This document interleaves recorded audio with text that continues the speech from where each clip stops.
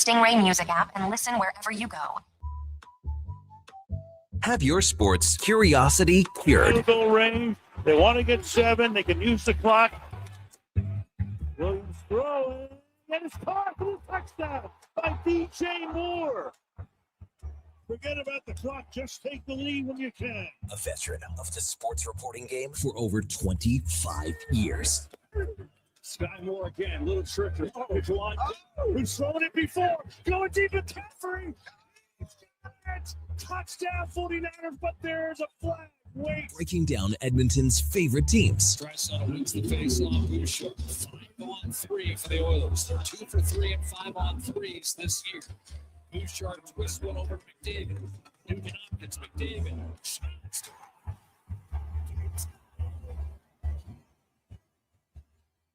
It's 30 for McDavid.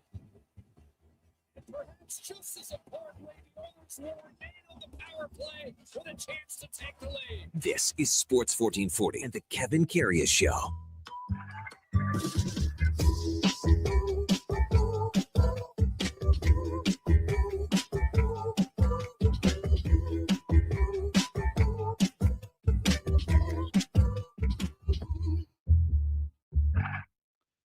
All right, here we go for Saul 581, Monday, January the 12th.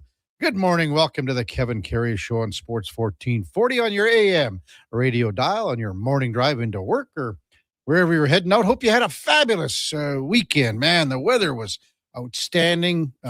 We had so many things to do outside. And then if you didn't want to wander outside, man, there was sports on TV like nobody's business with hockey and obviously the NFL and football. It was just crazy for sure. So glad you're with us on a Monday morning on your AM radio dial. You can also watch us on YouTube at Sports 1440 AM. Give us a like and a subscription. We would appreciate that. Hey, but we're also on X, Facebook, Instagram, and Twitch. As always, we are streaming on iHeartRadio, the TuneIn app, even on sports1440.ca. And if you miss any part of any show, you can catch up by searching it where all the podcasts hang out on Apple, Spotify, Google, even Amazon.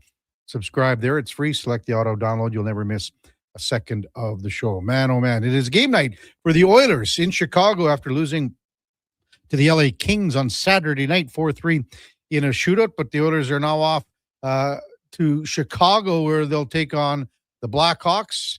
And the Hawks are a team that, you know, they're just right around 500. They got Connor Bedard finally back after missing some time. But this is the old fathers trip, too. The fathers were on the plane yesterday. A lot of them were in the building on Saturday night, and then they get on the plane and head to Chicago and have a nice dinner probably last night, watch the Hawks tonight, then back on the plane and off to Nashville. So 2 quick games in 2 days for the Pops, and they're on the Big Bird on the way home as well. Hey, what a wild card weekend it was in the NFL, and I'm sure we're going to bust that down in the next couple hours exclusively with the big man himself, Eddie Steele, our co-host, Mondays and Fridays, the former Grey Cup champion with the Edmonton Eskimos back in 2015, all-decade team.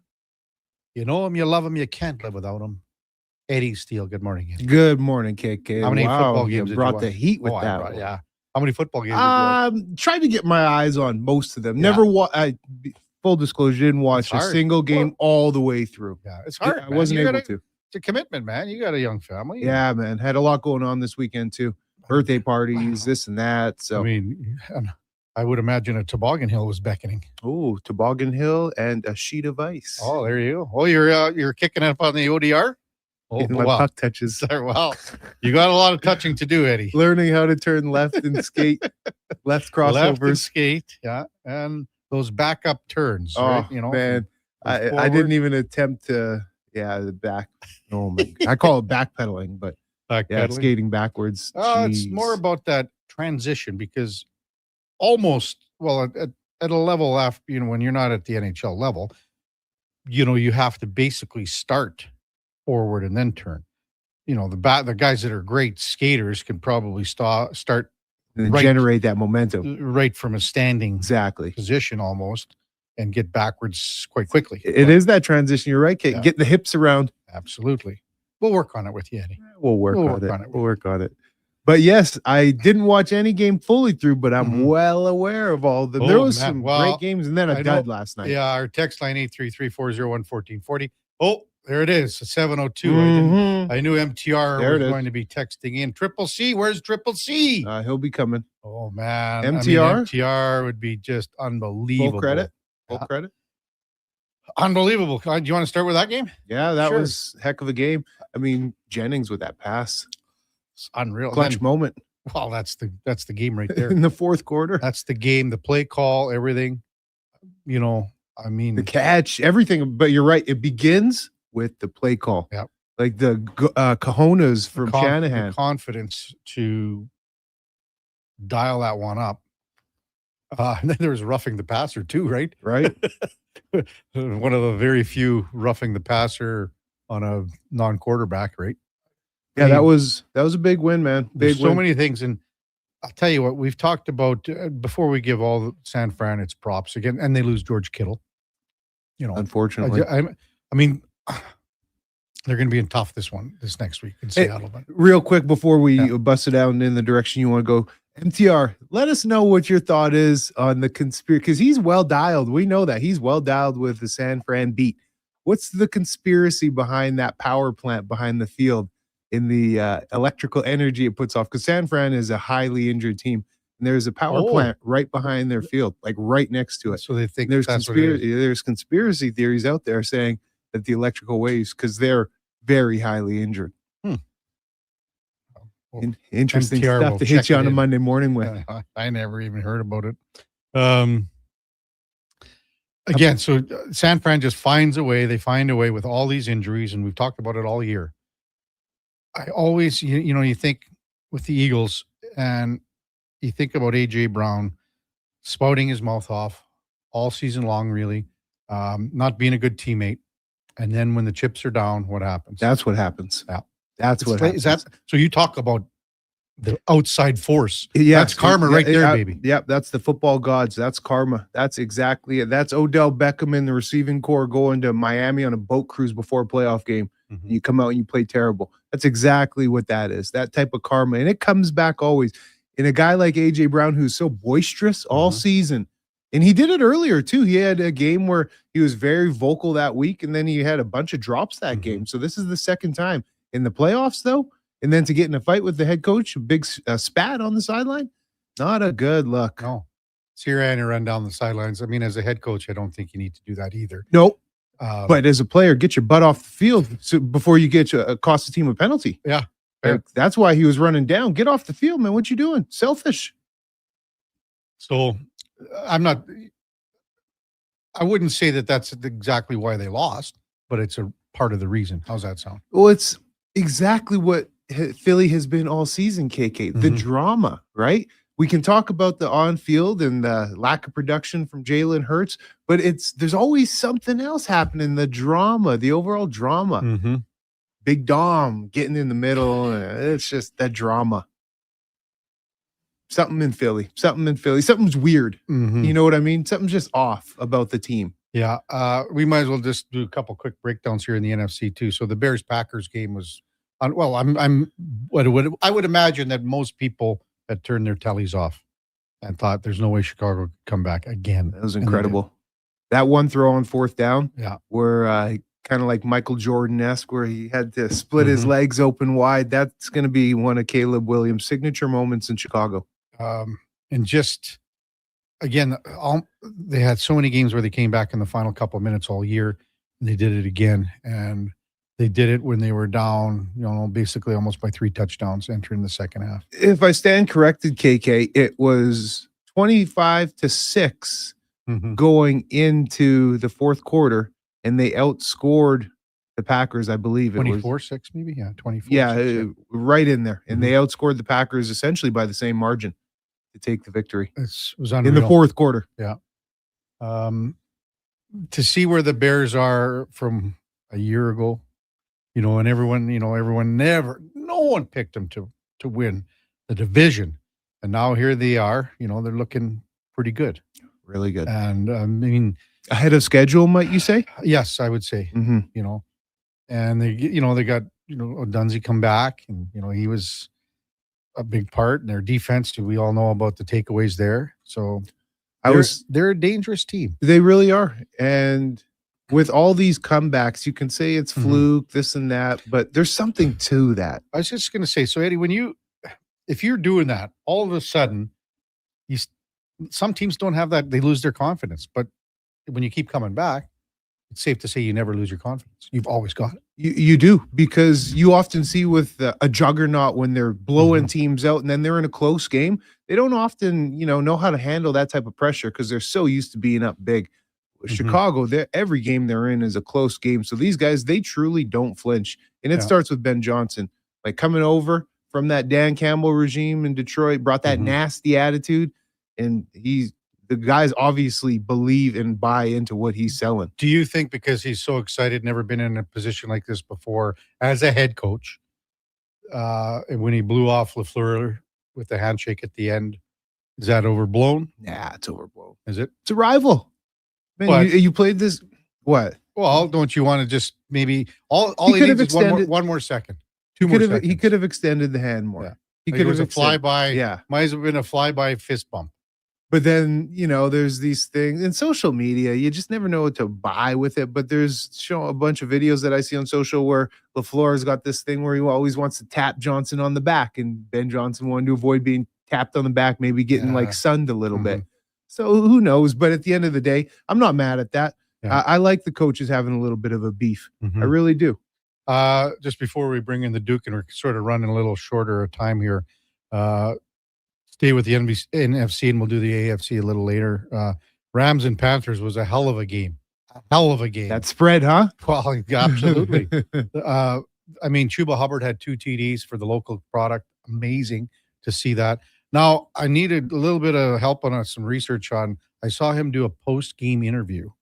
Now, he's wearing, I don't know. I don't want to, hey, I'm not messing around with anyone's religious beliefs or whatever. I'm glad you went there. I don't know what it is, but it was like sort of like he looked like he was wearing it was something like a bed sheet Pope thing almost. Yeah. I don't know if there were crosses on there. They looked like they were. Yeah, I'm with you, man. It was definitely different than what you would see. And I was going to ask, do you know what he was wearing? That's funny you brought it up because I was going to ask that question. I got no clue. Yeah, me neither. No sniff. Maybe there was a religious. You know what they're wearing? Yeah. Maybe there was some significance to it. I don't know. I have no idea about that. So, and I'm not gonna do the typical me. I want to crack some jokes, but I'm not. I'm gonna hold my tongue now. Hey, karma, Eddie. I'm gonna hold my tongue. Karma. If you know, though. You saw it. Yeah. Let's welcome in the Duke of Delburne on a Monday morning. Duke had 65 hockey games on the weekend. No, just kidding. No, not this weekend. Yeah. Not this weekend. No, it was lots of great football. The Oilers, I think Specky owes of us $100 because he basically guaranteed to win Saturday night, did he not? I think he said something to the effect, yeah. And he said he doesn't bet on the Oilers, and that's fine. But because your question was from 0 to 100. Eddie asked Speck on a scale of 0 to 100, how much would you be willing to bet the Oilers win to get their first 3-game win streak? And it's a shootout; they get the point. Now head out on the road for a couple, but to no avail. So no, solid weekend. Good weekend for you in our head-to-head picks, Kev. 4-1. It's funny how when you get rid of the trash that's sitting in the studio, like Eddie and Josh, ouch, not making the picks, what happens? My brother Fed. Now let's see if you can clean it up. If I can navigate tonight's game on Monday Night Football for a 5-1 weekend. For a 5-1 weekend. Well, we know, let's just forget putting it out there for picks. Let Duke take his team. Come on now. It's my pick though. You're gonna take Duke's team on him? Let the man have his team. As if that'll affect how I watch the game. Like I have enough of a lead on Kevin. I'm not even carry. True. He ain't. The smart pick is to take Houston. Of course. Smart pick is, but we'll see where that goes. I hope Aaron Rodgers shows up. I'll tell you what. You think about guys that know football, and guys that go against the grain. Terry Bradshaw's the only guy that took San Fran yesterday. He also said they were talking about the game on Monday night, and he said everyone's going Danielle Hunter and Anderson. They're going to be all over Aaron Rodgers. And Bradshaw goes, They're not going to get to him. He'll get it out quick. They're not going to get to him. And the O-line's pretty good in Pitt. Yeah. They're not going to get to him. So there's the game right there in my mind. No, He does have that quick ability. It's kind of, mind numbing to watch as a fan, watching him get it out for 3-yard checkdowns. But Rogers does have that in his game. MTR says, yeah, the conspiracy is the power plant wears down soft tissue, and that's why they get hurt. To my belief, though, the Niners have practiced there since the 80s, at least part-time. Okay. And see Jerry Rice getting hurt or having soft No, tissue not problems. at all. You remember Singletary, the coach? Yeah. When he was there, his run? Yeah. Remember how he built that mountain, the hill for them to run and do cardio? He was old school, man. Oh, was he ever? What was the tight end's name that he got? Vernon. Vernon. Vernon Davis. Yeah. Just Can't win with it. Can't coach him. This and that. like that's like borderline abuse of a player. Probably needed it a bit though. Coming up on the big program, we got Alan Mitchell. He'll check in at 7:20, probably licking his wounds after his Eagles ousted yesterday afternoon by the Niners. We got Mark Spector at 8 o'clock, and we'll see if he's going to fork over a couple of hundies to the Duke and Eddie. We'll see. We'll see on that. We'll go in or out with Eddie. We got DJ BNME from ESPN covers the Houston Texans at 9:20. Alexis Harkey. It's a Feisty Pickles 24-hour pickle tournament coming up next weekend, I believe. We'll discuss that. CFCW, big sponsor with a team, and Stingray, big sponsor with the tournament, et cetera, et cetera. 10 o'clock, Grant Fuhr. I was texting with Furzy yesterday, and he's going to make a special guest appearance like the old Canon episodes at 10 bells. We'll talk a number of things, goaltending and obviously Glenn Hall passing and Grant and Glenn Hall are, well, by far, it's not even close, the two best local goaltenders to ever come out of Edmonton and area. Ben Pope from the Chicago Sun-Times covers the Blackhawks. He'll be with us at 10:20. When we come back, Alan Mitchell, you hear him daily from 12 to 2 right here, the Lowdown with Low Tide. He'll be with us right after the break. Kevin Karius said he's still Duke of Delburne, Josh Fenwick on Sports 1440 AM radio. We are streaming on YouTube, X, Facebook, Instagram, and Twitch. I skipped breakfast this morning. Stay out of my way. Don't threaten me with your bad choices. No worries. A booster bar from Booster Juice will fix me. I don't even know what that is. Yeah, because they're new. Snack-sized bars packed with seeds, pecans, gluten-free oats, also booster bars. Want to skip breakfast with me? I take it back. You make good choices. Booster Juice, Canadian-born, blending since 1999. 60 years ago, we started selling trucks as Western GMC Buick. Today, we are Wolf GMC Buick. We're still located on the corner of 184th Street and Stony Plain Road with the same ownership for over 2 decades. Our customers have trusted our family-owned, community-driven business. And for that, we are thankful. If you're looking for a truck or SUV, pop in and one of our seasoned professionals will get you a great deal, hassle-free. Come trust our team at Wolf GMC Buick. Wolf GMC Buick. We're making it easy.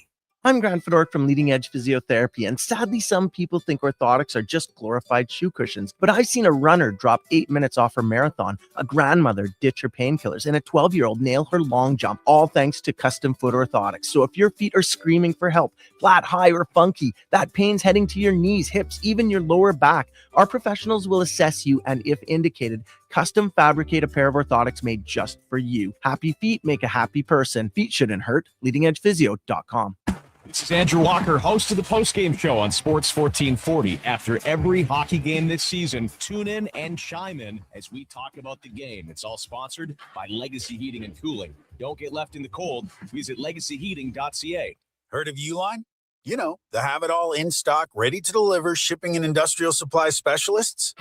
The company that does things for you that are unheard of, like keeping 41,000 items in stock in our own warehouses. With customer service reps on the line to get you what you need, when you need it, 24/7, 365, every time. Maybe you heard it here first. Want to hear more? Visit uline.ca. ULINE, your shipping and industrial supply specialists.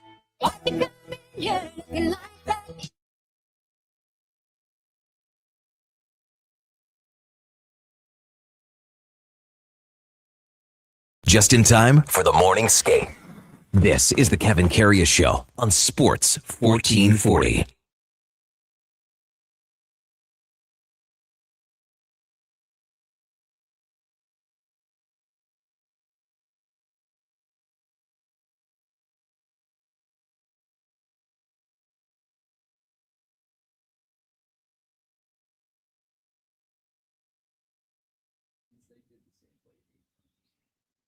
All right, welcome back to the big program. 7:20 in Edmonton. Kevin Karius, Eddie Steele with you.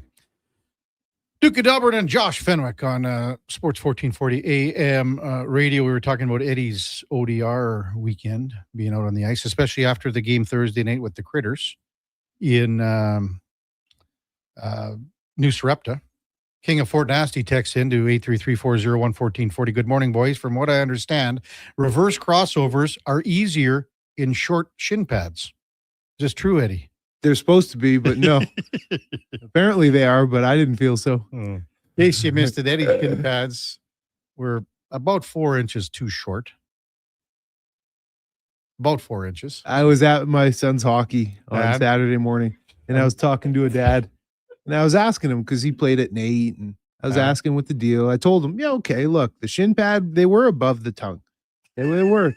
Is that too short? And he's like, yeah, your pads are short. Oh, yeah, man. Time now for the game of the day, brought to you by St. Albert Dodge, where the all-new 2026 Jeep Gladiator sport packages have arrived, and we have a great selection. Man, oh, man, do we ever. Many colors to pick from. $49,900 gets you behind the wheel. A brand-new Jeep Gladiator below $50K. Wow. StAlbertDodge.com as we welcome in our Monday morning leadoff man, Alan Mitchell, the lowdown with Low Tide, here daily, here 12 to 2 on Sports 1440. Good morning, Tide. Was it a tough afternoon for you yesterday? Well, you know what? I'm a little philosophical when it comes to the Eagles. I think throwing into triple coverage was a bad idea.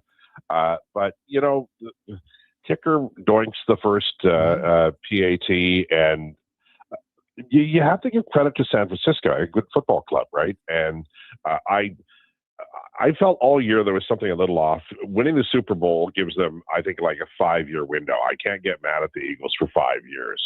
That's my feeling. But I was a little disappointed. I thought I love the risk averse in the playoff. I really do. I would prefer that. And I understand why, you know, it's 4th and 11. What are you going to do? But I wish they'd had another gear. I wish they could have, you know, punched through one more time. But it was a really good year. They won the division. The Cowboys are trash. It's all good. Tide, would it be safe to say you placed some of your disappointment in the game yesterday in your boisterous, loud receiver that didn't show up? Yeah, it's going way back. The Eagles, you know, have had, you know, some wide receivers who are not, you know, who are fantastically talented, but are a little bit more about me than us. And I think we saw that yesterday. But I mean, Barkley was playing so well, man, and then he got dinged up a little bit, and that impacted the game. I can't get too terribly upset about it. I mean, obviously, you're going to have to make a change. They have a great bunch of talent on the offensive side of the ball, but the wideout not showing up is a big deal, and it does hurt. I mean, that's a weapon you don't have available to you. Oilers on Saturday night, Tide. I mean, that was a situation where they had another opportunity for their third win in a row, come close to losing in a shootout. But I don't know, maybe that's just a hump that it's going to take another 3 games, obviously, to get over. But that game, you know, I was at the game, and there were times where the Oilers had opportunities to press forward. They had a ton of zone time. They had a ton of possession time, but they didn't have any penetration or shots, and that was lacking in that game against the Kings. Yeah, I thought the McDavid goal was good. I was very surprised it didn't count. They lost in the shootout. For me, I think they were fairly dominant. I worry about Drew Doughty now because I think he's lost another step, and that's going to be a big deal. Well, what about Tide? What about when he closed like on Connor there? He was right on Connor's, you know, when Connor had that breakaway. I was impressed that Doughty was there with them to get back on that one play. But the quickness is not there. Like, I mean, I watched him as you have for many years. I don't see it. I mean, maybe I'm seeing him later in shifts. I don't know. Maybe I'm wrong. I mean, the Olympic managers obviously see him really good, but I think that you know, I mean, I really feel like the Los Angeles Kings, they played a whale of a game. I'll give them credit. They were filthy like you want them to be. Like if you're a Kings fan, that's their style of play, and they play it well. I really like Byfield, although he's not having a terrific year. I think he's going to be a great hockey player. But right now, do you think the Kings make the playoffs? I do. Yeah, I think there's enough there. And I feel like we're watching, and it's too bad because I thought they did a good job drafting to make sure they could marble youth into the experience. But you don't want Kopitar and Doughty to exit stage left and this team being anything but, a building towards something very strong. It's important that the Kings the NHL is better when the Kings are really, really good. And they have been for a long, long time, like 20 years. Yeah, I think they make the playoffs tied because of the teams that, are in that grouping with them, and I think they're better than obviously Utah. I think they're better than Nashville. And these are all teams that are trying to find their way still. Anaheim was ahead of them. And now San Jose's ahead of them. So. Eddie? Yeah, you think so like tonight's club, Chicago, you don't think they can catch them? No, I don't think. I think Chicago's done. 6-3-1 of their last 10, boys. I see that, yeah. But I don't see it with them. I don't think they're good enough. All right. Well, it'll be an interesting second half. I do think there's a changing of the guard. I do agree with you that for me, like San Jose being where they are, that's going to change. Hey, Tide, what'd you think of Connor Ingram's game on Saturday? Well, I like him as a goaltender. I think there was a goal that you'd like to have, back. But I love his calm feet. I love the way he sort of suffocates the puck when it hits him. It stays for the most part. I think he's trending in a really good direction. I believe that Stan Bowman got one here. That's my belief, and we'll see. But I think he's had one poor game. And the rest he's been pretty good in. I think he's one of the two best goalies on the team when everybody's healthy. So, like, I look at that second goal. The first goal. And that's a clean look and a clean shot from the point. It's on the power play, but he's got to glove that cleanly. That goal that Perry scored to tie the game at one tie, that is 100% on Connor Ingram. Sure. But it's also, he clearly needs to grab it, but then it's followed by a bunch of bad luck. And so I think that when we're evaluating goaltenders, it's not a one-off and it's not a one play and it's an overall. And I think that Ingram, he just looks like, or maybe he's better suited to playing in front of this Oilers team and the type of shots and opportunities they give up. But on that play, absolutely, he should have had it. But we're getting a little bit of data here. We've got more than just one game or two games from him. And overall, I think he's been good enough to be certainly the second goalie. We'll see about Christian Jarry. We didn't see him very much, but I'm a fan. I'm on board with Connor Ingram. I think he's going to be a good goalie here for the Edmonton Oilers. Well, now, they can send him down, so they may. They can still. That's one of the things, because if Jarry's ready to go in one of these two games here on this trip, then they have to make a decision here. Well, and I think, Gregor asked me on Friday this question, and I said I would keep Ingram, but I think the Oilers will send him down and keep Pickard. That's what I believe they will do. But that's not what I would do, which is, Stan Bowman has been running NHL teams a little longer than I have, so you might want to pay attention to him. Hey, Todd, I wanted to ask you about Kasperi Kapanen. And he's a former late first round pick, and he's a skill guy. Came into the league as a skill player, obviously had to evolve his game to stay in the league. But you see glimpses out of him of that skill. How do you think he fits in on that second line? Right now, he's perfect. And the problem with Kapanen has never been that he doesn't show talent, or you can see him and go, oh my God, and get excited about the guy, because when he's playing well, he is really something else. The problem has been consistency. I hate to mention Gregor again, but he did an article, he did an interview with Kapanen about, trying to become more consistent. And I think he was in the playoffs, and I believe that he has been this year when healthy. And I'm very impressed by him because he's in the right spot. That goal, the first goal was perfect. There was a hit, a really nice pass, and a gorgeous shot. Like, you love to see that. But Kapanen was a part of that, and he made what we used to call a heady play. And I think that he has the tools to do it. It's always been about the consistency. And I do think we're seeing more of that. And when he's playing well, he certainly belongs in the top 9. And right now he belongs in the top 6 on the second line. And that's a nice place to be. If you're an NHL winger, man, you live for the opportunity. And it looks to me like he's trying to take advantage and doing really well. Well, if you look at that game on Saturday night, Tide, and before that play, and it's the one you're talking about, but Colson had the hit, on the back wall, and it sets up the possibility for a Kapanen to Draisaitl pass, and the one-timer's good. But if you look at Kapanen's shifts prior to that goal, I was going, man, oh man, don't do this again, because his first couple shifts of the game, he was not involved. And I'm thinking, here's where we're talking about that longevity to continue to play that shift where you've got to be involved at every time. And that's what's taking him off that line. Yeah, and the problem is that every winger on the Oilers just has to watch Zach Hyman. I mean, Hyman signed a big contract, and he has never let up, not one time. The only time he hasn't, been, a factor is when he's not on the ice because he's injured.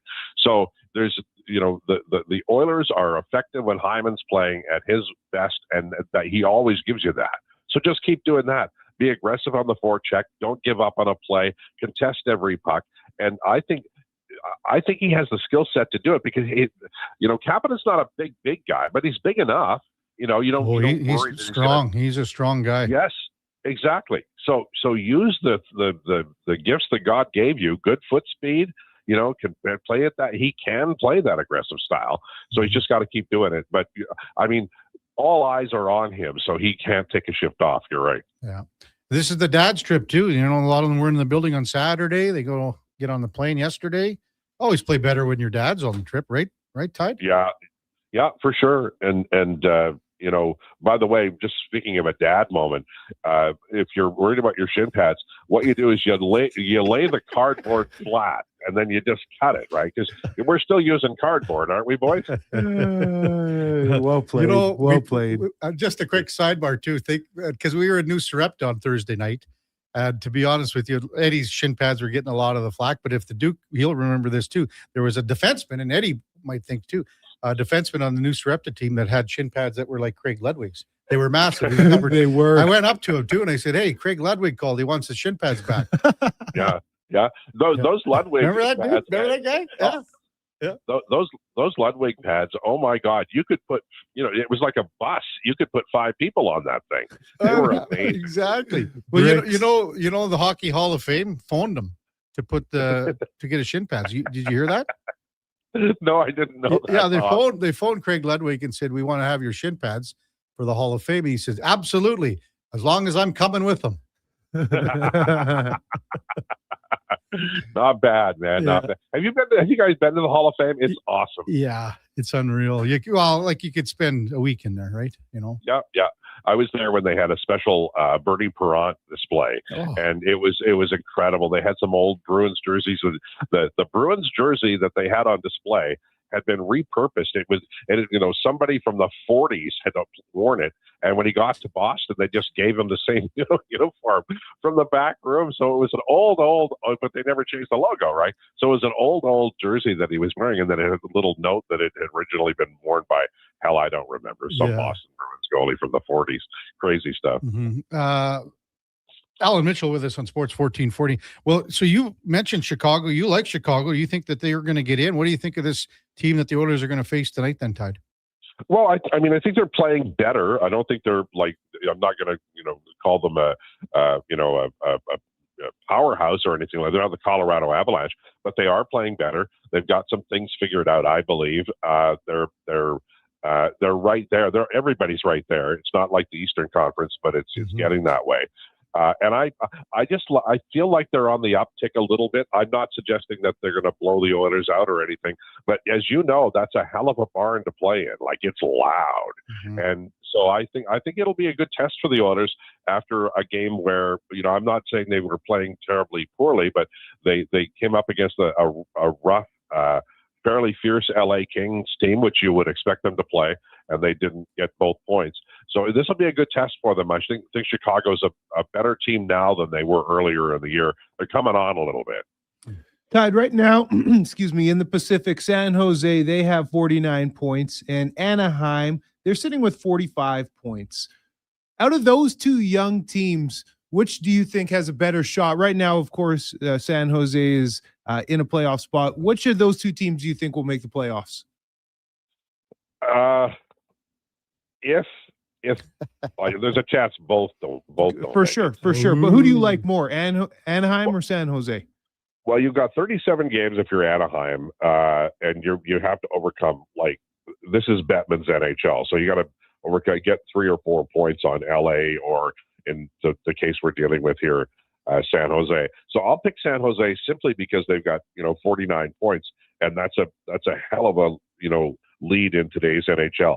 Because if you're 6 points behind, say, right now, and you played the same number of games, believe it or not, 37 games is a lot to get 6 points back, because Bettman's extra point, and there's more of them this year than there ever have been.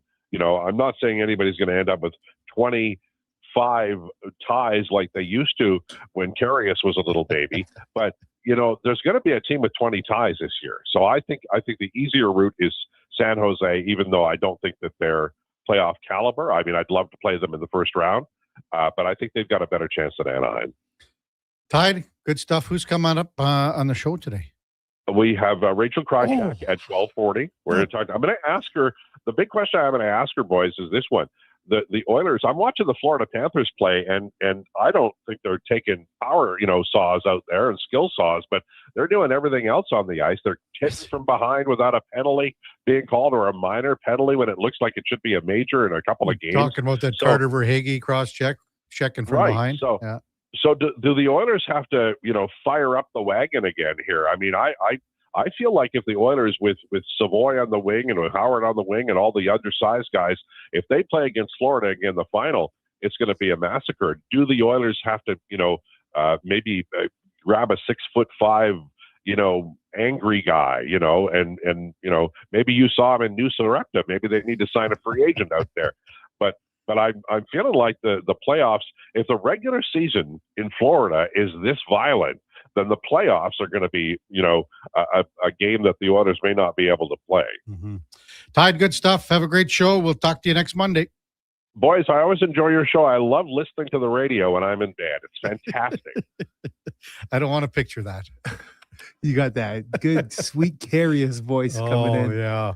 That'll get you out of the rack in a hurry, Tide. Thanks, bud.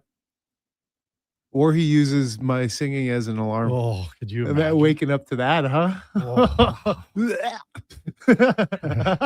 That's the game of the day, brought to you by St. Albert Dodge. The all-new 2026 Jeep Gladiator Sport packages have arrived below $50,000. Check them out at stalbertdodge.com.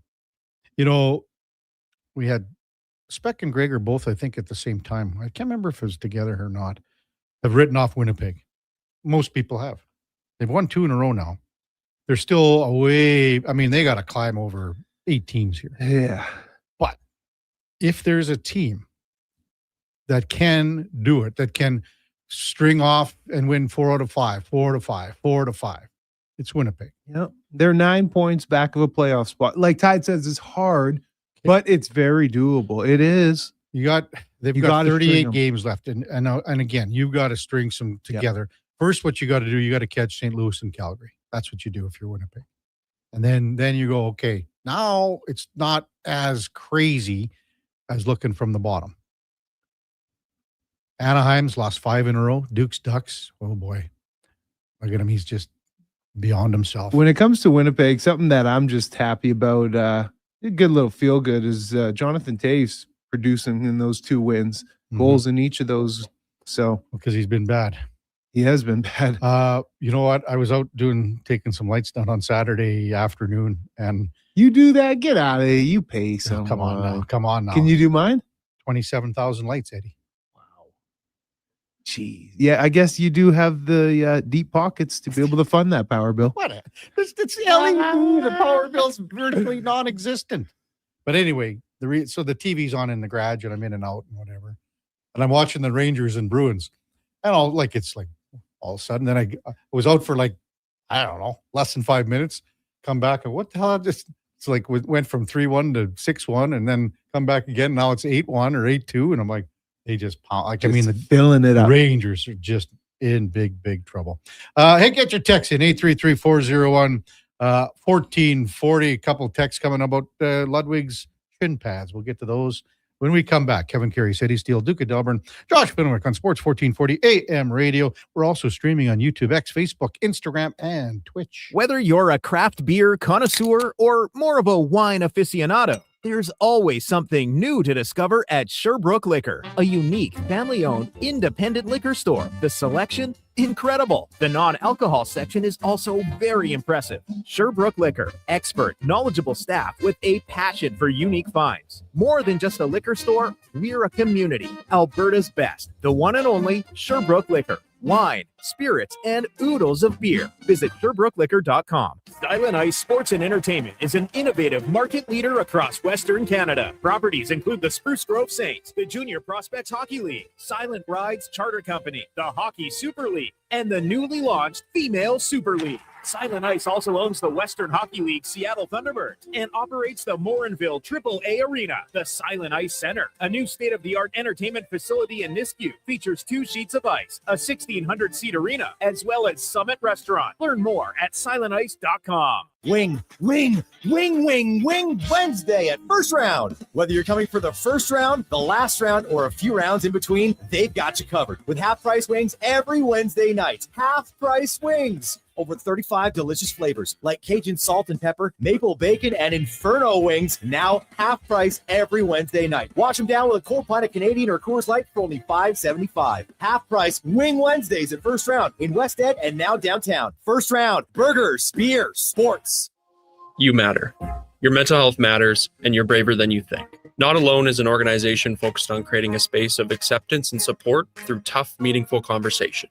My name is Tyler Smith, and you are never alone. NotAloneCo.com. It's okay to not be okay.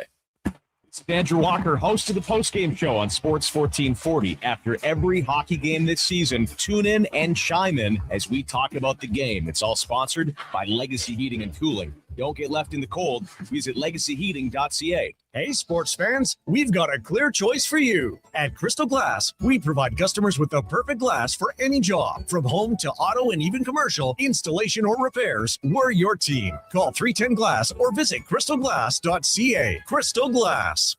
Get ready. We're going to make you an offer you can't refuse. Shoresy's back, and it's only on Crave. We need total buy-in from every guy in this room. The Smash Hit Series returns for a brand new season. We're going to be playing the EU All-Stars. Shoresy is facing his toughest competition yet. This EU team is spectacular. They are not scared of them. Hear that, Shoresy? Let's make sure they never forget who we are.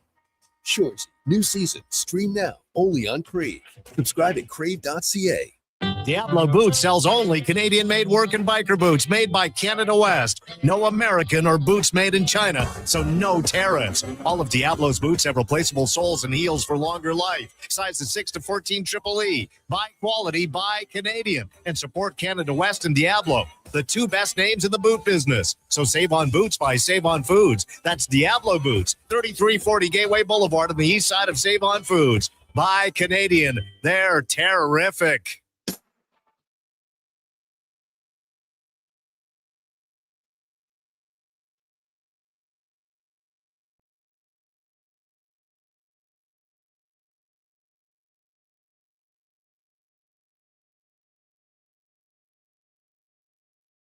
Have your sports curiosity cured with the Kevin Karius Show. This is Sports 1440.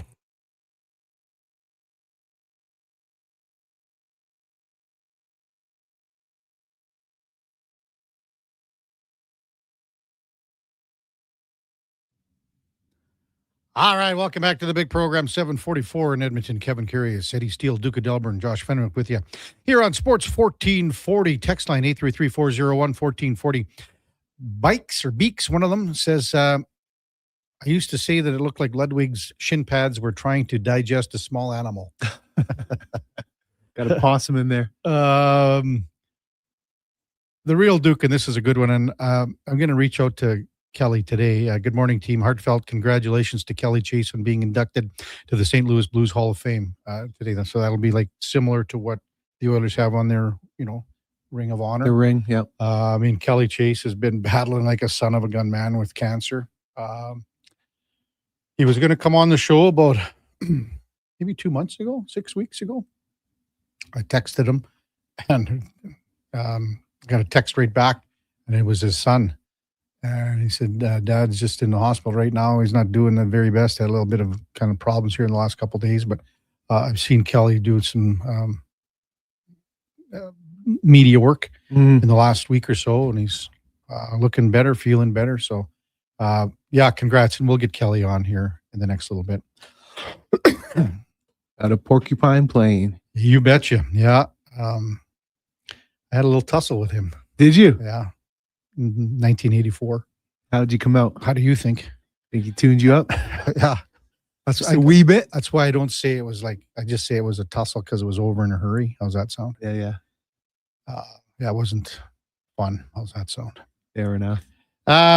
You know what? We bust down the NFC, Eddie. I thought we would have a look at the AFC. We got the one game tonight, Texans and Steelers, but last night, let's go with last night's game because it's the most recent. Patriots and Chargers, 16-3. Patriots win. This was the only game where I felt confident in the home team really, let's just say winning by a touchdown. Doing the right thing. Yeah, like I don't know. Showing up. Like, the Green Bay Packers and the Bears game, we saw that, and it was like that was as close as it gets. Eagles and Niners, I mean, that went back and forth. This game here, I mean, New England never felt like they were out of control in this game. Cross country too. Yeah. The climate, the atmosphere. I thought New England was going to handily win. It was quite an uneventful game. It was. The comment after the game, Jim Harbaugh was asked whether Greg Roman is the right play caller for the Chargers. His response, well, you can figure out what it is. I don't have that answer right now. So the answer is no. How's that sound? He said that a lot. Well, when you answer a question like that, for sure, then the guy's gone. Yeah, usually you would say, "Oh, he's our guy. Yeah. He's back." Yeah, when you say, "I don't have the answer," that's a no. Gonzo Alonzo is what that is. Sad. But I mean, New England again, their defense was swarming quite well. You look at again, like the Chargers had an opportunity just to put 3 points on the board. We saw a lot of this. We've seen it more and more as the years gone on, gambling on fourth and whatever, and especially in the playoffs here. And I understand that you want to go for not a lethal blow, but you want to give them a real good shot for sure instead of a little jab.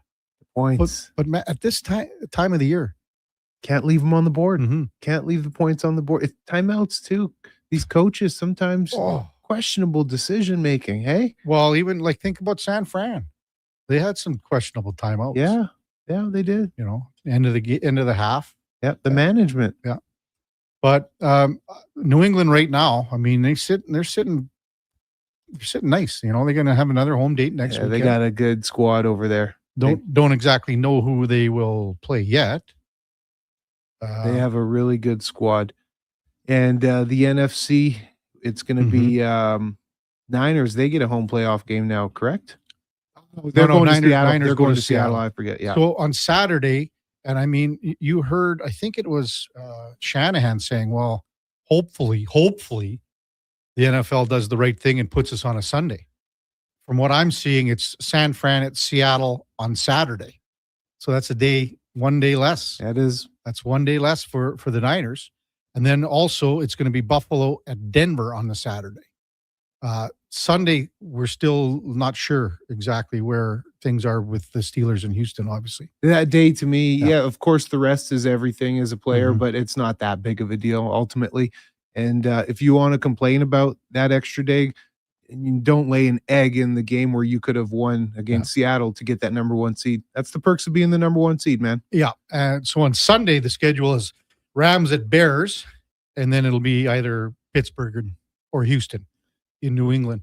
Now, they haven't set the exact times. They said it could be, one of them could be going at 3, or one could be going at 6:30, and that's Eastern, by the way. And that's the same on the Saturday. They're not sure exactly where. I would imagine the San Fran Seattle game will be going later. It's going to be a good weekend, man. This is the best weekend in football. Always. Do you think the Niners would be pissed at the league for putting them on the Saturday? Yeah, of course you can make that stink just because they have the reason to, because it's not a full 7 days. But the reality is, not the number 1 seed. That's just is what it is. Yeah, I don't make too much of a deal of that. The extra day, sure, or not even full day, the extra whatever, however many hours it would work out to be. Yeah, it's nice, but it's not going to be a deal breaker. The Bills and Jags was another hell of a game. Went back and forth. How much did you get to see of that one, Eddie? And again, Josh Allen, I mean, he put the team on his back again. Yeah, he literally put that Superman cape on and turned himself into him. He is Superman. Incredible win. I'm pretty disappointed with Jacksonville. They were flat that first half. The offense, would they go punt, interception, touchdown, and then turnover on downs? That was their first 4 possessions. Can't have success with that, man. You got to at least generate a couple of more points because their defense was playing really strong against Buffalo. No run game for Buffalo. It's funny how there were so many teams that were against the tush push. Buffalo was one of them. And how many times did they use it with Allen? The other thing too, and I was like, oh man, I wasn't sure how easy that the Jags would let Allen score on that last play. But basically, he's just got to go down and put the ball on the 1-inch line. Exactly, and just down it. And just stay there. And then, because now you're running 40 seconds off. Because let's be honest, there was still 1:05 left. The Jags could have easily got into position for a field goal. Absolutely. Had that not interception ended the game. Also, you just reminded me, I talked about the Jags' first 4 possessions, about how they just got the touchdown and then a few turnovers there. They also missed a field goal going in to have to tie it at 10. So like the Jags lost that more than the Bills beat them. That's how I would play. Would you say that? Huh? Yeah, I would say that. I just look at it like the best quarterback willed his team to win. He did. He came out on top, but the Jags were in much more favorable positions throughout the game. But think too, Eddie. I mean, Cook didn't have a great game. He was exactly. Okay. They lose another receiver. Palmer gets put on IR. They got receivers. I mean, they're bringing in Cooks for Pete's sake. It was 10-7 at half. If you're holding Buffalo to 10 points and you only have 7, that's like a bad look on you, especially when there's a couple of turnovers in there and a missed field goal. The Jags had opportunities, put almost 20 points up at least before the halftime.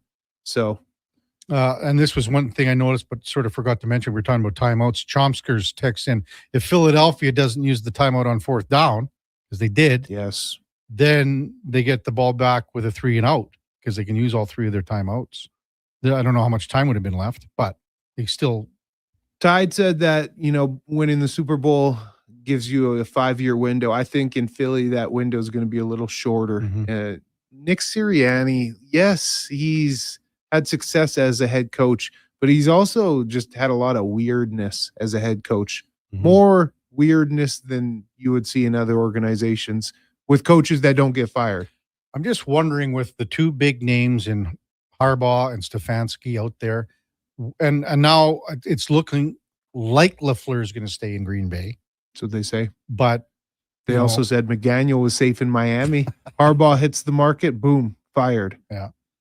But what I'm saying is, like, would a team like Philly make a change because there's a guy like Harbaugh out there, or Stefanski? Ooh, imagine Harbaugh going to Philly. I'm just saying, man, that. Like, if you're a Harbaugh, you want to go to the best landing spot possible. Absolutely. You don't want to go and build something. Yeah, you don't, and it's not about the check. It's not about who's going to pay you $10 million. They got enough money. It's not about the money. It's about the best organization, GM, roster, depth. Oh, anything. Quarterback, first and foremost. Who's got a quarterback you can win with? It's going to be interesting. And then all these interviews that are happening, that's going to continue, well after the Super Bowl, because there's going to be guys that are in the Super Bowl or even in the conference championships that are still going to be sought after, if you want to call it that. Okay, Kevin, since you bring this up, if you are Howie Roseman in Philly, do you fire Nick Sirianni and go after Harbaugh? Serious. With the drama that Sirianni has brought in, some say he's really liked in the locker room. You see a interesting personality from him game in, game out. This is his first home loss, I think, in the playoffs, correct? I think. It would be a ballsy, big ballsy move. You have to land him if you do that. Hey, let's be like Stefanski's sought after here too. He is. Maybe he's a better fit there. I don't know. I think it's more when you let players get away with a bunch of crap as a coach, now you're just letting the inmates run the asylum. There you go. So there's a respect thing. And then when one guy does it, it opens the door for other guys to do it. Exactly. And I mean, we can talk about A.J. Brown till we're blue in the face here. Losing the locker room. But, and again, we don't know. No one knows. You're not in there. No, we're not. But we're just talking about what we see. Yeah. Hurts, it's definitely been speculated that him and Hurts have had their rough patches. Well, if you look at the OC and Sirianni and Hurts on that last play call, because that's when they called the timeout.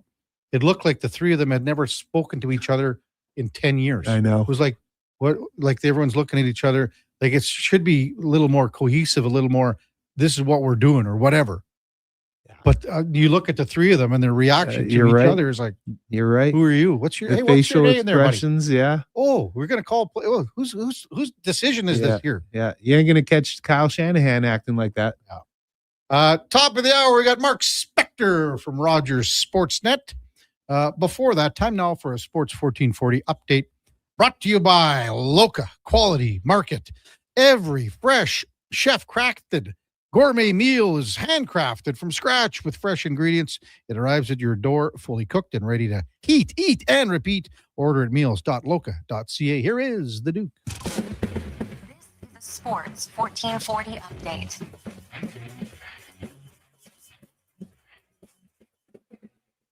Five games on the NHL schedule yesterday. The Jets won a second straight, beating the Devils 4-3. Bruins blanked the Penguins 1-0. Caps fall the Predators 3-2. Mammoth losing to the Blue Jackets 3-2 in overtime. And the Golden Knights put up a 7 spot on San Jose 7-2. The final. In the PWHL, 3 games on yesterday's Sunday slate. Ottawa beating Boston 2-1 in a shootout. The Seattle losing in Minnesota 6-2. And Vancouver gets shut out in Montreal 1-0. In the AJ, Devon losing to Drayton Valley at 5-4, and the Camrose Kodiaks, after a busy trade deadline, they win in Olds, also by a score of 5-4. Wildcard weekend continuing yesterday across the NFL. Jacksonville could not get it done. Josh Allen leading the comeback for the Bills. They win 27-24. San Francisco tops the defending champion Eagles to eliminate them 23-19. And Sunday Night Football, Los Angeles Chargers. Offense can't get going. They fall to the Patriots 16-3. And across the association yesterday, it was a full slate of games, including the Raptors back at it with another win, 116-115 over the 76ers in overtime. Elsewhere, Spurs lose to the Timberwolves 104-103. Denver getting past Milwaukee 108-104. And in the nightcap game, Houston lost to Sacramento 111-98. And some news from the world of tennis as Canadian Milos Raonic has announced his retirement from the sport. The 35-year-old is a former Wimbledon finalist and made at least the quarterfinals in 10 different Grand Slam main draws. Coming up in hour 2, the Kevin Karius Show will be joined by Sportsnet's Mark Spector, and we'll check in with a new edition of In or Out. I'm Brandon Douglas, Sector Sports 1440 update. Sports 1440 in West Edmonton Mall and Wetaskiwin. CKJR is a Stingray radio station. Download the free radio player app and listen wherever you go. Do you work for a company that wants to reach people who love sports? Or maybe you're looking to hire people who love sports. Sports 1440 partners with dozens of local businesses, connecting with tens of thousands of Edmonton sports fans every day. On the radio, on the listening apps, on YouTube, and on social media. Contact our sales team today to see what Sports 1440 can do for you. Email Gregor at sports1440.ca to get started. Remember 2025? That's so last year. But seriously, St. Albert Dodge needs to clear some 2025 models off the lot to make room for new inventory. So they're having a huge clear out of all the remaining new 2025 Jeep Wrangler Saharas. The Sahara package is the best seller, so they have a great selection to choose from and priced from as low as $59,900. I don't have to tell you, these are going to go fast. So get there before they are gone. Just head up the trail and see how easy it is to do business at St. Albert Dodge. Seriously, another door knocker? I really want to go solar, but these high-pressure tactics are exhausting. And their prices are unbelievable. Before we do anything, let's call Great Canadian Solar. There's a better way to go solar. Great Canadian Solar provides honest advice and fair pricing to save you from overpaying. They're easy to deal with and will never put pressure on you to buy. As a trusted local business for over 15 years, Great Canadian Solar will support you in your solar journey. Visit greatcanadiansolar.com and call today to get started.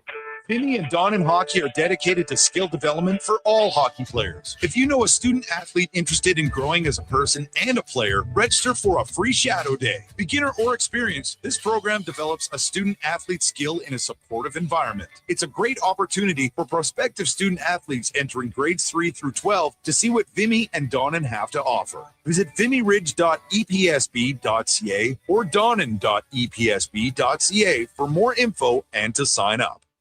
Get ready. We're going to make you an offer you can't refuse. Shoresy's back, and it's only on Crave. We need total buy-in from every guy in this room. The Smash Hit Series returns for a brand new season. We're going to be playing the EU All-Stars. Shoresy is facing his toughest competition yet. This EU team is spectacular. Yeah, I'm not staying till then. Hear that, Shoresy? Let's make sure they never forget who we are. Shoresy, new season, stream now, only on Crave. Subscribe at crave.ca.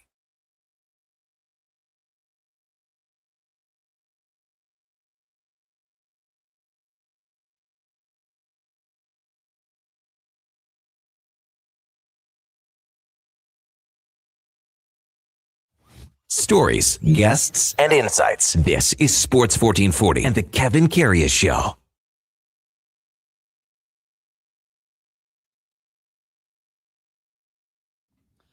All right, welcome back to the big program, 801 in Edmonton. Kevin Karius, Eddie Steele, Duke of Delburne, Josh Fenwick with you here on Sports 1440 AM radio. Time for On the Mark, brought to you by Northgate Chevrolet Buick GMC, where Mike and the crew would like to thank you for all the support in 2025 and wish you a great 2026 as well. Together, we fed almost 500 families, and we are going to do it again. Thank you from Northgate Chevrolet Buick GMC as we welcome in Mark Spector from Rogers Sportsnet. Good morning, Spec. How was the best day of your life yesterday? It was a pretty good day. I watched a lot of football. Uninterrupted. Being a golden retriever on the lake, I don't think it gets much better than that. 2 good football games on. So, yes, it was pretty awesome, buddy. How about you? Oh, where are you dialing in from? An ice fishing shack at Alberta Beach or what? No, I'm driving up to Marvin right now. Oh, Big Daddy. Just about 60K this side of Edson. So, oh, boy. I don't know. Yeah, I got my little terrain out here from Mike's place up in Northgate GMC. Got skis in the back, Kev. Yeah. We go up for a couple days of skiing, watch the Oilers games at night.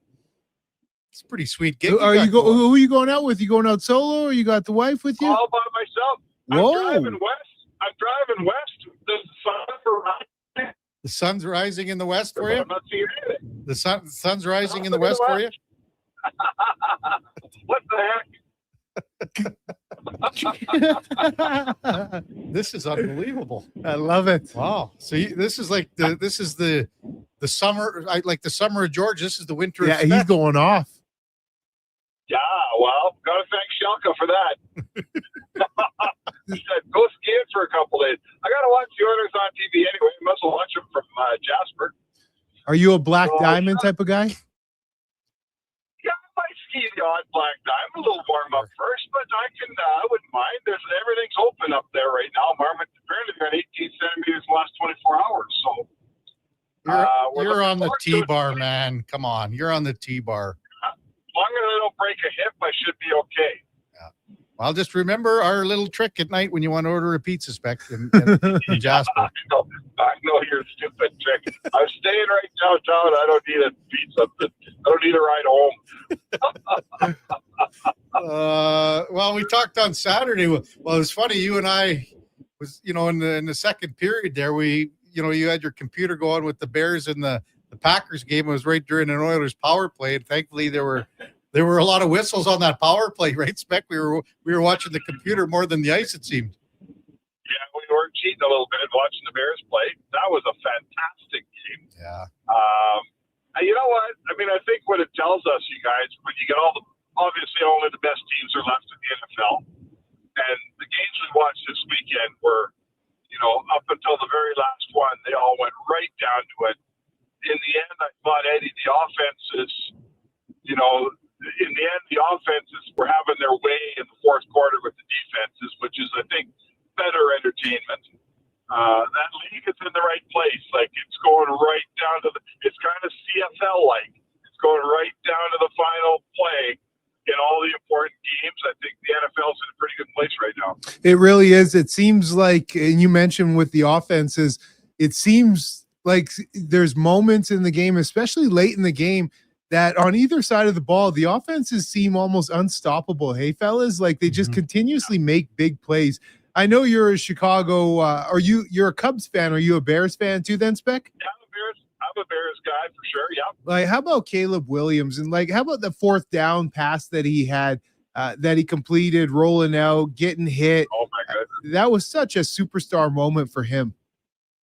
No, I got a question for Karius because I was up pretty early and I was listening to your hit, Kev, on K97 this morning.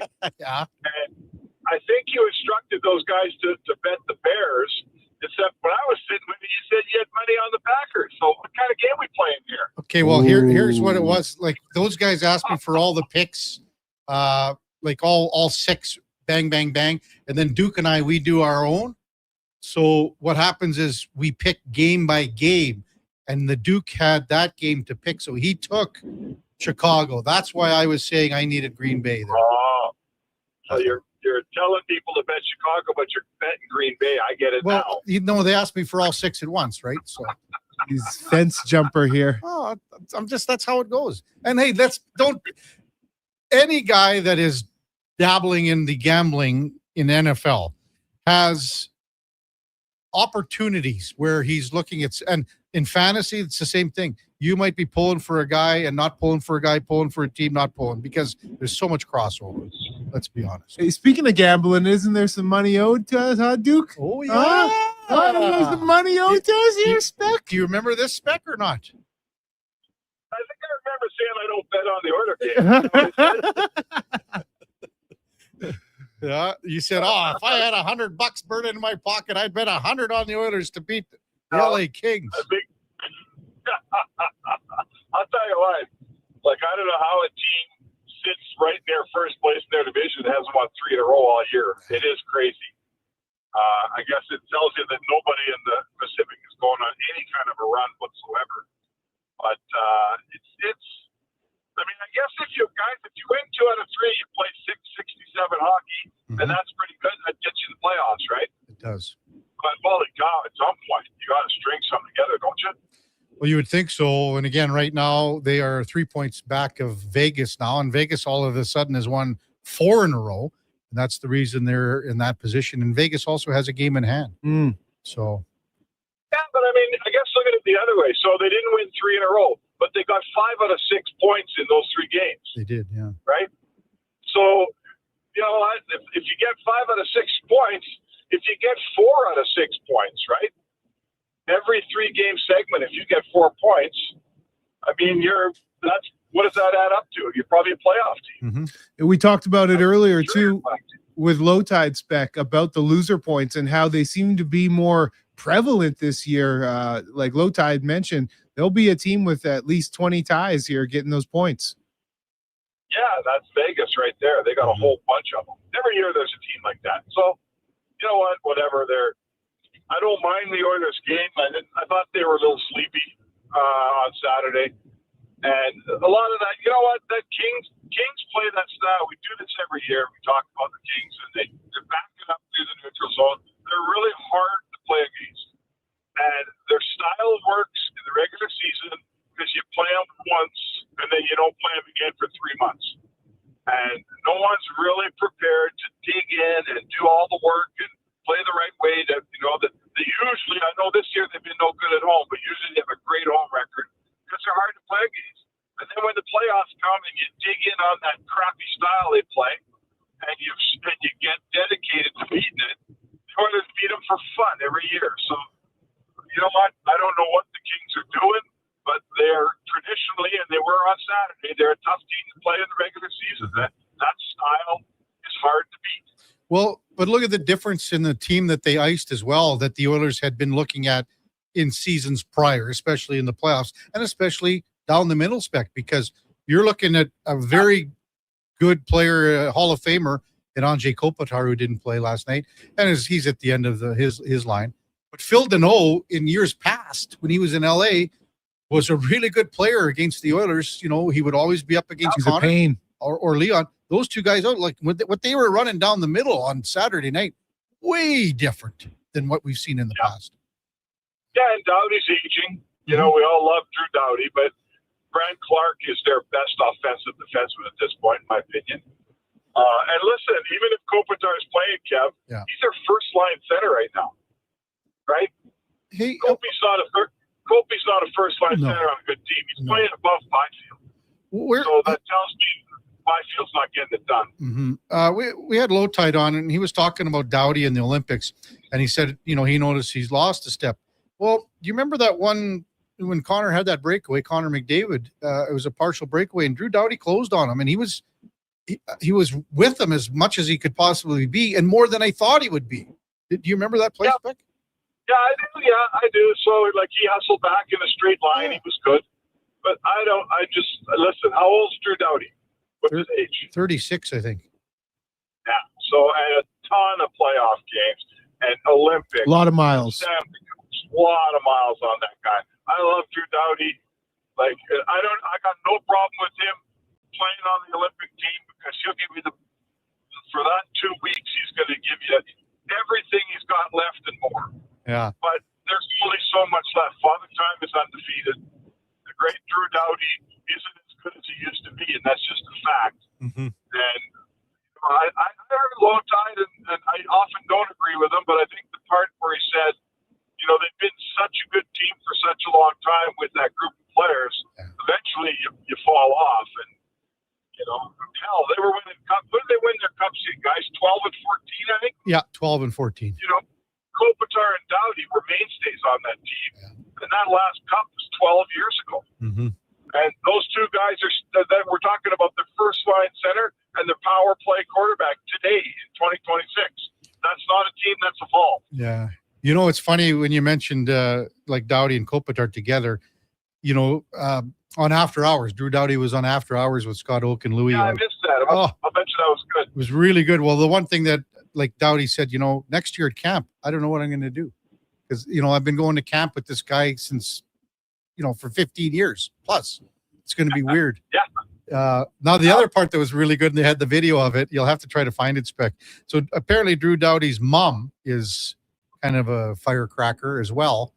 And they had the mother's trip, just like the Oilers are on the father's trip right now. And Drew Doughty's mom came into the locker room after they won, after they won a game.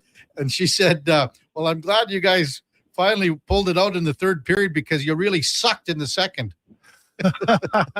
Keeping it real, Ma. Sounds like a Canadian hockey mom to me. Yeah. What do you make of the Chicago team tonight, Spec, going into Chicago where Connor Bedard is back with the Hawks now after being out a few weeks? Oh, they're an unpredictable team because they can bust it open and score 6 on you, right? Mm-hmm. And if you let the Connor Bedard, it kind of reminds me of, the Oilers years ago when they weren't winning, but on a given night, they could explode on you. And I don't see Chicago, they're not a playoff team, but they can beat you. They can beat you. You got to be careful with them. You can't just go out and play run and gun hockey because that's what they want to play. Again, they remind me of the old Oilers who, when they played against this hard, structured opponent, Nugent Hopkins, I was talking to yesterday about his 1000th game coming up, and he said, I remember going into St. Louis all those years, and they'd beat you 2-1, 3-1, and it was such a hard game, and they would beat you up for 60 minutes. The Oilers could never win those games. When the Oilers beat a good team when they were young and brash and figuring it out, they beat a good team because they played run and gun hockey. So my point is, that's Chicago today. If you run and gun with them, they may well beat you 6-5. If you throw a hard, disciplined defensive game at them, you're probably going to win. Eddie? Probably expect to see them roll out that hard discipline game too. Tonight, Cal Pickard in net. Is that the expectation? Well, they're going to split them either way. I don't know which way you go. Whether you go Ingram Pickard or Pickard Ingram, but the way the goaltending situation is in Edmonton, I'm not going with the same guy in both. So Okay, what about this though, Spec? Don't you think Jari's coming back soon? Is there a chance that he even gets into one of these games if he gets activated, or is it too soon? Well, listen. I mean, all I know is he was supposed to be 3 weeks, and then he was a week, and now he's 2 weeks, and now he's maybe this week. Oh, I don't know when the hell he's going to play. So listen, when he comes back, they got an issue. How many games has Ingram played? Duke, do you have that? I got it. I got it right here, Spec. He's 6 Okay, games. well, the deal on Ingram, so he's only played 6. Yeah. So if he plays only 9, that's we know, but I'll tell our listeners again. If he only plays 9 games, he can go back to Bakersfield and not go through waivers. There's no waivers on him if he only plays 9 games. So that's going to factor into this thing. Like, I think he's playing great, and I think he's established himself as the number 2 here behind Jari, and let's see what happens with Jari. But there's also the need to not lose Pickard on the waiver wire. So there's some shuffling coming up here when Jari comes back, and I'm not exactly sure how it's going to shake down. Well, and the other thing to look at here, Spec, is that if he does get sent down, then you have the affordability that he's going to be playing almost every game in Baco at the end of this month, right through the Olympic break. And that's what he needs, So yeah, I don't mind that one bit. I think we've seen Ingram in the NHL and really liked him. Like, I love his rebound control. And we're not talking about the one he thought was in his glove that Perry scored. He thought he caught it, he didn't catch it. Stuff happens. But I love his rebound control. He's been really solid. I think he's shown you that there's a real goalie there. There's a chance he becomes that guy that had the 907 in Arizona for 2 years in a row behind a terrible Coyotes team. So I'm totally okay, Kev. I'm totally okay with saying we love you in the NHL. Go back down, solve our goaltending, our issue here. Go back down, play a bunch of games. Now, remember, they got a guy, that Unger kid, Connor Unger, is that his name? Yeah, Connor Unger. Yeah, he's been really good in the last 5-6 games. Yeah, he's got like 5 games in Baco. He's 5-0 with like a 950. Yeah. So that's the future. But right now, I'm with you. I think you got to. The Oilers, I said Ingram down. I'll let him play. I think you got to temper expectations for a guy like Connor Unger here. I mean, this is a guy with very limited pro experience. Very limited. But he's taken every opportunity in running. Hey, it's all you can do. 950. It's all you can do from the ECHL now in the AW or in the AHL. It's all you can do. The guy I wouldn't want to be is Matt Tompkins down there. It's going to be hard to get ice time. Spec, good stuff. Safe travels to Marmot. Bend your knees, Spec. Bend your knees. Never mind about the knees, Eddie. 2 words of advice. Well, 3 for you, Spec. Bend your arm. When I go skiing, it's bend your arm. For you, Spec, Paradise Chair, the Canadian Rockies Express, and Knob Traverse. Just stay in your zone. Don't try for Eagle East, Marmot Peak, and Paradise area. Just stay away from those areas. Buddy, I'm about to bring that hill to its knees, boys. Or it'll bring me to my knees, one of the two. Yeah. Well, have fun, and hopefully you don't. Like, I could see you being so bagged by the time that you get to that Oilers game tonight at 6:30, you're going to pass out. Yeah, it might require a little nap beforehand. That mountain air, man, it'll get you. It'll get them right. As long as I don't fall asleep in the hot tub, I should be fine. Yeah. I want you to go on the Tres Hombres and Holy Guacamole runs, okay, Spec? I'll do entrees, hombre. I hear it's open. It's a good run. Okay. So, oh yeah, don't worry, boys. I'll send a report back in the morning. Send a picture. Yeah, I'll send a picture. Don't you worry. Yeah, it'll be from the lodge right around the fire with about six empty beers right in front. Okay, Spec. Thanks, buddy. We'll talk to you tomorrow. All right, boys. Mark Spector on the mark. Brought to you by Northgate Chevrolet Buick GMC, powered by Northgate Buick GMC. This truck's for you. Now, Fenny Fenwick's laughing. Fenny, what's going on? So when you laugh over there, you think, like Eddie and I think that you're laughing at Yeah, us. man. Like, did we say something wrong? Did we do something wrong? No. Just why are you guys so self-conscious over there? Just because Josh or I are having a laugh, you guys, I'm like, You're not it's at your expense. You're having a big giggle. That's not just a laugh. What'd we do? What's so funny? Do tell. It's nothing that you guys did. Okay. I'm simply laughing at what number 5 of In or Out is today. Oh, okay. Oh, Good. okay, I'm looking forward to it. Look at us. I am looking forward to it. Got to mention text line 833-401-1440. IMAX says that video of his mom is from quite a while ago. I don't know when, but I saw it on Saturday night. Sean texted in because we were talking about the dates, and I appreciate this text for NFL. Hey, Kev, since the NFL changed to the 7-team conference playoff format, the teams coming off the bye always play on the Saturday. Always. Also, this benefited San Fran a couple of years ago when they were the 1 seed, playing Green Bay, coming off the short week and playing Saturday. So it's exactly what I said. San Fran should have showed up against Seattle to get that number 1 seed. Wouldn't have to worry about exactly. This. Yeah. 833-401-1440. Get them on. Get them in. We'll get them on. When we come back, a little open time. We'll talk to Fast Eddie here about maybe what he thinks about the Pittsburgh-Houston game tonight. All straight ahead on the Kevin Karius Show with Eddie Steele, Duke of Delburne, Josh Fenwick on Sports 1440 AM radio. We are streaming on YouTube, X, Facebook, Instagram, and Twitch. At Fountain Tire, success is a team effort. They're committed to their team members and their customers. And that means treating your vehicle like it's their own and finding solutions that suit your needs. Because whatever the road brings ahead, they're on it with you. Visit fountaintire.com today. Exciting news from St. Albert Dodge. The all-new 2026 Jeep Gladiator Sport packages have arrived. They have a great selection and a bunch of colors to choose from. And if you've checked out the Sport, you know it comes in some fun colors. Rugged capability, practical off-road features, and you can get behind the wheel for as low as $49,900. That's right. Put yourself in a brand new Jeep Gladiator Sport for less than $50,000. What more can you ask for? Time to head up the trail and see how easy it is to do business at St. Albert Dodge. Looking for the perfect gift?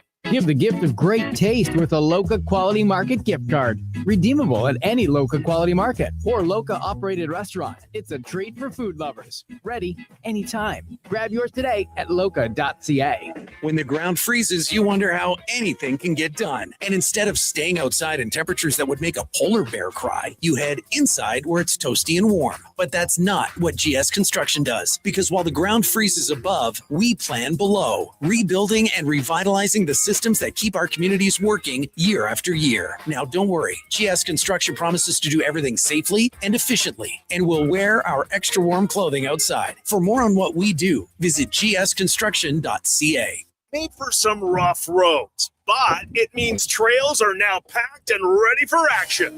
Don't miss out on riding adventures this winter with a Ski-Doo from Riverside Honda and Ski-Doo. Work or play with new 2026 Generation 5 models with class-leading design and power. And right now, take advantage of 5.99% financing OAC. Only at Riverside Honda and Ski-Doo. 15 Inglewood Drive in St. Albert. And always at riversidehonda.com. Shop local, shop Canadian. Ron McLean here. In hockey, we say every shift's a gift. Cam Tate never got one. Cerebral palsy meant a unique path. Husband, dad, grandpa, and for half a century, one of hockey's finest chroniclers. Cam was a spectator in his own radiant life, and he can unlock such a life in you too. CamTateSpeaking.com. That's Cam Tate, T-A-I-T, speaking.com. Be ready, really ready, for your next shift.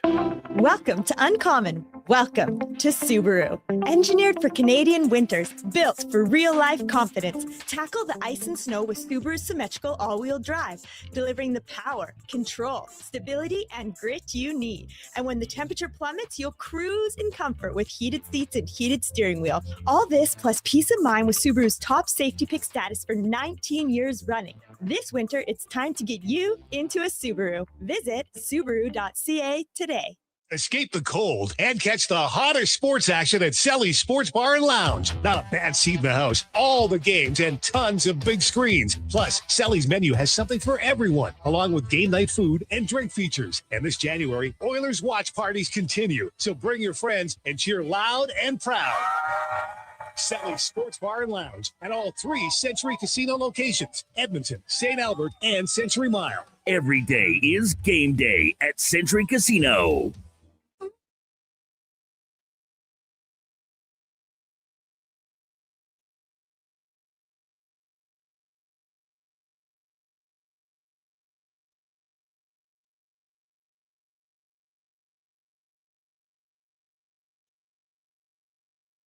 Have your sports curiosity cured with the Kevin Karius Show. This is Sports 1440.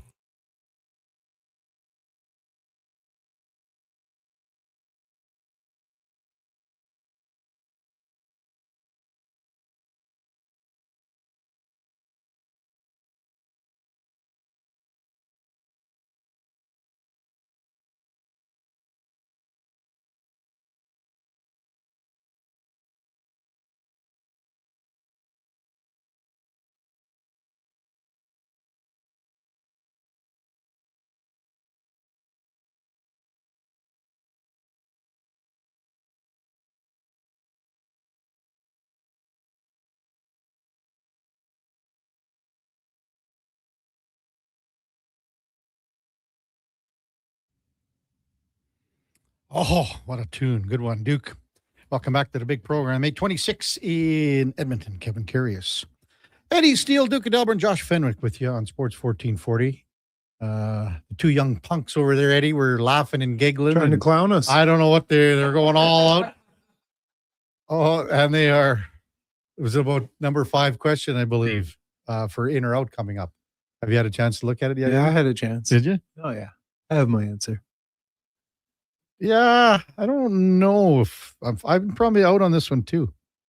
That's a little foreshadowing, little teaser, as we like to call in the business. I'd probably be out, but she's okay too, Eddie. There's nothing wrong, nothing wrong with the answer that Duke has provided here. Yeah. I think all our listeners right now can't wait for this question. Yeah, yeah. But I should maybe just tease the question a tiny bit.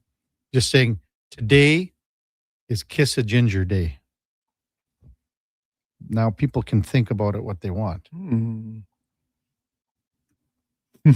What are you smiling about, Eddie? Nothing. What do you mean? Nothing. Come on, man. No, man. Nothing, KK. Kiss a Ginger Day. Yeah. IMAX says about Speck, he's probably using a couple old man toboggan skis, 120 wides. Heavy Chevy says, I cannot believe Speck didn't call me to go skiing. Good for the fella getting out there on his own, eh? No. Listen, Eddie, we talked about this here. You get a free pass here, you are gone. But having said that, I would say that Schalke, this is as much of a win that this is for Speck. It's 10 times that for Schalke. Exactly. It's even bigger. Because he's out of her hair. Out of Dodge. Yeah. And she doesn't have to worry about. Let her breathe a bit. Yeah. She's like, okay, I don't have to worry about Speck. I don't have to worry about everything. Team Dean texts in, and we discussed this a little bit, maybe a little bit more we should. Team Dean says, hey, I'm kind of late to the party. The McDavid overtime non-goal. I realize that's not going to be overturned unless you're Vegas or Florida. We can talk about the Carter Verhaeghe cross-check too. With that said, how in the heck did they not call the Doughty cross-check? It was obvious, blatant, vicious. Team Dean. So as for the goal. Where do you land? How I land is if it's called a goal on the ice, then they probably would have left it as a goal. But because they called it a non-goal on the ice, then that's probably where I land. Now, I think there's goalie interference because that's how they described it at the end. Most people were talking about the net coming off and things like that. But there was some goalie interference by McDavid to start. But then he really got walloped. He did. By Doughty. But initially, he initiated that contact. Okay, McDavid, but hey? he's stopping as well. It's stopping, coming through, turning. How I also stand on it is no one knows what the hell they're going to call anymore anyway. It's a very good point. And that's how I stand on it. No one knows. Yeah, and the reality is, like what you said, with the call on the ice being what it was, Mhm. I think it's easier when you go to review to not overturn it, and you can say inconclusive. This is the call. We said it was a no goal, right? Well, again, and then so when they review it, like, could Knobloch have challenged that fact? Yeah. Is it worth it? 'Cause It's you're- always worth it. Well, but now you're going to be shorthanded, right? Such a game of inches, though, right? It was so close. So, in my opinion, yeah, it'd be worth it because there's the win. Mm-hmm. Yeah, it's tough play. Tough play. I personally, I don't know. Like, it's so close and it's happening so fast. I thought it was a goal, KK. Mm-hmm. I did. I really did. Thought it crossed the line You know, before any serious. Well, because the other thing that comes into play here is the net is coming Yeah, off. the net, and then the serious engagement with the goalie. And again, Doughty comes in there. It's funny how, and Doughty on After Hours mentioned too, he goes, I've played lots of games against Connor now, because he has, think about it. But I can't wait to be on his team again, like Four Nations. Yes. So that's how much that The there's that Olympics. respect. Yeah. That's cool. Yeah. And again, this is what we're getting at here too. Soggy Corpse texts in at 833-401-1440. I think goalie interference calls are a joke in the NHL right now. If you read the rules, it's vague on plays like McDavid's. I guarantee that we will see a play like this count later in the year. I'm not so sure about that, but I agree that there is so much gray area. It's not black and and no white. one knows what the hell is going on anymore. It's like, what is a catch in the NFL? Right? It is. It's not black and white. Fred chimes in. Back when Eddie was playing and getting ready for camp, he thought the song lyrics from the Dire Straits song we just heard was money for nothing and the chips are free. Is this true, Eddie? Oh, well, I definitely did eat a lot of chips. Is that if there's a bag of chips in the house, do you? I like both, man. There's a time and a place for sweet and salty. There's a time and a I place. just asked you about chips. I didn't bring in the sweet stuff here. Well, I'm just saying, like, if I thought by asking me that question, you're asking if like I like the chips, salty snacks. You know what I'm going to do? I'm going to bring in some of Laura's famous poppycock for you. Or what? What are you bringing in, Laura? It's a popcorn egg. Ah, It's like a why would you call it popcorn? caramel Why is it got to be cocky? poppy. Everyone knows what that. Get your mind out of the gutter, Eddie. Unbelievable. I'm always down for free food, KK. Yeah. And I'm a sucker for popcorn. Oh, Probably have it in our house at least 4 nights a week. Really? I've heard how you make it, and I'm not too impressed with it. What do you mean? Well, you say you got this special pot and everything. No, just a big one. Oil ratios. It's like a soup. I'll do it in the soup. A big soup pot. Yeah. A big one when I'm doing like a family size vat of popcorn. What kind of stovetop do you have? Just flat. What would it be called? I don't know. We just got a new one. Like, is it an induction or is it like gas? No, not gas. Okay, so you just have a normal one. Yeah, just a normal one. Okay. Well, I'm just kind of wondering because you're shaking the pot. Yeah, on it, yeah, right? yeah, shaking it on it. Yeah. And I'll take it off too, and Oh, got to do give you? it a toss because you got to get the kernels. They're heavy, so you got to get them to the bottom so you get an even pop. Is that how it works? KK, you want to talk about popcorn Oh, now? Now listen, when you went camping that time, and you took all that fishing gear and you never did anything with it, and you had the guy set up your trailer. Oh yes, Okay, now- paid for service. Now you had a fire, right? Of course. Did you have one of those Jiffy Pop 24/7. things? We did. And Yeah, didn't we work did. out, did it? It didn't work very good. How come? It burned. See, you weren't Yeah. shaking it properly, or you had it over too high a heat. Yeah, it probably was too high. So that's why I don't trust you with the inside popcorn. Yeah, Jiffy Pop. That ain't. I need to be able to see my kernels. That whole mystery. You don't know when it's popping, how it's popping. Got to see that. And then the butter. Ooh, Kevin. Wow. I melted good butter now. Do you make it brown butter, or do you just? No. Okay. I want you to try this instead of butter sometime. It's expensive, but you got the cash.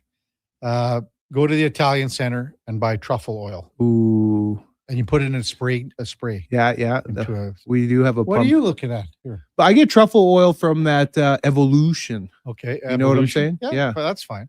So you just spray a little of that and then buy truffle salt. We do that too. We There have you go. black See? truffle salt. See, Eddie? Come You on, know, man. See we're- what? I know the we're not game, that baby. far I know apart the on this. game. What about ketchup? You ever mess around with ketchup flavor or don't be anything? Crazy. Kids Ketchup's love for- it. No. I get in trouble for that red dye 40 though.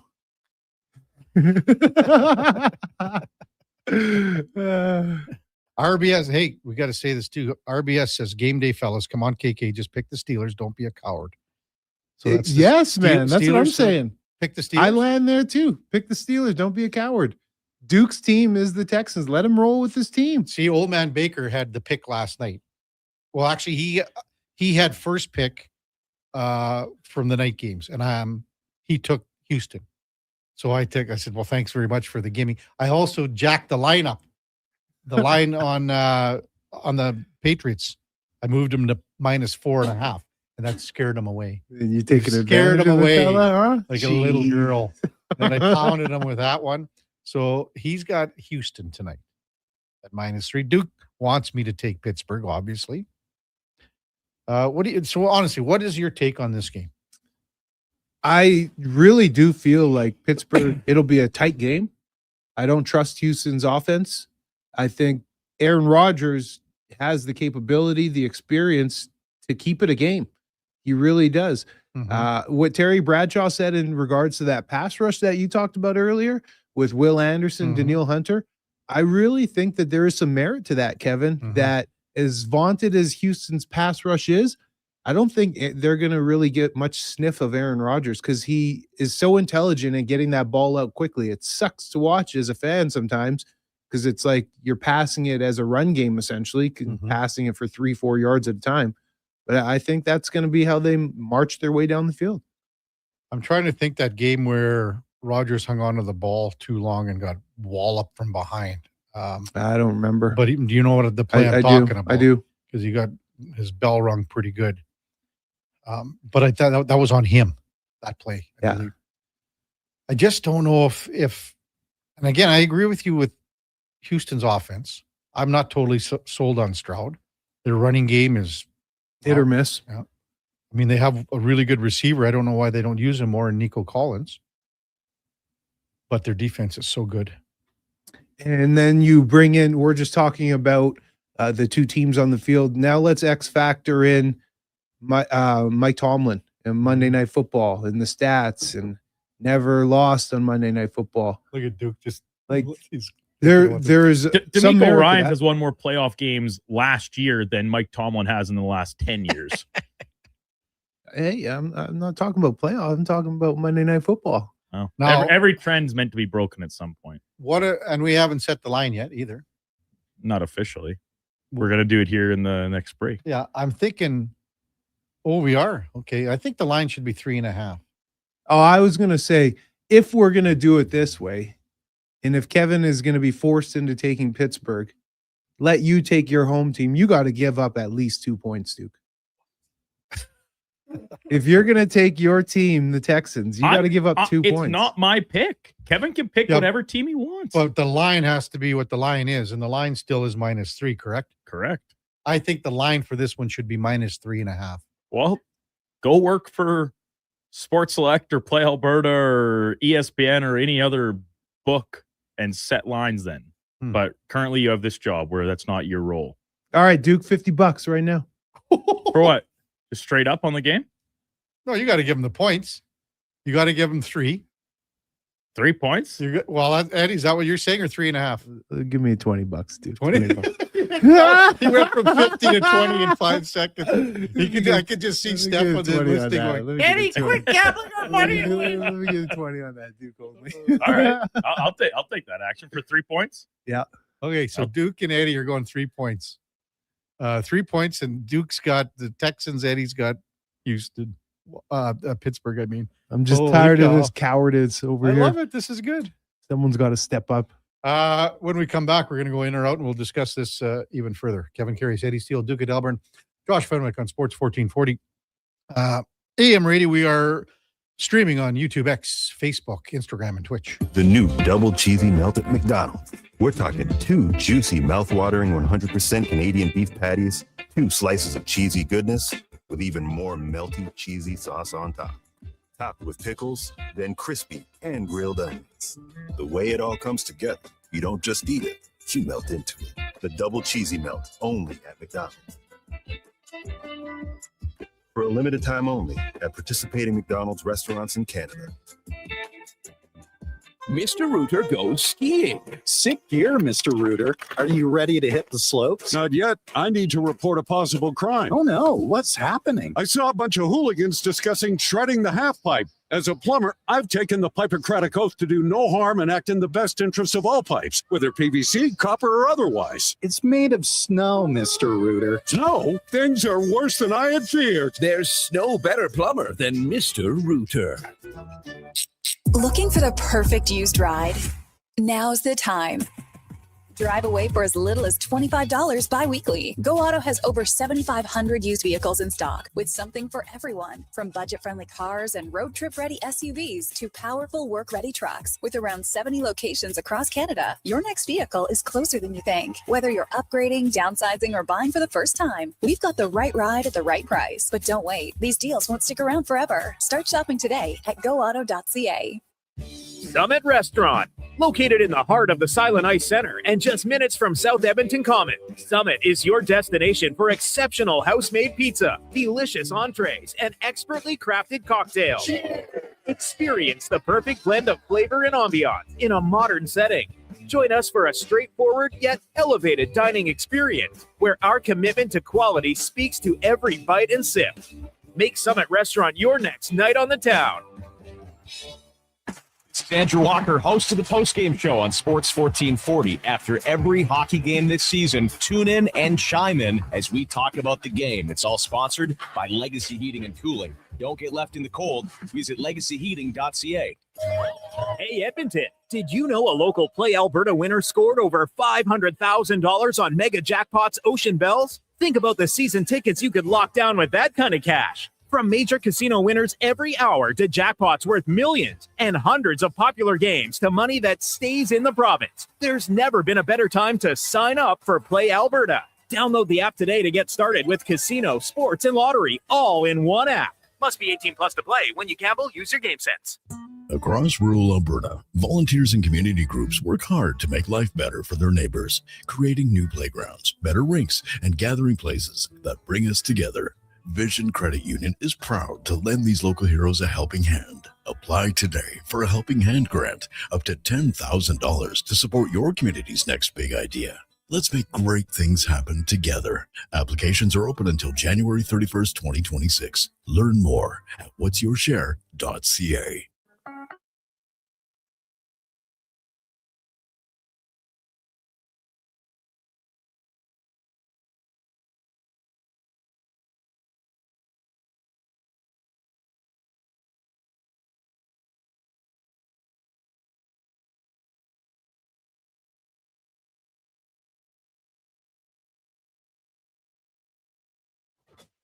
Kevin Karius Show, breaking down Edmonton's favorite teams, even though his favorite Junior A hockey team is the Yorkton Terriers. Thanks for checking in with Sports 1440.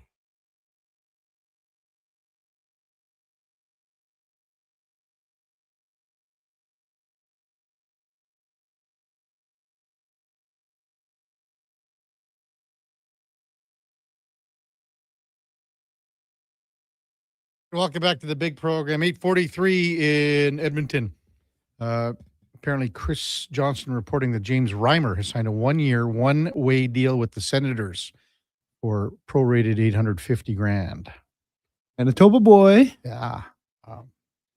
And no, not even a hearing, nothing for Carter Verhaeghe's cross-check on Zub of the Senators. That sparked a bit of a brouhaha in that game, but about the Sens and the noise coming out of there, huh? Oh, boy. Jeez. Well, this leads to, with Reimer signing. Oh, man. I don't know. I've been on teams, man, and, stuff happens. Mm-hmm. Let's just say stuff happens.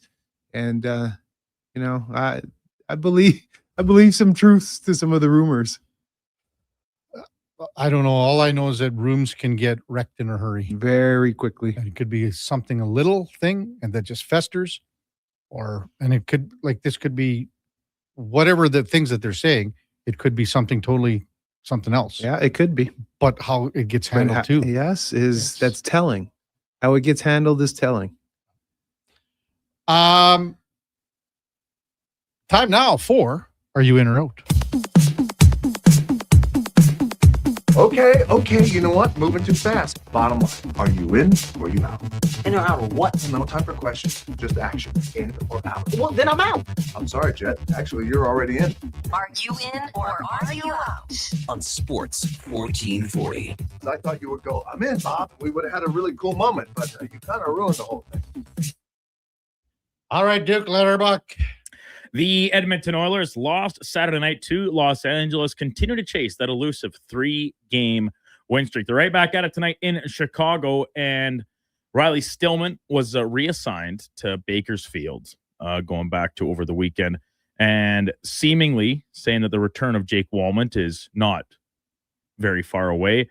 And I think that return, no matter how soon it is, it cannot come soon enough for the Oilers. I wonder what Jake Wallman we're going to get, though. Good question. Good point. Been out a long time. And, I think going back to 65 is the most games he's ever played in the last number of years. I'll tell you what, I wasn't totally thrilled with how he was playing before.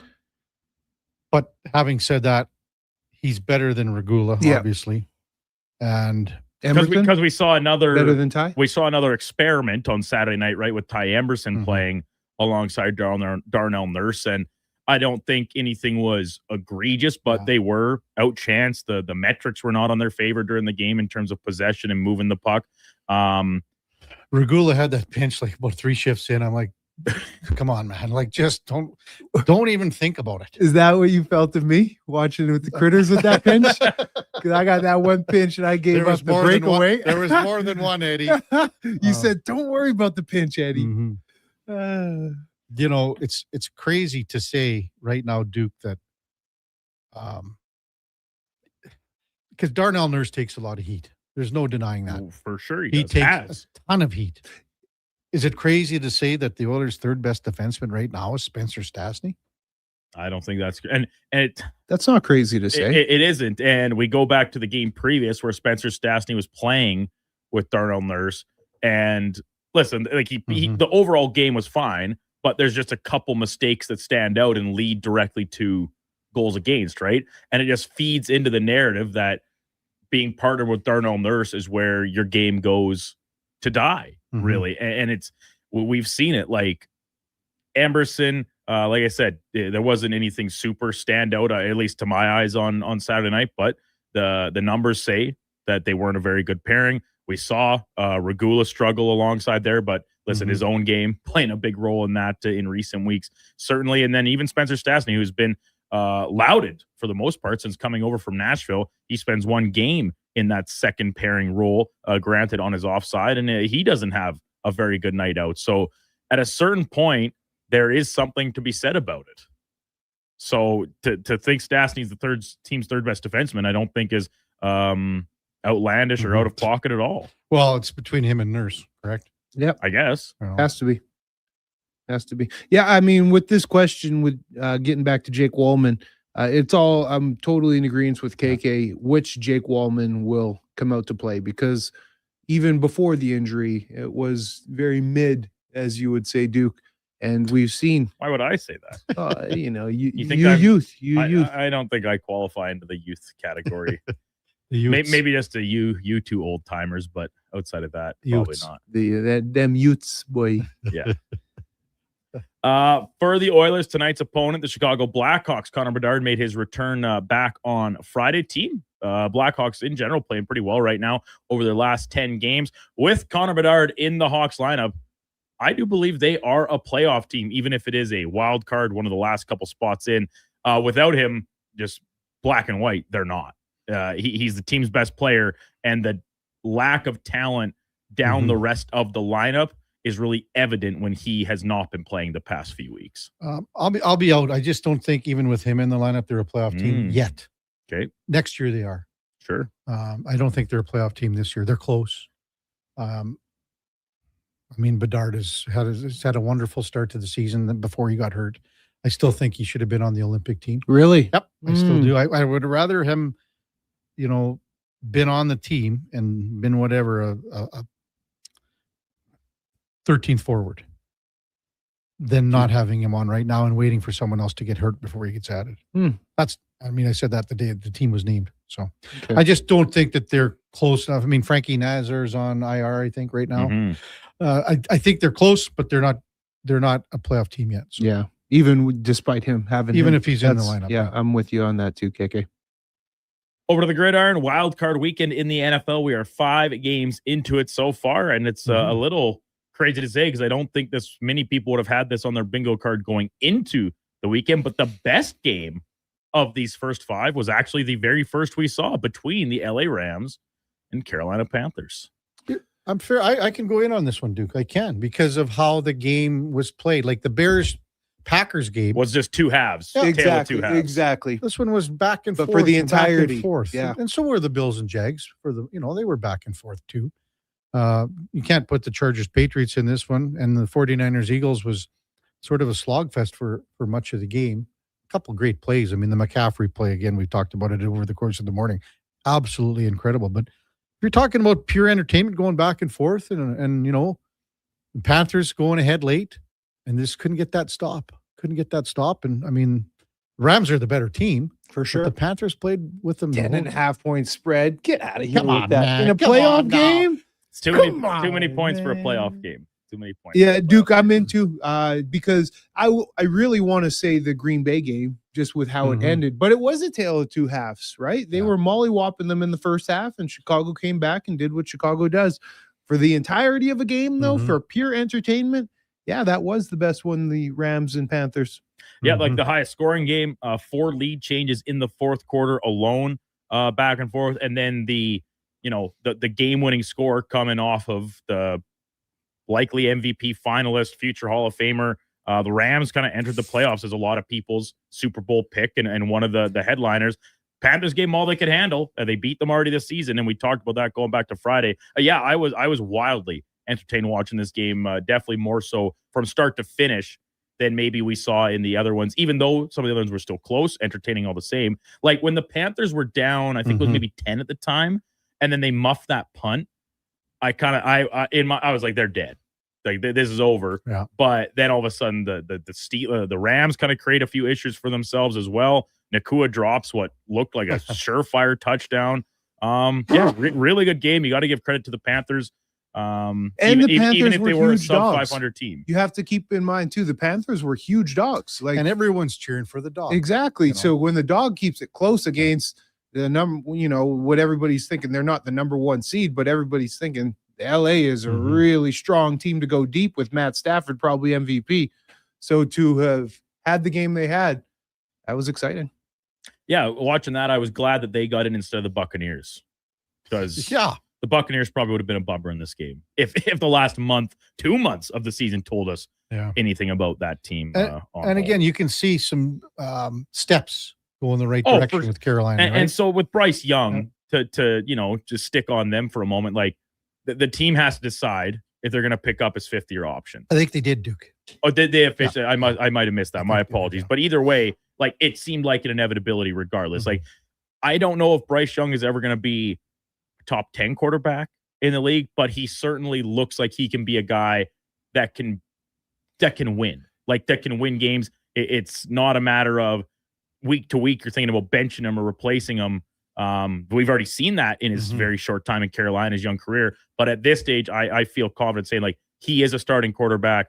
He's a middle of the pack type guy, and he can clearly get a team to the playoffs. Who would you compare him to? Like someone like a Kyler Murray from a couple of years ago? Or? When Murray was I think when Murray was at his best, he was better than what we've seen from Bryce Young so far. But with Murray, like what has Bryce Young done that Kyler Murray hasn't? Okay, we'll get to the playoffs. I can't remember if Murray made it one of his first couple seasons. I want to say I want to say he did as a wild card game, but stayed healthy. Best abilities, availability. Kyler Murray has been unable to do that. And like, let's looks like his time in Arizona might be over. Yeah. So even after a big contract. But yeah, credit to the Panthers. It was a really good game among 4 good games. The Sunday nighter was a little bit of a stinker, but outside that, once Kyler Murray's been in the playoffs. So, Bryce Young accomplishing that in his first 3 seasons, not too bad.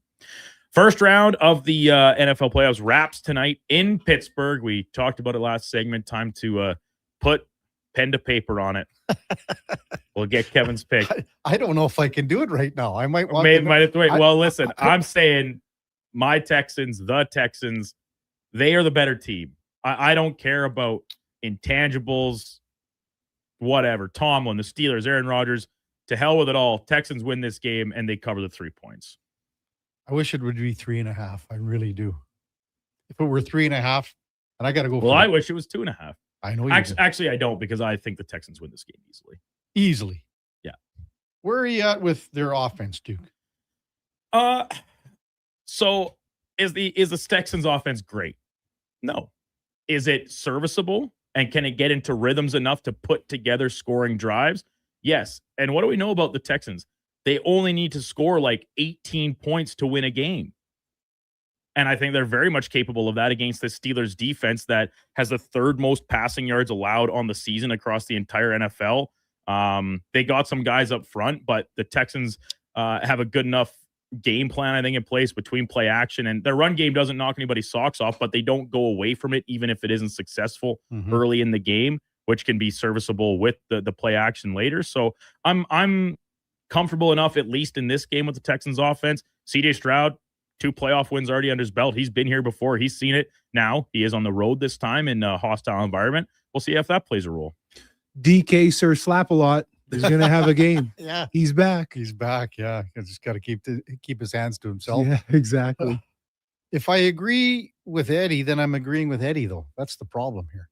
What's the problem you guys about got 20 that? bucks on the line. What's the problem about that? Because I'm a problem?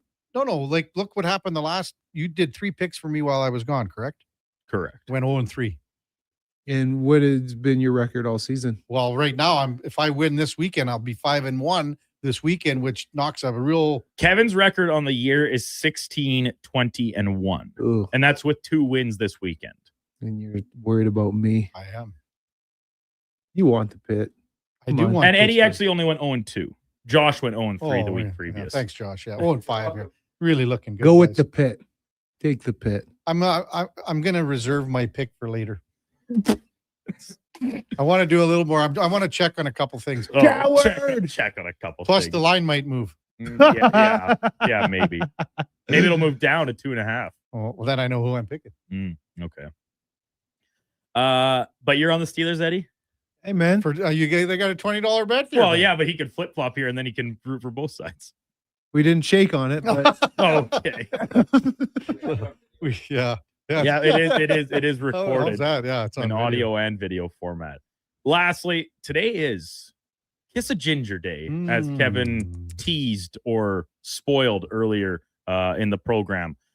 If you had to pick one red-headed celebrity to kiss, I think the choice should be the elegant, the beautiful, the award-winning Amy Adams. Duke. But Eddie's going, you're getting a married man in trouble here, man. No. Just that? That's the selection in a row? Amy Adams. She's not ugly, but come on, man. She's beautiful. Oh, she's in trouble with the curve with Clint Eastwood, man. Come on. Lindsay Lohan in her prime. Lindsay Lohan? Yeah, in her prime. In her prime, so when she was like 16 years old, Eddie? Yeah, that's what I grew up with. Lindsay But Lohan. if you want to, I can check down to Julia Roberts. Absolutely. She a ginger? Oh, yeah. When I Googled it, she came up. Come on. When I Googled the top beautiful ginger celebrities. That's what it is. Then you Google top ginger celebrities? Yeah. Really? You know who I'm not saying she was the first, but I guess the first ginger named Ginger from a TV show. You know who it was? I don't know the name of the Gilligan's actor. Island. Yeah. I don't know. What was her name? Well, it was Ginger. I can't remember her name. Maybe That's what I'm saying. I knew it was Tina Ginger. Louise something. Tina Louise, maybe. A lot of people like Marianne met her than Ginger anyway. Is it Tina Louise? So that show, did you ever watch that show? No. Oh yeah, of course. Gilligan's Island. Yeah. Oh, I don't know. So I'll be out. Okay. Amy Adams is okay. Yeah. I can't believe the slander. Amy Adams is okay. Okay, who would you go with? You ever see a movie called Molly's Game? Jessica Chastain. So that was one of the when you guys were curious about what Josh and I were laughing about back here. I'm sure one of the same Google results. Eddie popped up of just scrolling most beautiful Hollywood redhead celebrities or whatever, and came across Jessica Chastain, and I did pause on that as possibly my answer for this because she is. She's very. You know what? looking. Someone's just sending in a guy, and I know who it is now. Conan O'Brien? No. And she was from Wedding Crashers. Isla Fisher. Oh yeah. She's an Australian, I think. Yeah, Is she? She's very good. She's had it a long time. She's that too. sister, the crazy sister. crazy Yeah, the sister. crazy. I'll yeah. find you. It's funny how he what's his name, Vince Vaughn, just detested her. Yeah. And then, they get married. Then he just falls in love with her. That's funny. Oh man, yeah, yeah. She was pretty wild there on the couple parts in the movie there. Yeah, she was. Lots of text coming in on this one, man. Lots of text. We got a lot of ginger love out there. How about Triple C comes in finally? Oh, he's alive. Yeah, but hasn't said a word about the Eagles. All he said, Scruggs had an intimate interaction with Julia Roberts. Is that true? And it's a story he's told many times that I think he tried. I can't remember it exactly, but he tried to talk to her, and maybe she brushed him off. Might have to get confirmation from Cons because he's heard it plenty of times once he rolls in today. It's an old. I remember it tale. vaguely. So you had Chastain as she's very nice. Julia Roberts is a good answer, Eddie. I don't mind that one. Classic. I don't think of her as a ginger, Really? though. Yeah, she's She's not but she is redheaded. It's just like a more subtle red hair. Kenneth, we'll get to all these when Eddie blasts off, but Angelica Bridges from Baywatch with an Edmonton connection. Is that, I don't know if that's correct, but then he also said in his post, Kathy Griffin. Amy, what's her name? Schumer? Amy Schumer? She's blonde. Yeah. She's not a red? No.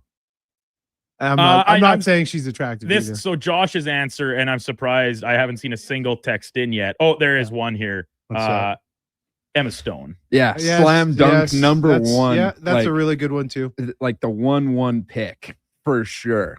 Emma Stone. Yep. Like her. Speck texted in to me, Ginger from Gilligan's Island, and Doug Hicks also texted in and said Nicole Kidman. Another really good one. Speck that freak. And here's probably the one that I thought Josh was going to look at. Oliver Steve says Wilma from the Flintstones. Not bad. Oh. Professor Tilf says Struds' tall tale was about Cindy Crawford, not Julia Roberts. She's pretty. Yeah. How about Scully from Jordan? Emma Stone is a blonde, dyed it red, Kenneth says. How do you know, Josh? Like these guys are like the peanut gallery over here. No way, man. That is she's- a natural redhead she right is- there. she's Like, go red. back and watch Superbad like that. She's dark redhead. Yeah, she's super really. Yeah. Okay. Eddie, going over to do a little Declan Kruger Doing a podcast. little Elks 101. How did last week go with JC? It was really saw good. A little bit of it. Yeah, it was really good. good. Yeah. Yeah, he's such a coach through and through now. It's pretty funny. You spend the whole winter here? Yeah, What- bought a place. Did he? Yeah, yeah. He set his roots down here, so it's good, man. Yeah, It's really that's good. key, They have a isn't it? good staff. They have a really good staff, and just everybody's. It's a good symbiotic relationship. It's healthy over there right now, KK. You can Well, tell it's healthy. I'm gonna say, and again, it's not gonna be easy, but I said last year, I really think that the progressions that this team can make, that they'll host a home playoff game. That's a tall order because obviously Saskatchewan's still got a lot of the pieces. You know, Calgary probably played over their head last year, and BC is BC because they got the best quarterback. Do you think with the favorable schedule, and this is a tall task? Favorable schedule. Well, because with the fans. Oh, it's with a the really fans. good Okay. Yeah. Elks schedule. Yeah. Home schedule. It's a tall task But do you think they could lead or be up there with home attendance across the CFL? Winnipeg is going to get 28 every game. So you have to, you'll have your 30 pluses when Calgary and Sask come. That'll even it out. As I said, let's get to 25 first. Mm-hmm. But it's a favorable schedule. Well, I mean, the sets dates up are to be. The dates are there. The times are there. Yep. Now the weather needs to cooperate. Yeah, you got to have good weather. But I mean, and you got to have a good product in the field. Of course. And they need to work at their game day presentation. They really still do.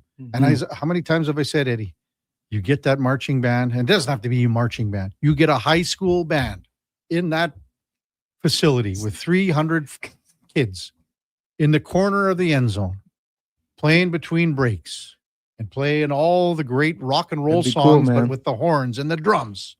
That gets people talking. It'd be cool. People would want to. It would be one element that improves the game day presentation. Good stuff, Eddie. What do you got cooking besides the big weekend? Just prepping, back to work, just grinding. Back to the grind, man. So 3 weeks off. Yeah, gotta get the schedule all planned out and get ready to pound the pavement again. It's a new year. When you're in sales, that new year, you're back to the bottom of the mountain, looking up, and got to reach the top again.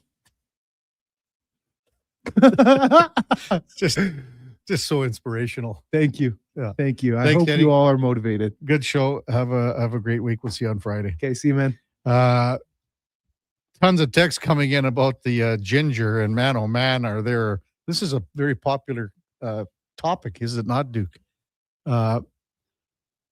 When we come back, we will check in at 9:20, with DJ BNME from ESPN, covers the Houston Texans. We've got Alexis Harkey, and then also Grant Fuhrer straight ahead with Ben Pope from the Chicago Sun-Times as well. Before that time now, for a Sports 1440 update brought to you by First Round. And hey, you got Monday Night Football tonight.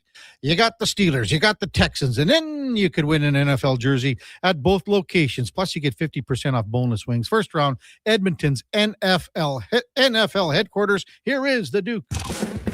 This is a Sports 1440 update.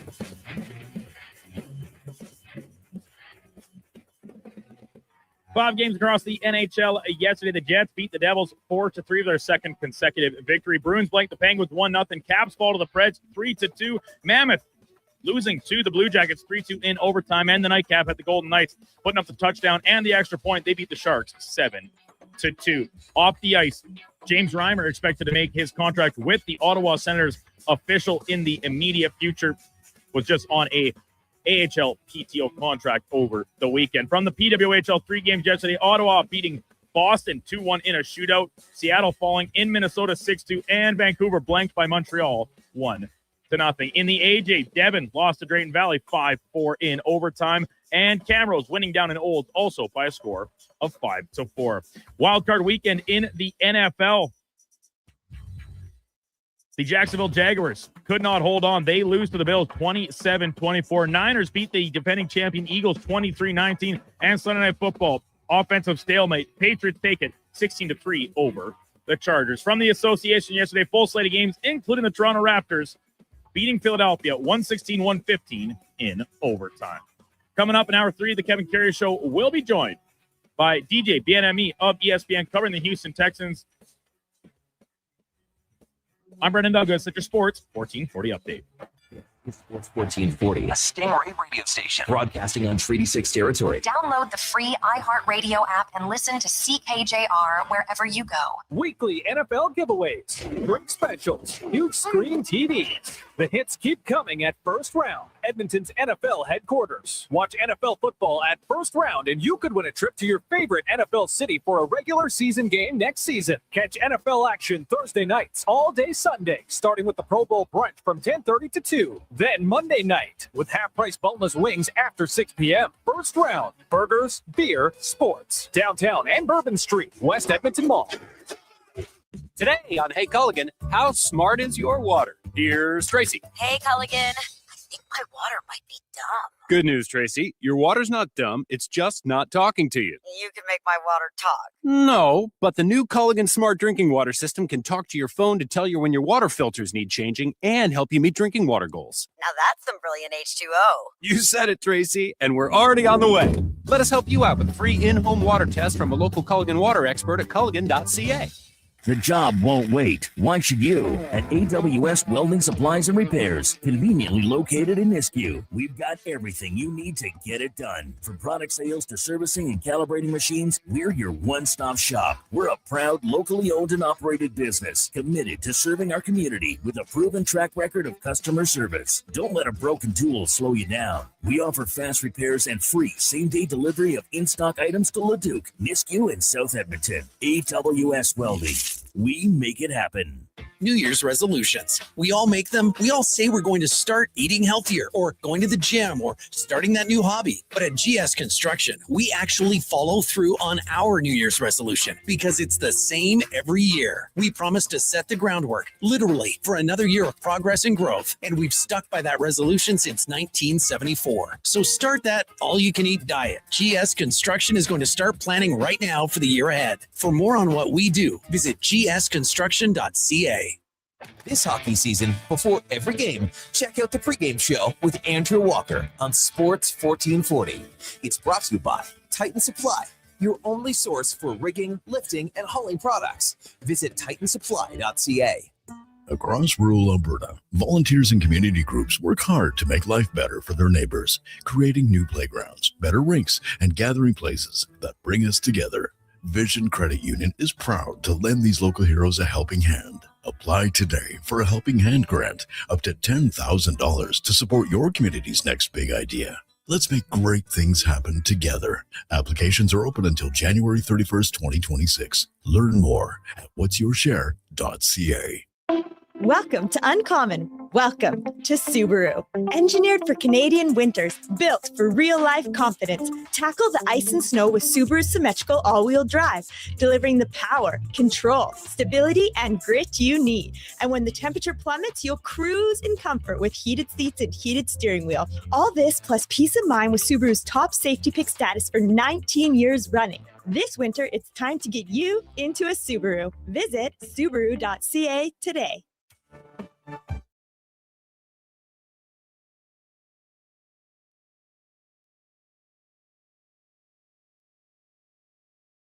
Have your sports curiosity cured with the Kevin Karius Show. This is Sports 1440.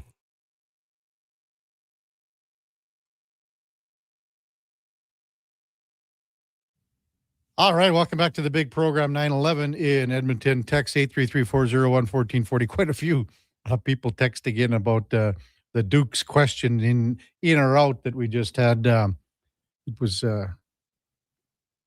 quite provocative. It's I would think a lot of people have their opinion, but it's a Kiss a Ginger Day today. Picking one redheaded celebrity to kiss, the choice should be Amy Adams. That was the Duke's question. And I mean, you can't beat. I mean, there's a lot of great selections here. Duke had mentioned that I have mentioned on this show that has a special affinity to redheads. I assumed he was going to say Reba McEntire. Great. It would be a great choice, but I didn't want to just play right into your hand. Well, or Jodie Messina. Oh yeah, Jodie Messina. I like Jodie Messina. How about Jim? How in the world do you not mention Anne Margaret? Hot as hell. She was. Yeah. A few Jessica Rabbits came in. Team Dean says KK surprised that generation with his generation. He didn't go Susan Sarandon. I thought about her. Yeah, I thought about her. I met her once. Did I tell you that? No. Oh yeah, I met. Well, it was at. Let's make it clear. It's not like we were chumming it up for hours on end. It was a very quick flyby, maybe about a 30-seconder, 20-seconder. Standard for you? Yeah. Well, it was because she was with her husband. Okay. What's his name? Well, I don't think they're together anymore. Tim Robbins. It was at Mark Messier's retirement. Oh, all part of this same infamous night in New York City. No, that was a different night. Oh. Yeah, that was a different night. The Mark Messier retirement, jersey retirement in New York. I don't know if Gene Principe was there or not with me, but I don't think he was. But it was a lot of fun, and to meet those two people, it was quite something. Yeah, a lot of Jessica Rabbits. Ricky and the Donut. Lauren Hawley from Dumb and Dumber. Nothing. What's wrong with that, Josh? Like, come on, he's shaking his head. Like, you. Look, I've like seen Dumb and Dumber. I got it. Yeah. Hey, listen. A person in your position cannot be choosy. Sure, I can. Sure, I can. I'll stay single forever. Kenneth is very adamant that Emma Stone is a blonde dyed it red. And you know what? I don't care. I do not care. She is redhead like 9 months of the year. So why do you have to poop on my parade, man? Don't yuck his yum. Yeah, exactly. So let me live my life. Montana to Rice is set down the gauntlet to our good buddy Triple C in a truck. Address the elephant in the room, Triple C. And Triple C's texted in a few times, but has not mentioned anything. Oh, football's over. All positive vibes going to the Oilers now. Positive vibes. Oh, boy. Oh, boy.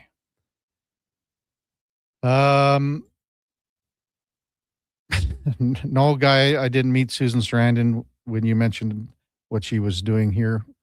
A lot of Jessica Chastain's, though, too, Duke. Yeah, you said Molly's game. She was great. I think she was in The Help. Was she like the kind of ditzy housewife? Or was she the mean one? No, she was the nice one. She was the nice like one. The nice one, but she was kind of ditzy. Kind of ditzy, yeah. Mm-hmm. But like her and her husband were very nice to Olivia, or Octavia Spencer. Right. Yeah, she was like the best character. Yeah, outside of the main ones, obviously. Am I drawing a blank here on the change-up? She wasn't in the change-up with those two guys, Ryan Reynolds and Jason Bateman? I don't think she was. She was in It Chapter 2. Oh. Never seen that. The Real Eyes of Tammy Faye. Won an Oscar for that. Tammy Faye. Tim says Maureen O'Hara. That's going back a bit, I think. When we come back, we're going to talk a little football. We've got DJ BNME from ESPN covers the Houston Texans. He'll check in. We'll preview tonight's Houston and Pittsburgh game. That's right after the break. Kevin Karius, Duke of Delburne, Josh Fenwick on Sports 1440 AM radio. We are streaming on YouTube, X, Facebook, Instagram, and Twitch.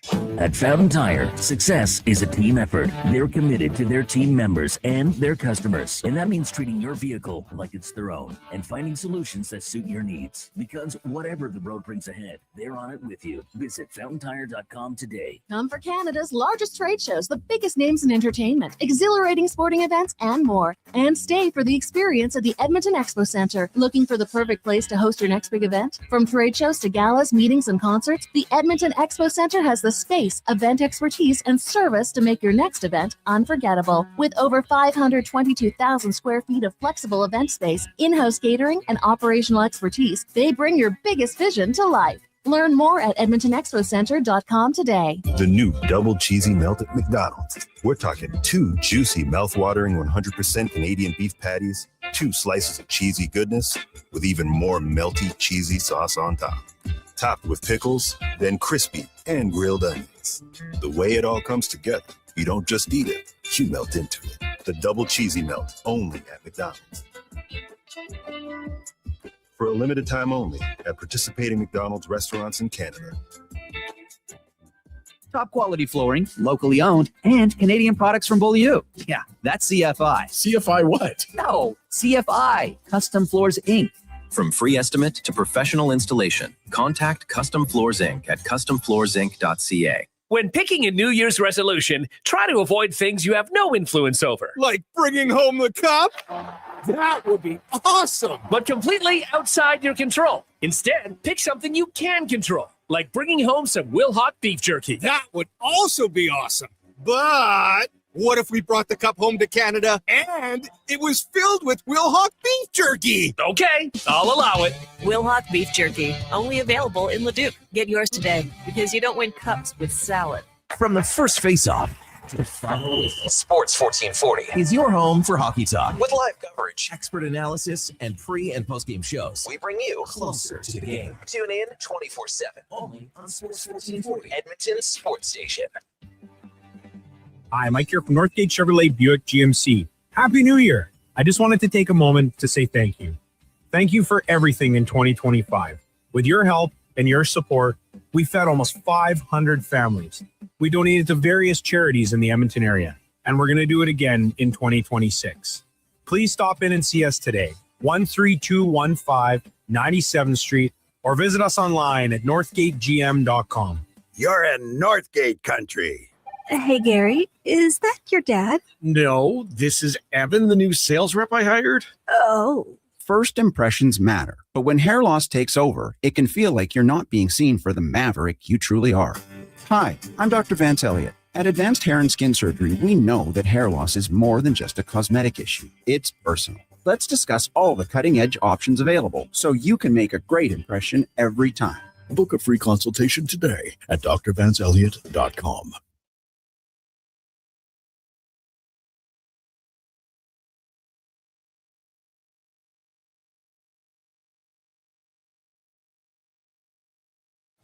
Stories, guests, and insights. This is Sports 1440 and the Kevin Karius Show.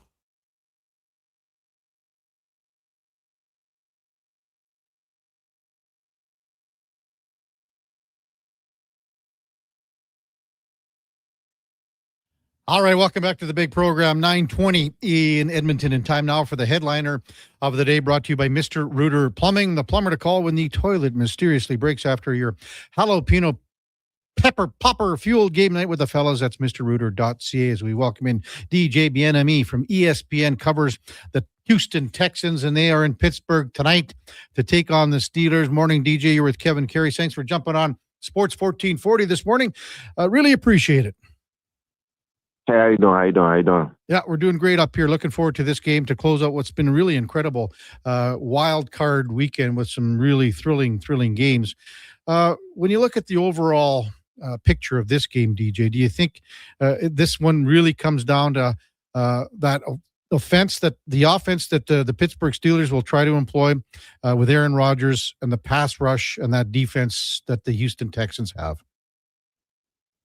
Yeah, I think it will come down to can the Steelers generate enough offensive explosives to move the ball down the field and put up at least 20 points. I don't think they can win a game if they don't put up at least 20. Texans, it's just hard to win playoff games if you can't put up 20. I know the Patriots just did that last night, but that means you need your defense to play at such a pristine level to even give you that shot. And I think that the Texans defense matches it very well because teams that try to live off quick game can't. That can't be consistent against the defense because the defense is too athletic, too fast, too technically sound.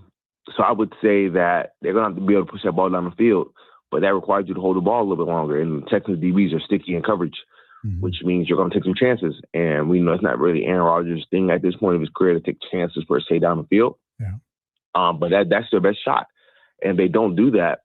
And he just lives off checkdowns. Henry told these outside here, they'll make sure they're on those running backs in their zones and make sure, when it gets checked down to rally and tackle. So I think that they're going to be able to push the ball down the field, but if they can't, it could get a little tricky for the Steelers offense. Yeah. Is there a better tandem of edge rushers in the NFL right now? Is there a better tandem than Will Anderson and Danielle Hunter, DJ?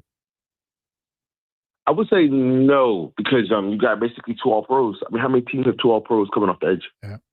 And that's kind of rare. So both of them impact the run game, both impact the passing game, both have double-digit sacks. So I would say I don't really think anybody's a better tandem. I would say that they're also propped up a little bit more by the fact that their secondary is so good, but the secondary also gets propped up by the D-line being so good, So, yeah. Aaron Rodgers, out of the quarterbacks remaining in the playoffs, gets rid of the ball the quickest out of anyone left. Can those guys get to him before he gets the ball off? Yeah, maybe because I think, I think one of the bigger misconceptions amongst fans, and maybe to a certain extent, is like they think a pass rush can get there without coverage. So they both go hand in hand. Like obviously, if there's no coverage, then a pass rush will be non-existent. If there's good coverage but no pass rush, eventually the coverage will get exposed. Mm-hmm. So I've always been a proponent that you kind of need both, and they kind of go hand in hand. Where it's like, it depends how you view it, but it's more 52-48% versus how some people view it, 60-40, 70-30. Because at that point, like the other one will compromise the other unit. So the quick reason why I don't think a quick game will work is because the secondary will be so good that Aaron will have to hold the ball, or you're going to check it down. It's going to be like a 1 yard, 2 yard game. That's why I don't really see a scenario. The only scenario I see the Steelers winning is if the Texans turn the ball over a bunch. That's the only scenario I really see. And, Texans has to tell you I'm far from my homer. They change you that. I'm more like I shoot it straight. Sometimes I try to give them a dose of pessimistic reality. But in reality, I think this game is one of those where it's there for taking for the Texans to like kind of win convincingly if they handle it correctly. Yeah. DJ Bienemy, our guest on the Kevin Carey Show on Sports 1440. DJ from ESPN covers the Houston Texans. And you mentioned the turnovers. Well, really only the Bears had fewer turnovers than the Texans this year, so they don't turn over the ball. But because the defense is so good, DJ, because the Texans defense is so good, do you think the offense, which is okay, I mean, their stats are there. I mean, they were 18th in total offense, 14th in passing. They had pretty good third down ratio. Did they not maybe get the credit because their defense is so good? Yeah. I mean, it's hard to give the offense too much credit. Like they're average unit right now, so I think they could just get talked about as an average unit. I think that they have moments of explosiveness at the beginning of the Chargers game, and then they go into their lulls. So I think what they do a really good job of is placating to their defense. Right? They don't put the defense in bad positions. They cover pretty well. Not cover well. They don't turn the ball over. They had I think the fewest amount of turnovers since week 4. They only had 7. So they're a pretty good unit in aspects of protecting the ball. Nick Haley while he's not overly creative, he's committed to running the ball, and that allows the clock to run, which gives the defense more time to rest. So they don't usually have fast 3 and outs. Like it's rare where they go 3 and out because they threw the ball 3 times. Yeah. And they got 3 incompletions. It's usually going to be run, we play action. If they don't complete that, maybe go for it on third down. Try to throw it on third down, don't get it, and then that'll be that. But at least in that scenario, at least a minute, if we change of actual game clock ran off the clock. So yeah, so I mean, they do what's necessary to get wins, because every time it's come down to the clutch, they're able to make plays in those moments. Those very, very key moments. They rise to their best in those moments, and that I give them credit for. So DJ, what do you think about CJ as in Stroud? I mean, there's still a young quarterback here.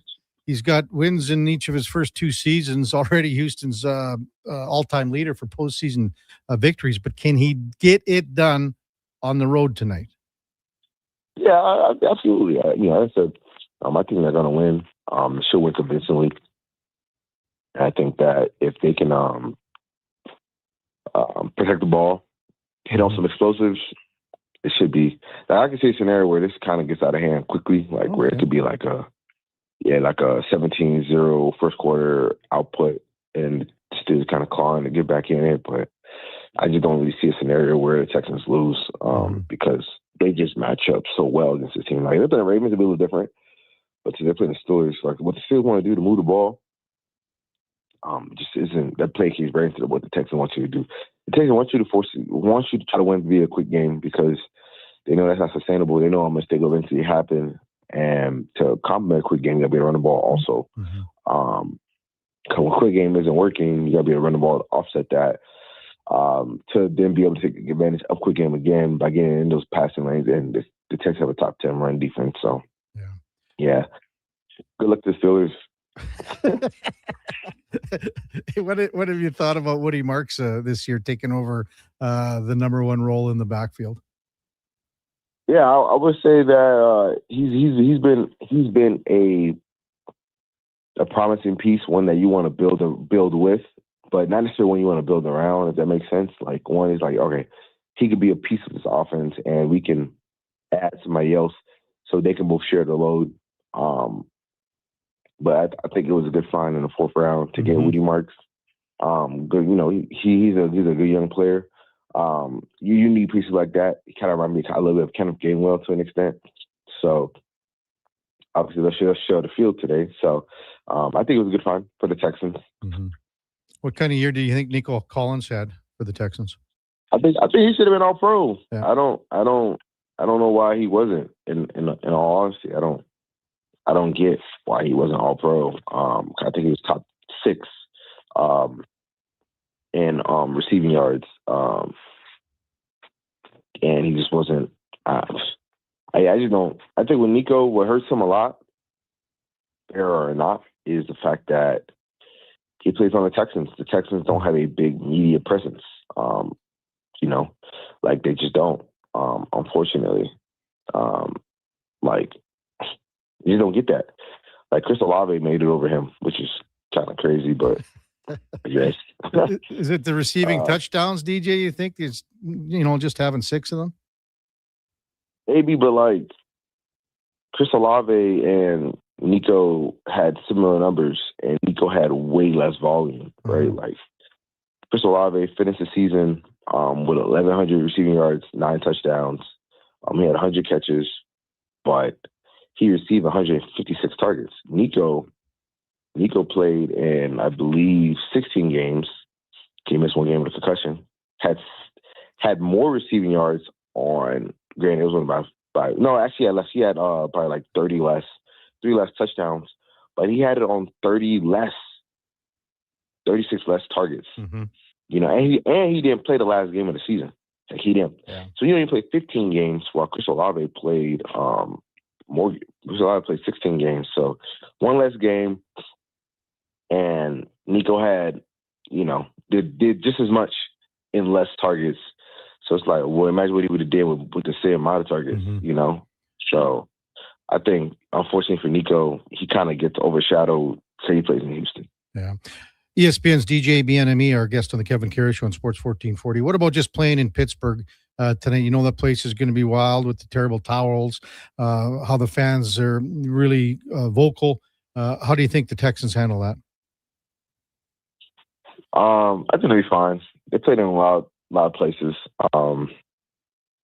They played obviously last year playing in Minnesota. Minnesota was crazy. But I think they'll be fine. They played Kansas City.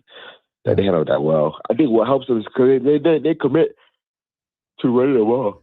So if you commit to running the ball, that can help, mitigate the issues that a loud environment has.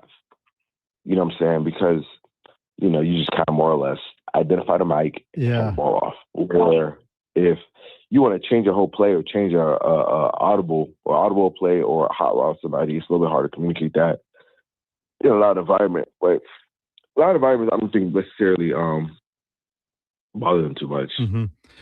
Can't look ahead, DJ, as you know, but the New England Patriots await the winner of tonight's game. What would that Houston Texans New England matchup look like next weekend? It'd be very interesting because based on what I saw last week, Sunday against the Patriots, the way they were sending those blitzes and some of those sim pressures and whatnot. Blitzes don't give Texans issues. Sim pressures can though.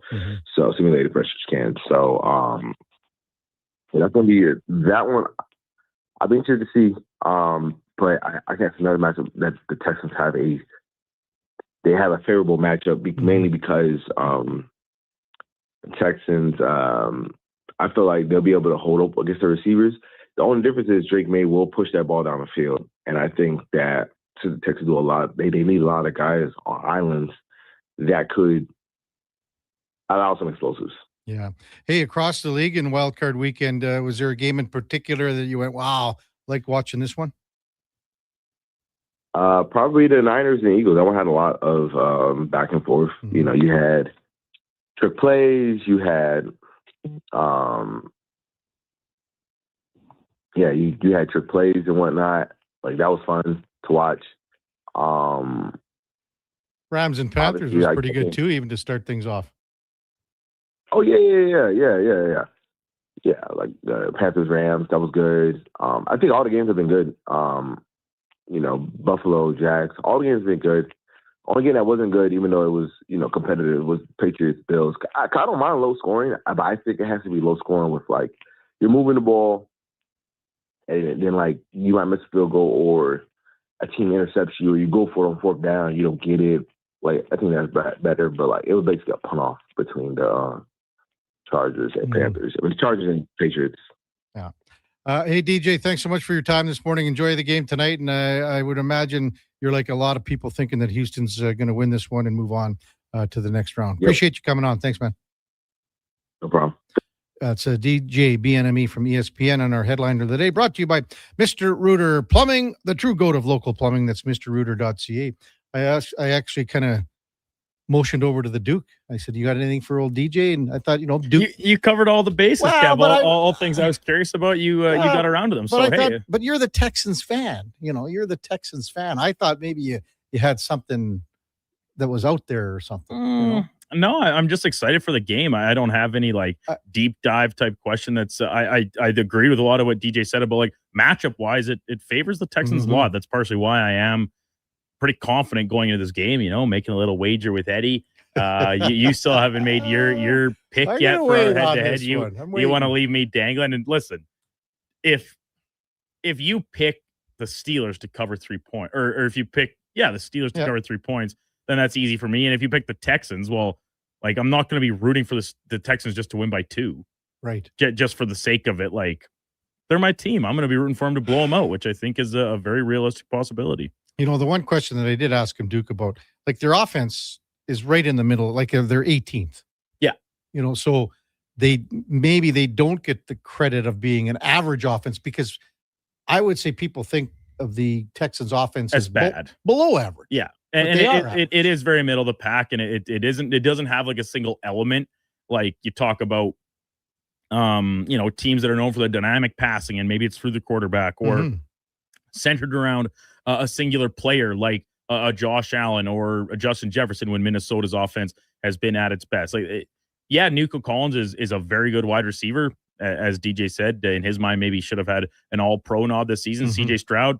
Not many people are putting him probably even in their top 10 quarterbacks around the league at this point, but that doesn't mean that they're not competent and sticking to the run game, even when it's not being particularly effective. It sets up other things that they can do later in the contest. Absolutely. When we come back, we're going to talk pickleball. Wow. Big tournament coming up in town. That's coming up right after the break. Kevin Karius, Duke of Delburne, and Josh Fenwick on Sports 1440 AM radio. We are streaming on YouTube, X, Facebook, Instagram, and Twitch. Come for Canada's largest trade shows, the biggest names in entertainment, exhilarating sporting events, and more. And stay for the experience at the Edmonton Expo Centre. Looking for the perfect place to host your next big event? From trade shows to galas, meetings, and concerts, the Edmonton Expo Centre has the space, event expertise, and service to make your next event unforgettable. With over 522,000 square feet of flexible event space, in-house catering, and operational expertise, they bring your biggest vision to life. Learn more at EdmontonExpoCenter.com today. At Fountain Tire, success is a team effort. They're committed to their team members and their customers. And that means treating your vehicle like it's their own and finding solutions that suit your needs. Because whatever the road brings ahead, they're on it with you. Visit FountainTire.com today. Legacy Heating and Cooling sucks. Yeah, Legacy can now suck your ducts with professional duct cleaning, furnace cleaning, and dryer vent cleaning. Call Legacy. Call Legacy. When you need the filth sucked from your air ducts. Call Legacy. When you want cleaner air for your family. Call Legacy. Call Legacy. Legacy now offers air duct cleaning. Book in today. Just call Legacy. Remember 2025? That's so last year.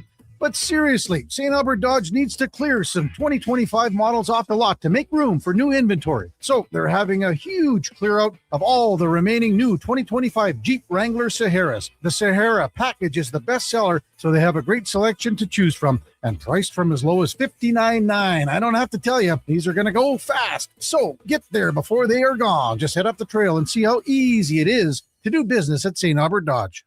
This hockey season, before every game, check out the pregame show with Andrew Walker on Sports 1440.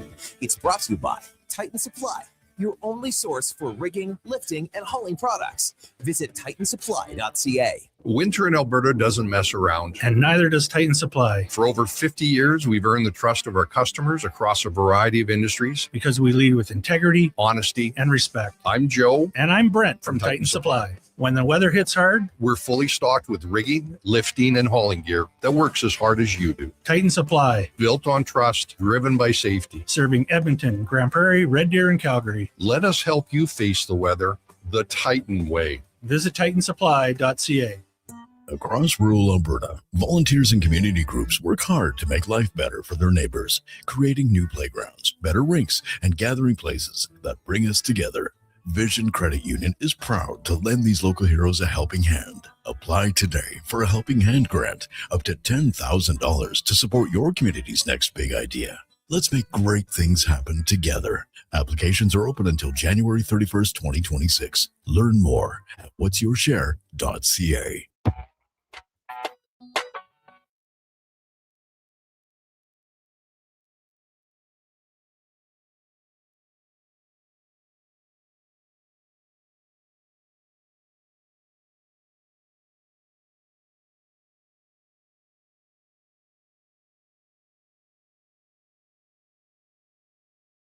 Have your sports curiosity cured with the Kevin Karius Show. This is Sports 1440.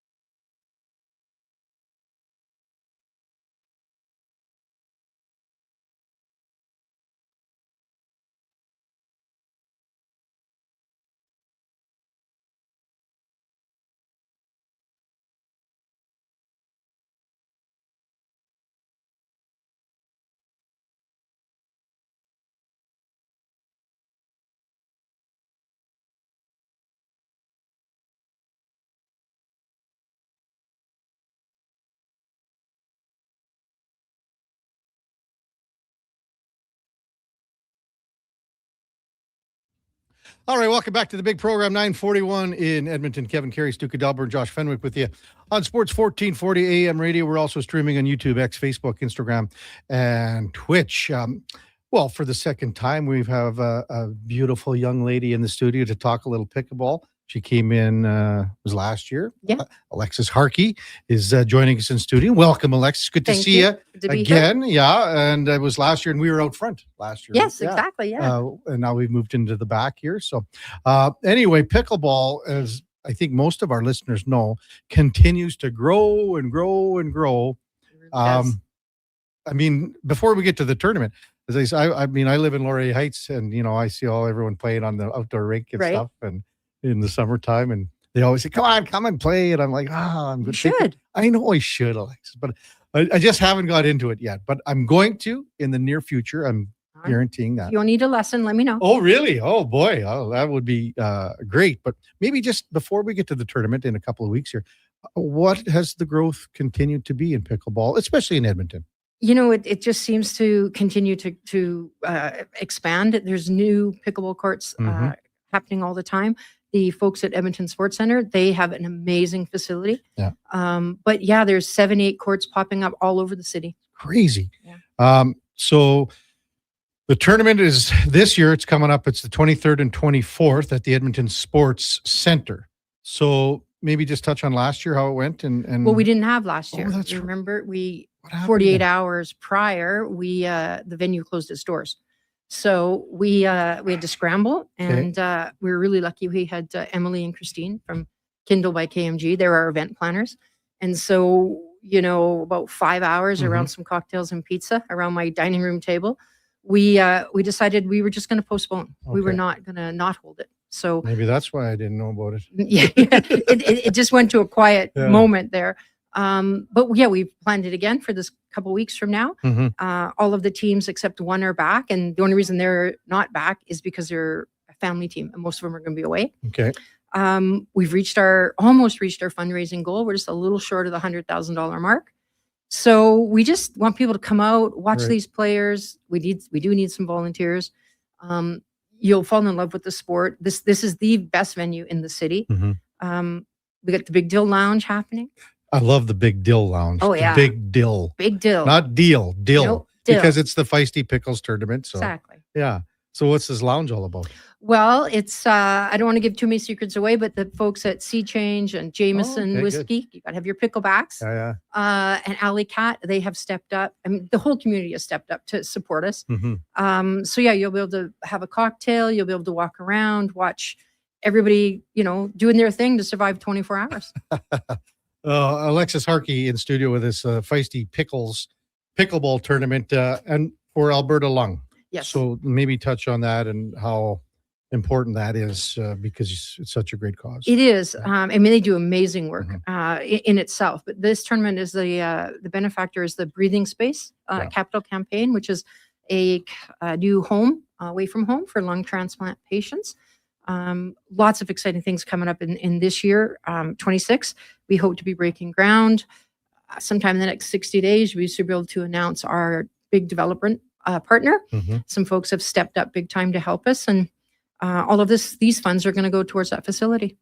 Which, I mean, there's so many great causes, but again, when you mention about how, when you're starting something, it's that those initial steps are so key. We're in our year 5. We've had amazing support all over Alberta, especially in the Edmonton area. So we're just anxious to get it announced, get the groundbreaking to happen, and get this thing built so we can help people. Yeah, I think last time I saw you was it in O'Flynn's box? We were in T.O.'s box. We have been there a few times. Yeah, I know you've been in there, and we were just touching on that. And I was thinking when because we golfed together, that was with Corey Smith. Yes. Oh yeah. That's 3 years ago almost. It was been a while. Well, he's pretty busy. Yeah, he's a busy guy. And who else we had? Who else was in that group? I think it was Jimmy Watt was in there. I think too. Yeah. We had a lot of fun. Man, that's a dangerous combination just right there. You guys were wild. I was like, holy cow! It was like we weren't even looking at golfing. It was just sitting there around yakking and having a shot every once in a while. Exactly. Isn't that how you play golf? That's exactly how you got to play golf. We've got our sister station here at CFCW in Stingray. So there's a team from CFCW as well in the Feisty Pickles. That's great for us too. Yeah, it is. Jackie Ray is our honorary chair. She's going to MC the event, and they have been so supportive. Listeners are raising money through the donation link on their website. It's going to be great. I think they're asking for some volunteers. We're a few volunteers short for this go around, but it's just going to be super fun. So what are we looking at for teams and players and things like that? We've got about 16 teams. Most teams average 10 to 20 players per team. We do have one team of 4. Okay. These guys are determined to do the 24 hours straight with just 4 of them. So that's going to be entertaining to watch. So how does that schedule break down? Like, how do you decide who's playing? Well, it's really kind of up to your team captain, but we have 5 different power hours, which are different themes. So one thing in pickleball and tournaments, you dress to your theme. And so we'll be rotating themes. The theme will rotate through the Big Dill Lounge. We got matching food donations to go with the themes. Right. I mean, it's just going to be quite the show. So if there's 4 of these, just 4 guys on one team, is it, well, maybe there's two women, or is it? I know it's 4 men. 4 men. Okay. So that means that someone is all going to be on the court for basically 12 hours. 2 guys are taking a 3-4 hour break, or 4 hours, or it's kind of up to them. They're 1 hour increments, and then the teams will all rotate and switch, but they will between the 4 of them. they're going to be out there. That's not going to be easy for those guys. I think they think it's going to be easier than it really is going to be. I can guarantee you, these I guys know. are in over their head. I know. One of my spots is 4 a.m. Really? So yeah, I've got to go into that with a little bit of vodka and be No primed up kidding. a bit. How many hours would you play at that time? Our team's just doing 1 hour increments. Okay. So how many do you have on your team total? We have 18. 18. Yeah. Do people have to stay there for the most part, or do they just hang out in the Dill Lounge? That's what we're hoping. Yeah. Is that we have an amazing athletes village created where each Okay. team has their own area, with some reclining lawn chairs, and it's your area. The teams do what they want with it. Mhm. But it's not really a very competitive tournament. It's really meant to make the 24 hours, learn more about the cause, play an amazing sport. What time does it start at then? Starts at opening ceremonies are at 6:30 on the 23rd. Right. And then the event kicks off at 7 and goes until 7 p.m. Saturday night. Yeah. And then what do you do Saturday night?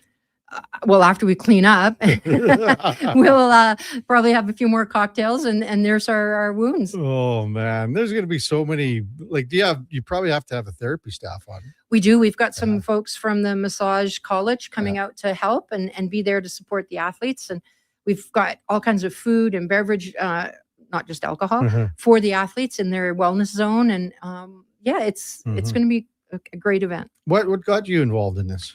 I was just asked to play pickleball one time, and once you do, Kevin, you're going to be addicted. Oh no, I'm not kidding you. I'm nursing a bit of an injury, but I could play this 3 times a week, 2 hours every session, that right? like most players. Hmm. It is so fun. Okay, well, it's your strength on the court. I like the strategic part. I like Oh. being able to theoretically put the ball where I want it to go, Mhm. but to get into the strategy of it. What about all the spins and stuff? Do you put spin on it? No, I'm not that talented. I No? can't even spin a golf ball. I'm not going to spin a Whatever. pickleball. Whatever. Yeah. Well, you've been like on the sports scene. Like, I know you're a massive Oilers fan, and 100%. you had. I think now I'm trying to think when we were in O'Flynn's box there. Now you had some kids there too, and then someone had a jacket. Remember the jackets were coming out. Yes. And it was the Heritage jackets. The Heritage jackets That was and last jerseys. year. Yeah. And then of course, support Lauren with her gig with her beautiful jackets. Yeah. So I think Grace and I know my girls were sporting them. So Yeah. Well, I think that someone was in there, and I'm just trying to think, because you know how it goes in his box. Oh, It's a yeah, I gong know. show in there all the time, but I think someone had some. And then we were just talking about NFL as well. Yes. But you're a Chiefs fan. I am a Chiefs fan. Uh, Proudly. Proudly. Sadly, but proudly this year. But you were even talking about Philadelphia here and Mm-hmm. stuff like that. What got you into watching all that stuff? My dad. Yeah. Yeah. He was just a massive football guy and whatnot. So his team's the Steelers, which Ooh, I cannot get behind. Wow. I got to think about what we're going to do tonight yet, because Duke and I do the I picks. know and that. Yeah. I don't know. I'm still on the fence. I want to take Pittsburgh, but I just don't think I can. I couldn't do it. No. Nope, I couldn't do it. I would rather see Pittsburgh win than Houston, but I'm supporting the Duke here as well. Well, I would It's always You good to just support said colleagues. you'd rather see Pittsburgh win than Houston. You're like, oh, but I'll support. Well, it. that's why doesn't this is such a difficult. That doesn't sound decision. very supporting or support like if No. if you would rather the opposition team win. That's why it's such a difficult decision for me, Duke. Plus, I want to go 5-1. That's the most important part. I'd go Texans. Eddie had the bet with Duke, and he bet him $20 now on Right. it. So it was 50. Then he 50. bowed out pretty quick, didn't he? Yeah, he went down pretty quick. Okay, so it's the Feisty Pickles Pickleball Tournament for Alberta Lung. It starts on the 23rd at the Edmonton Sports Center. Maybe just touch on this facility again here. It is, I can't tell you, Kevin, how Arjun and Harmon, how good they've been to us. Mhm. It's a new facility. It's got a cricket pitch, volleyball. There's a separate building for basketball, and it has these amazing pickleball courts. I think there's 7 or 8 of them. Yeah. Lots of spectator room. They've got little bleachers set up so you can come and actually watch folks play, Mhm. especially at our tournament. They've got a cafeteria in there. They have really, really done it well, and they've been so good to us. We're like, can we do this? Sure. Can we do that? Sure. And it is the premier venue right now, I think, in Edmonton. Mhm. And what do you like? People can come out and watch. It's free and everything. Yeah, it's free. Come out and watch. We've got a games area, so they'll keep the athletes a little bit busy if they want. But come experience the sport. come in and watch us try to survive the 24 hours and learn a little bit about the lung association and breathing space. No kidding. I was thinking the amount of people that play pickleball, some people say, well, more older people. It's for older people. Yeah, not anymore. Yeah. So it is getting younger and younger. I think the last I read is average age right now in North America is 35. Okay. They have a pro tour in the US. Yeah. These guys, I mean, you've got LeBron James, Tom Brady, they own pickleball teams. I mean, it is, it's a different sport than what us oldies play. Same sport, but different strategies. They are the speed and the reflexes and things like that. But it really is. It's not just the gray-haired game anymore. Well, I was even like Jeannie Bouchard. She is, I think, ranked 4th or 5th. She is, yeah. And because we were talking about her when she was at the Canadian Open tennis. That was going to be her last. And they said, well, what's on the horizon for her? Well, she's been playing more pickleball than tennis. Yeah, it is. It's really going to be, I mean, I think it'll get mainstream status because you can play it at all ages. It's sort of at that point where golf took off and the younger crowd is coming in for golf and stuff, 20 years ago. Am I missing anything here, Alexis? At all? No, Nothing? just if you got anybody who's got some free time, wants to volunteer, come out, have a cocktail, watch some fun. Sounds like the Duke right there. I think Duke could be a pretty good pickleball player too. He's probably could. Cat-like reflexes. He's Well, very quick. That's what you need. It's not a very big court, you know. Well, he can cover it. I've seen him. He's quick. If I can figure out how to get vodka in my water bottle, it'll be great. I mean, it's going to be a great I'll time. tell you, if anyone could figure it out, it would be him. All right. Alexis, thanks so much for coming in. Thank you. Good Thanks luck for with the having me. event, and we'll see you soon. Awesome. Okay. That's Alexis Harkey. It's the Feisty Pickles Pickleball Tournament. It's the 23rd and 24th at the Edmonton's Sports Center on 47th Avenue. And again, it's free for anyone that wants to go out and watch. And they've got the Big Dill Lounge. You can't beat it. Coming up at the top of the hour, we got Grant Fuhr, our former co-host from 2 years ago. He's going to check in from Coachella Valley. And we'll discuss a number of things, including the passing of Glenn Hall, who Grant knew quite well as well. So that's coming up at 10 o'clock. We got Ben Pope from the Chicago Sun-Times at 10:20. Before that, time now for a Sports 1440 update brought to you by Riverside Honda. 59 years and counting as St. Albert and surrounding areas' premier Honda and Can-Am dealer. Hey, it's your dream. Ride it at riversidehonda.com. Here is the Duke. The Sports 1440 update.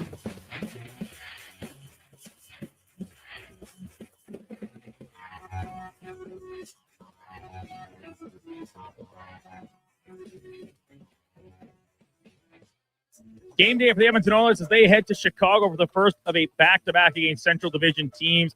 Puck drop against the Blackhawks going from 6:30. Pregame coverage, beginning right here on Sports 1440 at 5:30. Elsewhere around the NHL, 8 other games, including the Red Hot Sabres hosting the Panthers, Carolina's in Detroit, Rangers host the Kraken at MSG, Canucks are in Montreal, Devils play the Wild, Maple Leafs go up against the Avalanche, and in the nightcap, the Kings hosting the Dallas Stars. Ottawa Senators signing goaltender James Reimer to a one-way contract for the remainder of this season. Cap hit will come in at $850K. Reimer, longtime veteran, played in 24 games last season, split between Anaheim and the Buffalo Sabres. Wildcard weekend in the NFL wrapping up tonight from Steel City with Pittsburgh hosting the Houston Texans. Kickoff coming at 6:15, and in the association, 6 games total, including the Raptors, finishing up a back-to-back set against the 76ers. That one will tip off at 5:30 from Scotiabank Arena in Toronto. Elsewhere, Boston's in Indiana, Cleveland hosting Utah, Sacramento taking on the Lakers, and the Clippers welcome in the Charlotte Hornets. Coming up in hour 4 of the Kevin Karius Show, we'll be joined by Hockey Hall of Famer Grant Fuhr, as well as Ben Pope from the Chicago Sun-Times covering the Chicago Blackhawks. I'm Brandon Douglas at your Sports 1440 update. Sports 1440, Stingray Radio Station. CKJR broadcasts from West Edmonton Mall and Wetaskiwin. Download the free Stingray music app and listen wherever you go. Hi, Mike here from Northgate Chevrolet Buick GMC. Happy New Year. I just wanted to take a moment to say thank you. Thank you for everything in 2025. With your help and your support, we fed almost 500 families. We donated to various charities in the Edmonton area, and we're going to do it again in 2026. Please stop in and see us today, 13215 97th Street, or visit us online at northgategm.com. you're in Northgate country. From the locker room to your radio, Sports 1440 is Edmonton's sports leader. Real talk, big personalities, and your texts. It's interactive. It's fun. It's where Edmonton talks sports. Sports 1440. Did you know the Brick is proudly Canadian-owned and operated? We started right here in Canada over 50 years ago. Now, our 5,000 team members are proud to be your neighbor in more than 200 communities across Canada. And we support all Canadians with a growing selection of quality-made Canadian products and manufacturers. Nobody knows more about furnishing Canadian homes at the guaranteed lowest price than us. The Brick, saving you more. Visit thebrick.com and use our store locator to find a Brick store near you. Legacy Heating and Cooling offers no payments and no interest for 1 year on your new furnace. So, when you wake up to no heat, Call Legacy. Call Legacy. if you need it immediately with no overtime rates, if you need it immediately and want to combo it with AC, Call Legacy. Call Legacy. no payments and no interest for 1 year on your new furnace. It could only be Legacy Heating and Cooling.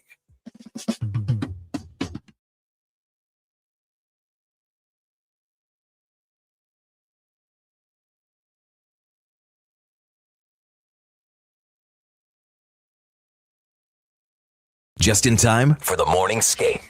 This is the Kevin Karius Show on Sports 1440.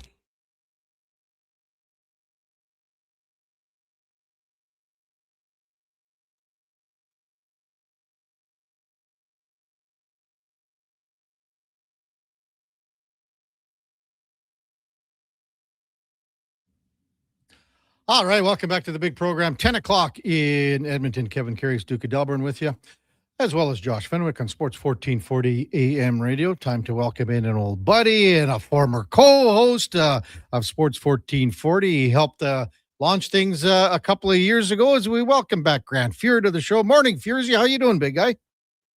I'm well. How about you? Doing great up here. And I was thinking about you the other day when Glenn Hall passed, and I thought I'd fire off you a text because you do Glenn so well back in the day and things like that. And I thought, man, it's been a couple of years since, when we got going here. It's 2.5 years, and you were a big part of when we got the ball rolling. So thanks again for that. No, my pleasure. Doesn't seem like it was that long ago. It sure doesn't. And, we wanted to keep it going, but you're just too damn busy with all the stuff you got going on. We're having a little bit of fun still, so life's not too bad. Oh, I'm betting it is. And we'll talk about Coachella Valley and things like that, your golf and whatever. But, when I was texting you about, the passing of Glenn, and you obviously heard about it last week. Do you remember the first time that you met Glenn Hall, Fuhrzy? I'd have met Glenn when I was 7 or 8 years old. Wow. So, and got to know him better and better through the years, and pretty much kept in touch every year. Mm-hmm. So 50-some years now, give or take. Isn't that something? Truly amazing. I would imagine when you were, sitting or having a beer or whatever, or shooting the breeze, you end up talking more about life and things like that than you do about goaltending. You sit and listen to the stories Glenn tells. I think that was the most fun. Glenn had the great stories. All the older goalies. Mm-hmm. When you get I get pretty fortunate over the years to become friends with Glenn. Bernie Perrant became a good friend, and you listen to them tell stories and how the game used to be, and you kind of soak all that in. I think that's the fun part of it all. Mm-hmm. Do you recall a couple of those stories that maybe, that even you go back a bit with Glenn? Because I got to know him quite well as well, and I sure enjoyed those things, the memories and the stories that he shared. Oh yeah, my favorite's when he talks about the curved stick and how that changed the world. Oh.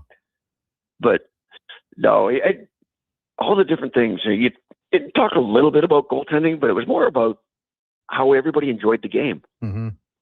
And I don't know how Glenn enjoyed it when you're sick before every game and you play 502 straight ones, but my favorite thing, every time I'd see him, he's like, "Do you still like being a goalie?"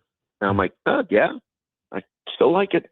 Mm-hmm. So, but no, Glenn was such an enjoyable man to be around. Yeah, he sure was. Grant Fuhr with us on Sports 1440. When, you look at that streak of 502 games, you just mentioned it, Fuhrzy, and 551 when you tack on the playoffs too. it's something that'll never be broken.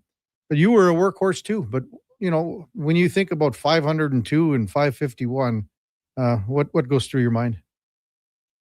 The fact that it's hard to do. It's hard to stay healthy that long. Mm-hmm. And then you think about that. Well, they played without masks, so that means somewhere over the year you're getting clipped and you're getting sewn up and going right back out and playing again. Mm-hmm. So just the durability that it takes more than anything, and the fact that Glenn had a history of throwing up before every game makes it even that more impressive that you would be able to go out and play 502 games in a row. Yeah. And the way he played, like with his style, being one of the first butterflyers, that was even like with no mask. Maybe just explain to our listeners how much more dangerous that would have been for a guy like Glenn. Oh, most definitely. I mean, most of the old goaltenders at that time were stand-up goalies, and they still got clipped with pucks and sticks. Most of these sticks more than pucks. Mm-hmm.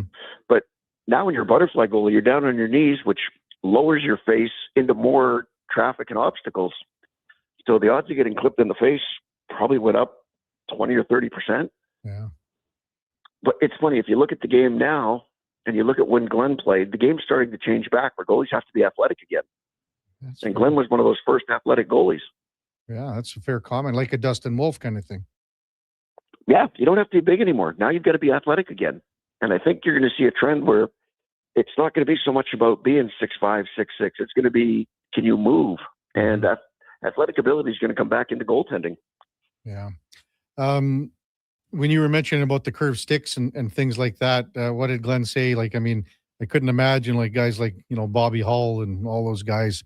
Thankfully, Glenn was playing with Bobby for a lot of those years in Chicago. Oh, yeah. Glenn used to say, well, Bobby's first shot you knew was going to hit the top of the glass. It was just a message to the goalie that he was going to fire something hard and high, and just to get the goalies up on their toes a little bit. And then it opens up more options for the shooter. Mm-hmm.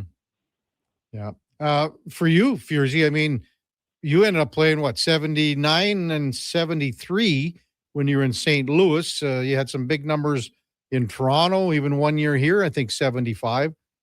Maybe just address what it's like to be going in there almost every night. I think it's just a different mindset. I mean, I think the biggest thing is you have to want to play. I mean, I've never been a fan of load management, but that's crept into the game. But again, where you manage and are able to play that much is managing your practice time. Mm-hmm. You get beat up more in practice than you do in a game. The games are the easy part. Yeah. So, I mean, I love playing every night. I think that was some of the most fun I had was the years that I played games in the 70s. What about when you were on a back-to-back and had no problem with that? No. I mean, once the game starts, you're going to be fine. Yeah. I think back-to-back's not that hard. It's how many games in a certain amount of days. Like if you're playing 4 and 6 nights, then obviously it's a little bit tougher. Mm-hmm. But if you're playing back-to-back and you've got 3 days off afterwards, then it shouldn't be that hard. You take the day off after the back-to-back. Yeah. So it's just about managing it. For sure. And I agree with you. I mean, a lot of these guys are facing 500-600 shots in a practice. Take those off the ledger. And I mean, you're not getting that wear and tear. Yeah. I mean, a couple of last years I coached, I had Curtis Joseph, who was late 30s at that time. And we managed to get him into 60-some games. So it's about managing the practice time and the wear and tear on the mind more than anything. Yeah. Grant Fuhr with us on Sports 1440. When we were doing the show together, Grant, a couple of years ago, I always remember you saying, there's a guy here in Coachella Valley. His name's Joey Decord. And, not a bad goalie. Not a bad goalie. And you kept banging the drum. And then all of a sudden, now Joey's just an unreal goaltender in this league. Maybe just go back a couple of years, Grant, than what you saw back then, and even maybe prior to that, where Joey is now. Well, I think you can see that he has the natural ability and the love to play. I mean, I look for the competitiveness, and Joey always had that competitiveness, and he got better and better as the year went on, and his puck handling was always good to start with. Mm-hmm. I mean, you could see that going back to his college days at ASU, that his puck handling was good. But you kind of look to see how a guy reacts, how he reads plays, to see if you think he can advance to the next level. Well, Joey had all that and got better and better. We've got another young kid right now, Nikkei Koko, who's same thing. He's getting better and better. He's still young. He's only 21 years old, and he's going to be a good one as well. Mm-hmm. When it was almost that perfect time because Joey was just, when we started the show here, Grant, with you, and he was right in between about taking that step to Seattle. And in the last couple of years, he's playing 50 games or so.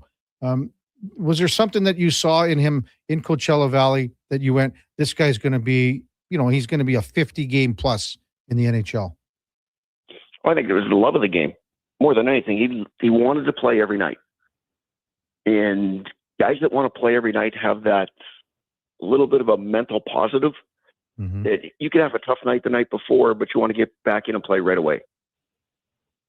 And just the way he played the game, the way he reads the game, I think that's the fun part, and the love of the game. Right? A lot of guys love the game, but they don't love playing every day. Mm-hmm.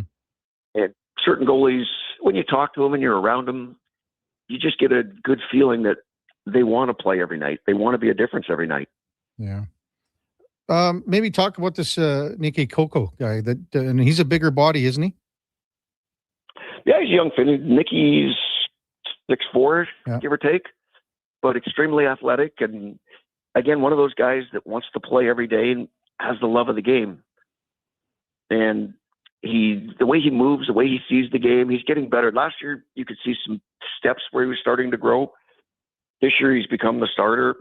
He's growing even more. And we're an extremely young team this year, so you get a really good chance to see how he reacts to a lot of mistakes that happen when you have a very young team. I mean, yeah, we score a lot of goals, but we also give up a lot of grade A chances. So you get a good chance to get a read on how he's adjusting to the game. Mm-hmm. What kind of team do the Firebirds have this year, Grant? Well, right now we're the youngest team in the American Hockey League, but it's a great group of kids. They compete hard every day. They're all learning the pro game. We had a little bit of a low spot here the last 2.5 weeks or so where we played some good games, but we didn't get results that we wanted. And we had a tough schedule of back-to-backs where you play at home, get on the bus, go play on the road. They're in Texas this week for a couple of games. Then they come back for a day, go to San Diego, which they'll stay here for a day, bus over to San Diego, and then we come back home to play Abbotsford, who's already sitting here waiting for them. So they're learning the grind of the pro game. And again, it's a very young group. I think our back end, our oldest guy is Gustav Olsson. I think he's 28. The rest of the kids are all 22 or younger. Wow. Hey, what about a guy that's just outside of town here from Irma, and that's Jager Furkitz, who played in the Western League with Moose Jaw. What kind of season is he having here? And is he got what it takes, Grant, to take it to the next level here? I think he does. Furk's been great. I mean, for a while, he was leading us in goal scoring. And again, you saw a guy last year who it's an adjustment. Every step you make is an adjustment. And he went through a little bit of that adjustment last year. And again, there's your second year. Everybody starts slow. He started a little bit slow, but he's played extremely well for us here when we've needed him. And he's definitely a guy that's going to play at the NHL level. Yeah. Grant Fuhrer with us, Hockey Hall of Famer, also does color commentary for the Coachella Valley Firebirds in the American Hockey League, our guest on the Kevin Carey Show on Sports 1440. Hey, away from hockey and everything, what's going on with the foundation and the tournaments and golf and everything like that, Grant? Well, we combined with the Firebirds this year to have my 5th annual tournament, so that was fun. We're still doing all the math to see what we managed to raise for that, but I think everybody had a good time. We had, about 300 for the dinner. I think we had 182 players on the golf course. So holy smokes, a good time there. What else we've got? There's a new tour out for athletes called the Pro Players Tour. So I've played a couple of events in that. They're in here actually next month. They've got an event here in Palm Springs. So that's been a lot of fun. So just dabbling in lots of little things. How's that pro tour thing? Like, what's that all about? If you played a couple times, does it just have to fit your schedule, or how's that work? They bring in 82 guys for every event, and you've got to finish in the top 40. So they have a cut after 2 days. And then if you finish in the top 40, you get invited to the next one. Wow, Cool stuff. Hey, this the One Valley Foundation and the Grand Fury Celebrity Golf Tournament. That was just like a couple of weeks ago, like almost a month ago, and that's when that was held, Grant. Yeah, it was early December. Yeah, I forget the exact date, but we had to fit it into the Firebird schedule so that they could join us this year. Past years we've done it in May, but this year we thought we'd combine it with the Firebirds and get them involved, let them get around. Let them get around some of the different athletes that we bring in, which I think a lot of the guys were really inspired sitting talking to some of the ex-athletes. Yeah, that's cool stuff. Just a couple more for you, Furzy, before we let you go. And just with the Oilers and where they are, I know you always keep track. And I mean, obviously the goalie situation here with Stu Skinner being traded, and I think Stu's allowed a goal in his last 4 consecutive games. So he's found his game, I think, in Pittsburgh. We wish him the best. But with Tristan Jarry coming here, and you got Cal Pickard and Connor Ingram with Jarry out, what do you make of the whole goaltending situation this year for the Oilers, Grant? I think it's been interesting. I mean, the trade probably had to happen. It wasn't because Stu was a bad goalie. You need a breath of fresh air sometimes. And yeah, Edmonton can be a critical spot for a goalie, especially when there's high expectations. So I expect them to be good in Pittsburgh just from getting out from underneath that. But at the same time, Tristan's hard to get a read on. He's only played the 3 games. But again, you look at Cal Pickard. Cal Pickard's come in and he's played very well. And then this year, a little bit of a slow start. And now you're getting a chance to see Connor Ingram, who's had success at the National Hockey League level. I mean, he's been a very good goalie on a not good team in Arizona. So what have you thought of Connor Ingram, Furzy? I think he's a good, solid goalie. We got to see him here his first game in the American League. And he had a little bit of a tough night, but you can see that the basics are there. He's going to be a good goalie. It's a matter of him getting his confidence back. I think that's the biggest thing. That's the big thing for sure, I would say. Furzy, always great catching up with you. Really appreciate you coming on kind of short notice. Continued success down there, and hopefully we see you soon, big guy. I look forward to it. All right, that's Grant Fuhr, Hockey Hall of Famer, does color commentary in Coachella Valley, tons of stuff away from, with various charities and the Grant Fuhr Foundation. When we come back, we will talk about tonight's Oilers game in Chicago with the Blackhawks with Ben Pope from the Chicago Sun-Times. All straight ahead on the Kevin Karius Show with the Duke of Delburne. Josh Fenwick on Sports 1440 AM radio. We are streaming on YouTube, X, Facebook, Instagram, and Twitch. At Fountain Tire, success is a team effort. They're committed to their team members and their customers. And that means treating your vehicle like it's their own and finding solutions that suit your needs. Because whatever the road brings ahead, they're on it with you. Visit fountaintire.com today. Hey, Edmonton, did you know a local Play Alberta winner scored over $500,000 on Mega Jackpots Ocean Bells? Think about the season tickets you could lock down with that kind of cash. From major casino winners every hour to jackpots worth millions and hundreds of popular games to money that stays in the province, there's never been a better time to sign up for Play Alberta. Download the app today to get started with casino, sports, and lottery all in one app. Must be 18 plus to play. When you gamble, use your game sense. Cantork has turned 25. That's right, 25 years of building tools so good, they practically torque themselves. Hard work and innovation equals problem solved. See our latest designs at cantork.com.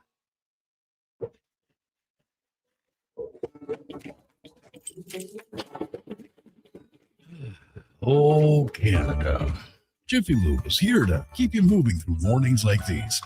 Full synthetic oil changes, quality Pennzoil products, tire checks, battery tests, and everything else your car needs to get through our winters. Stop by Jiffy Lube for fast, easy, warranty-approved service. No appointment, no hassle. Just dependable service right when you need it. Jiffy Lube, keeping you moving through this. From the first face-off to the final whistle, Sports 1440 is your home for hockey talk with live coverage, expert analysis, and pre- and post-game shows. We bring you closer to the game. Tune in 24/7 only on Sports 1440, Edmonton's sports station.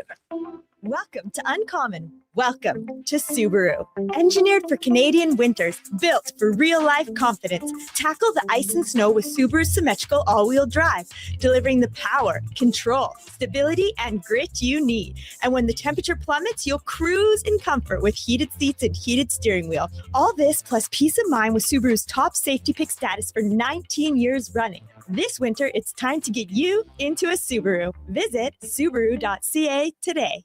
Happy New Year from Metal Supermarkets. They'd like to thank you for making them your place to shop for metal and for quick, efficient precision cutting and metal bending. If your resolutions for 2026 include a new project, commercial or residential, they're here to help. And speaking of resolutions, I've taken up pickleball. 11-0. I win. Great. Now I can nap. It's best of 3. Not in my kitchen, kid. Metal Supermarkets, the local convenience stores for Southside, West End, metalsupermarkets.com.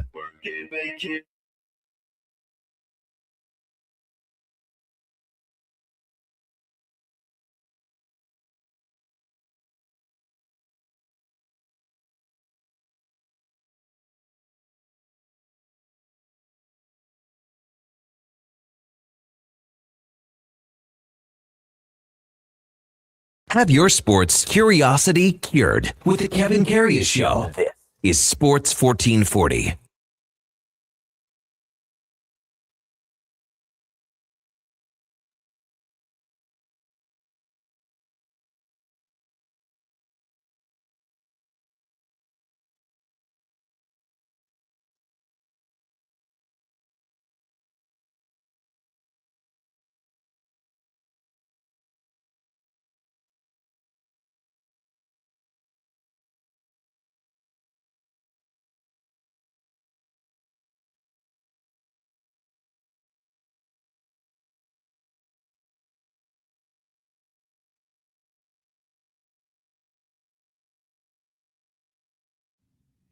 All right, welcome back to the big program.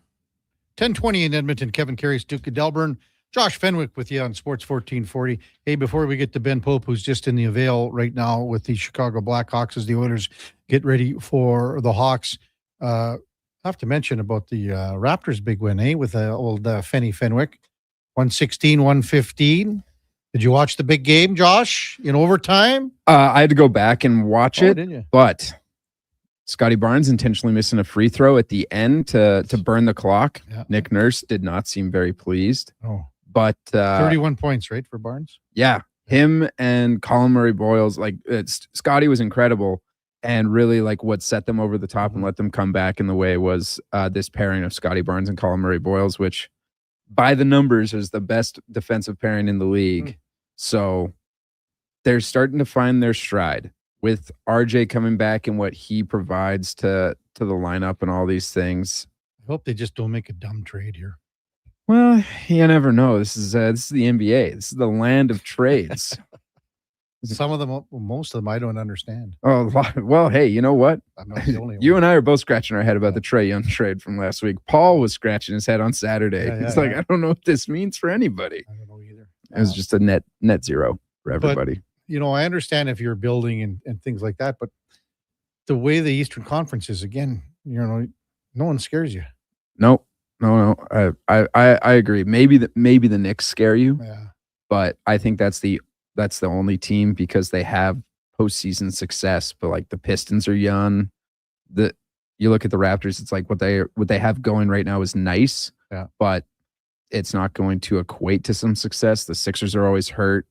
Maybe you could talk someone into the Celtics with no Tatum and how they're firing, but the champion is in the West for sure, unless Duke's Orlando Magic. Come on, Duke. Never. I still believe they could make some noise. Keep believing. Why not? Why wouldn't they? Paolo, once he finds they got guys. Once he finds some more consistency in his shot, then I feel like the Magic could be there. Quick card, Edmonton Minor Hockey Week is continuing across our city. First weekend in the books, and it was busy down at Terwilliger. Well, it's busy everywhere. Sports 1440 proudly presents Quick Card Edmonton Minor Hockey Week. We got 13,000 players, over 600 teams. You got kids from 9 to 18, girls, boys, Championship weekend is this weekend at Terwilliger. We got the 50-50 cash raffle to support minor hockey. That winner will be drawn on the 20th. Tickets at $10 each. Go to sports1440.com for the link and the full schedule. I was noticing, good gig. And I mean, he scooped everyone on it, and that's Chris Johnston from The Athletic. He went over to, Milan for the last 3-4 days to, report on the facility. And he's got an article out in The Athletic, and it's just absolutely one of the best, lead lines. When you're writing an article and you want that hook right off the bat. And he's got his line in his article is this: the coldest place to stand in the bone-chilling Santa Eulalia arena this weekend was right beside me.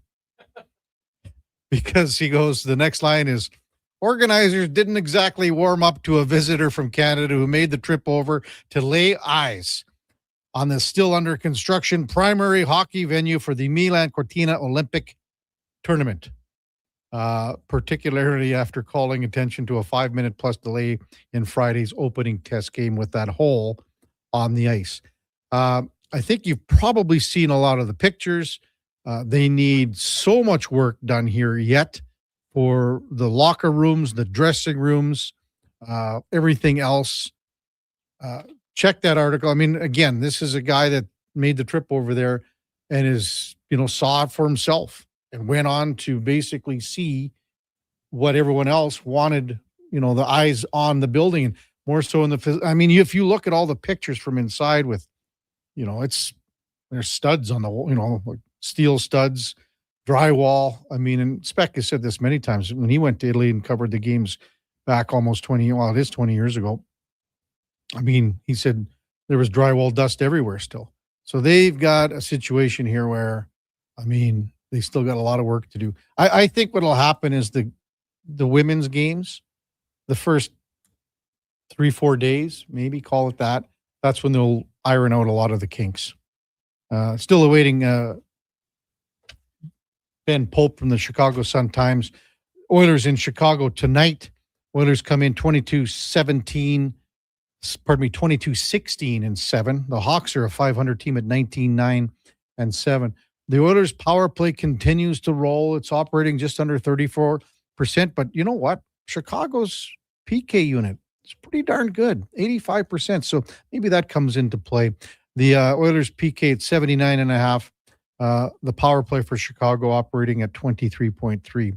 Special teams, always, it seems, you get a power play goal and you get a clean kill every night. That comes into play almost in every game. Oilers beat Chicago by a score of 3-2 in overtime.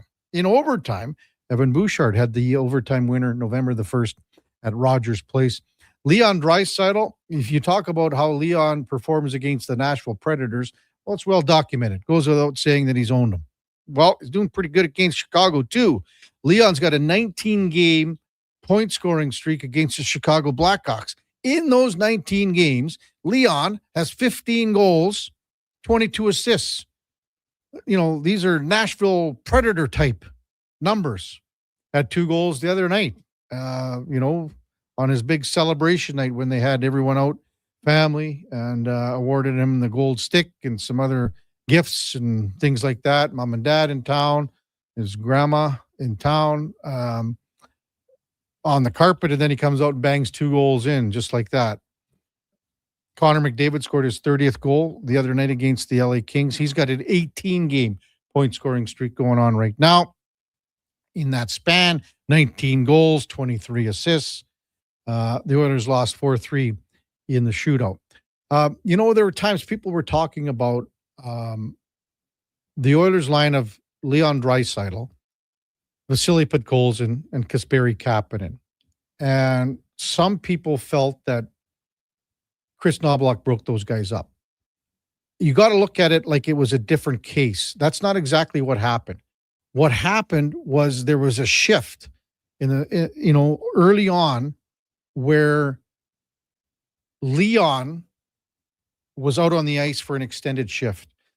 And what happened was Leon he didn't want to get off because the Oilers had puck possession and ozone time in the LA end for well over a minute and a half. Leon stayed out. And so he stayed out when there was a change, and it was Connor and Zach Hyman that made the change or that were on the ice, right? So there was no way that Leon could get off because they had sustained pressure.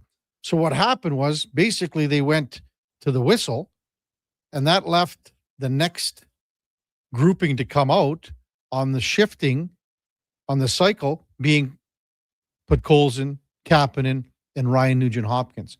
And that's why it stayed together like that, because it took them a little while to get back in. Not saying that Connor, Leon, and Zach Hyman didn't play together again, because it did happen.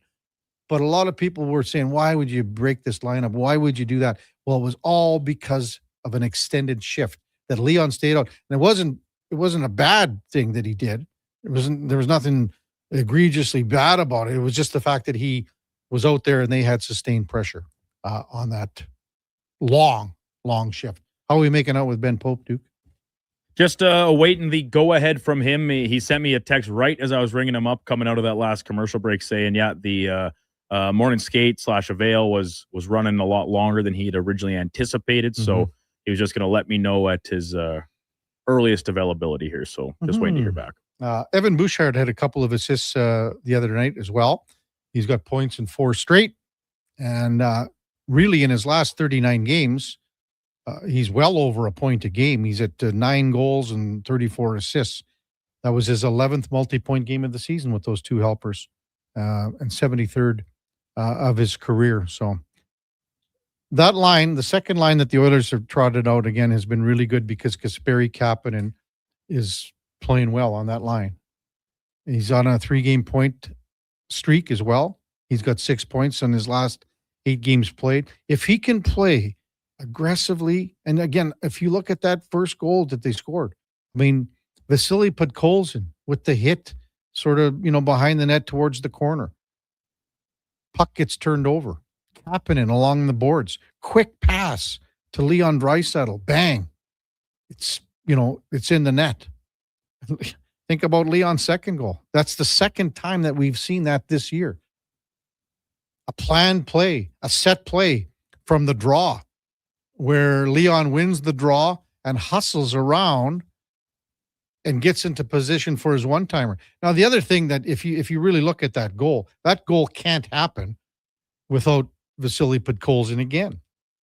Because if you really look at it, and it's not enough to warrant a penalty, but Vasily Podkolzin has a pick on that play, and it's very subtle. It's so subtle that can't call him on it, but it's enough to hinder someone following Leon to get into his position. And I think that's the second time that we've seen that play, a set play from the draw. Oilers come into this one again 3 points back of the Vegas Golden Knights. Vegas does have a game in hand as well.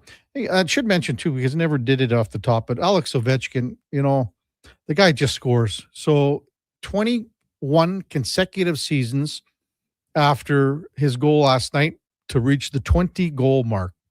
It's the second most in NHL history. Only Gordie Howe has done it 22 times. Ron Francis was right there. Ovechkin just passed it. So scored against the Nashville Predators last night. 21 seasons, 21 times that he's got 20 goals. Francis did it in 20 of his 23 NHL seasons, but Howe has 22 of them. I mean, you don't see this guy slowing down. I mean, he's going to get 35, 40 goals this year again. And not only that, he's going to be one of the guys, because of Russia not going to the Olympics, that's going to be fresh. I mean, think about all the Russians across the league that are going to be fresh after the break. Ovi's going to be one of them. I mean, this is a guy that's going to be, like, are we looking at 1,000? Do you think he can, if he's going to hang around? Last year, he scored 44 goals, but he only played 65 games. I mean, is it crazy to say that he could get to 1,000? I don't know. Duke, do you think he gets to 1,000? That would be something. I'm going to say no, because part of me thinks that this might be his last year. I don't know. I think But it's well documented that he said, he would like to finish his career in Russia. Does he want to do that when he still has quite a bit left in the tank? He's showing he does right now, right? So to return right now would be in line with that thinking, but I really don't know. He It's has to kind play of an more than enigma. one more year here. He has for sure, to accomplish like he's going to be at between 935 and 940. That's where he'll be at the end of this year. So he's not going to get 60 next year. He could get 40 again. If he's at 980, does he go, yeah, I might come back for 1,000? I don't know. That's crazy, though. I think the Duke is just lining up Ben Pope from the Chicago Sun-Times. It's going to be our puck report, brought to you by Fountain Tire. And at Fountain Tire, we focus on one thing, and one thing only, and it is your vehicle. From tires and wheels to oil changes and vehicle repairs, we have you covered. Visit fountaintire.com to book your appointment today. Triple C says Ovi will get 1,000 for sure. Triple C, got to have some comment on the Eagles. Come on, man. Some comment on the Eagles. Hey, just one. Time to welcome in Ben Pope from the Chicago Sun-Times. Morning, Ben. You're with Kevin Karius. Thanks for jumping on Sports 1440 once again. Really appreciate it.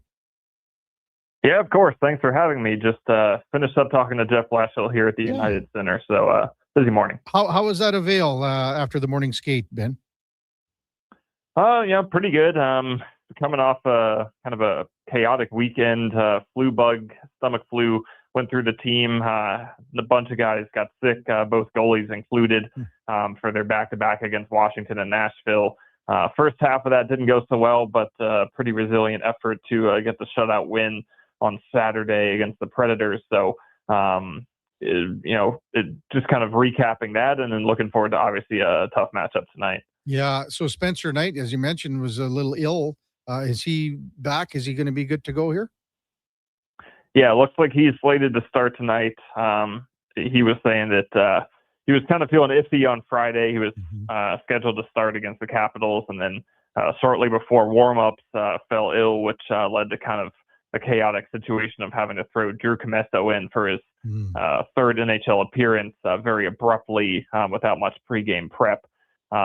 But yeah, he's back to health now and should be good to go tonight. And I mean, with Connor Bedard just returning recently, I mean, holy smokes, they needed that bolt and that jolt. And how nice is it to have their best player back in the lineup here, Ben? Well, obviously it's huge. I think his absence ended up forcing the team to improve in some valuable ways in terms of finding more depth scoring and positional versatility, and learning how to create a little bit more offense within the zone rather than relying on that transition offense that he obviously is so good at. And the fact that they ended up going 4-0-1 in their last 5 games without him, I believe, is a good sign. But, getting Bedard back is obviously huge. One of the best players in the league at this point, easily the best player on the team. And it sounds like maybe he's not completely 100% yet. He's not allowed to take face-offs at this point. And Blashill mentioned that there's been some puck handling things where maybe it's not been as clean as he would, typically like it or expect it to be. But he still looked pretty dynamic. His shot doesn't seem too affected. He had 2 primary assists in Nashville, both very pretty plays. And, to my eye, at least, he looks pretty close to his normal self. So certainly a huge weapon to have back at 5-on-5 and on the power play. Yeah. I mean, was there a lot of disappointment? Did you see a lot of disappointment that he wasn't named to the Olympic team roster for Canada? Yeah, for sure. I think Blashill talked about that pretty extensively right after the announcement while Bedard was still injured, that it probably came down to the perception of his defensive play. I think everyone realizes how talented he is offensively, but he's improved a lot defensively this year, and I think the Blackhawks feel like maybe that hasn't been fully recognized around the league, how much better he's gotten in that regard as kind of a two-way player. And then Bedard, a few days later, after the announcement, talked about it. He is on the injury replacement list, as are several other players, my understanding. But he's kind of viewing this as an opportunity to look in the mirror and see where he can improve, saying all the right things about taking it in a healthy way. And, if it ends up motivating him to be an even better player, even more dangerous player, then that's even scarier for the rest of the league. So, and I'm sure, at later points in his career, he will get the opportunity to do it. So it sounds like surely he was disappointed, but he's taking it and handling it the right way. Yeah, totally. I think he handled it so good. Ben Pope from the Chicago Sun-Times, our guest on the Kevin Karius Show on Sports 1440. What about Frankie Nazar? What's his status? Is he a week, 2 weeks? What's he looking at here?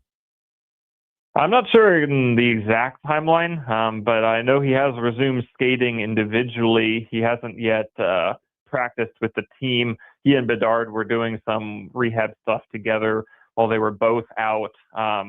For him, it seems pretty clear it was a broken jaw, so it's not only getting the structural stability back in his jaw and in his face, but also just getting his weight back up. I think he had to go a week or two without really eating solid foods.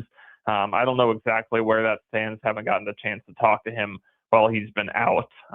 But I think it's maybe a little iffy on whether he'll be back before the Olympic break or not. And if he is, it'll probably be, in those last few games before it. Yeah. How busy do you think the Hawks will be here with the trade deadline? And I think a lot of it will be later than sooner here. Aggressive, kind of standing pat. Where do you think they'll go here? I would be shocked if they added. I don't think that's really under consideration at all, unless maybe it's a guy on a younger player or someone on a longer term contract like with Spencer Knight last year. But they do have several notable pending UFAs that they could shop around. Connor Murphy being one of those, Jason Dickinson, Ilya Mikheyev. I think there's a decent chance they end up extending one of Dickinson or Mikheyev, but they kind of need to clear a couple forward roster spots in order to make room for Anton Frondell, potentially Roman Kanserov, potentially Sasha Boisvert to turn pro in the last month of the season. And it would make sense to just kind of get assets you can for those pending UFAs you're not planning on keeping beyond this year. Certainly their prospect pool is already loaded, but I think they're kind of interested in getting draft picks maybe for 2027, 2028 that they could then down the road flip for current players at that time when they're really trying to load up rather than actually make those draft picks. And Murphy has been in rumors a little bit for the past few years. He's the longest tenured player on the team and has a big role in the leadership group, but he's never appeared in the playoffs aside from the COVID bubble. I think that's something that obviously he'd be excited about and the team would love to give him the opportunity to do, especially if they're more than 2 points out of the playoff spot by the time late February rolls around. So he's another guy that could potentially be moved. What have you made of Artem Levshinov's plays this year, Ben? Sometimes I got to go, he's only 20 years old. You got to keep that in mind here. Yeah, it's been a roller coaster, and I think everyone knew it would be. Just coming in last year, he was certainly very raw. His decision-making in particular could be erratic in terms of you never really knew what he would do in any shift, but his talent was obvious. And honestly, the past couple of weeks since the Christmas break have been by far the best he's played. It seems like it's been a lot of, two steps forward, one step back, 3 steps forward, 1 step back this year. But by this point, he's taken a good 20 steps forward, and it really seems to have something that's clicked in him, as Blashill put it recently, particularly offensively, where he's attacking the game, he's confident, he's assertive. The things he can do in terms of holding on to the puck, skating around the offensive zone are very rare among defensemen. He can hold on to it for 10, 15 seconds, eluding players and keeping his head up to make or look for plays without really being a turnover risk. And that's not something you'd feel confident with many defensemen doing. So even though there's still some warts defensively and it's not the most, finished, consistent product, he's become one of the most important players in the team already. And really adding a lot to their offense. And the sky seems to be the limit for him when you look, 2, 3, 4 years down the road. Hey, Ben, did the organization say what they thought of how Anton Frondell played for Sweden at the World Junior Championship? Well, they were definitely excited about it. They had 3 prospects there in Frondell, Vaclav Nestrasil on Czechia, and then AJ Spellacy on the U.S. Yeah. And all 3 guys played well, exceeded expectations for them individually in their specific roles. Frondell certainly being the most notable of the 3 and being one of the top players in the tournament was exciting for sure. He got up to a really hot start over with Djurgården in Sweden this year, had cooled off a bit over the past month or 2. His playing time has been a factor in that. It's been maybe a little bit of a source of frustration that he hasn't gotten a more consistent top 6 role for them. But they've kind of urged him to not worry about things out of his control like that and just focus on, dominating his shifts, not worrying about deferring to veterans, which is such a big part of the culture over in the Swedish league. And so for him in this tournament to have that consistent first line, second line role and be a trusted, relied upon guy and going up against his own peer group and to dominate the way he did, really just affirm their belief in what he can be and kind of where he can go with things once he comes over to the NHL and is put in that role consistently where their first priority is developing him. So it's certainly exciting for that, and I think it'll be even more exciting if he does get the opportunity to play in the NHL the last few months of this year, depending on how long a playoff run Djurgården makes. I'll tell you what, too, Ben, every time I watched the Americans play, I thought AJ Spellacy was their best forward. Yeah, he's never going to be a top offensive guy, but for what he does it extremely well. He almost made this team out of training camp last season. This season he had a bit of an injury during camp, so we didn't see as much of him. But his physicality and that hard 200-foot game, I mean, he does it to a T, and he looks like a guy who, even though he's not putting up big numbers really into OHL, has a pretty clear route to at least a bottom 6 NHL role in the near future. Yeah, I think he's pro ready, more so than a lot of other Hawks prospects, which includes Roman Kanserov. How close is he? Where do you think? How long till he comes across the pond here from the KHL?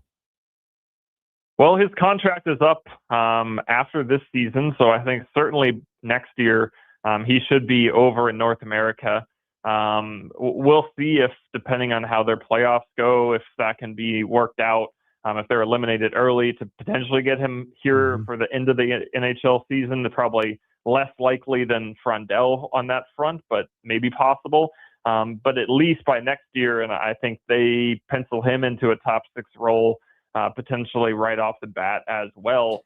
Certainly depending on how things go in camp for him, but pretty remarkable season that he's having, leading the KHL in goals, and I think maybe points now too. For a while it was just goals at his age, and some of the highlights coming out of there that I see are really impressive. Maybe the defending isn't quite on the same level as he'll face over here, but just the ability to slice through defenses with his speed and vision is very impressive, and he has a great shot too. So he and Frondell are the 2 guys that those are going to be the big forward additions, more so than any free agent or trade that they hope will kind of put them over the top into a real contender once they arrive. Hey, Ben, great stuff, and thanks for checking in right after the availability. Really appreciate it. Enjoy the game tonight, and we'll talk soon. Thanks a lot.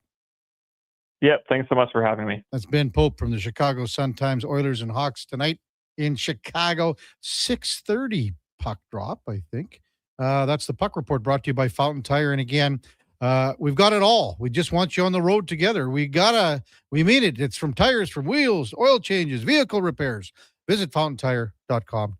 Find out more. Well, I'll tell you what, Duke. I think Oilers Nation, if this happens tonight, I think Oilers fans are not going to be happy at all here. They're going to be livid because it looks like Andrew Mangiapane's drawing back into the lineup, and Ike Howard will be coming out. As per Bobby Stauffer from the Morning Skate, lines the same across the board with RNH, McDavid, Hyman. but Coles and Draisaitl, Kapanen. Then Mangiapane, Roslovic, Savoy, Janmark, Lazar, Frederick, Howard, the spare, Ekholm, Bouchard, Nurse Emberson, Stastny, Regula, waiting for Wallman. Looks like Connor Ingram will start in goal. That means Cal Pickard goes tomorrow in Nashville. Now, well, you can look at this a couple of ways. Well, everyone knows how Mangiapane's been this year, the season that he's had. How long can you keep a guy in the press box? That's the question that the coaching staff would be looking at here. Who would be coming out? Well, you already had Frederick in the press box. I mean, would it have been as simple as to take Mangiapane and throw him in Frederick's spot? At some point, Frederick has to get going more so than what he has been doing and has been doing. But I don't think Oiler fans are going to be too happy with Howard coming out.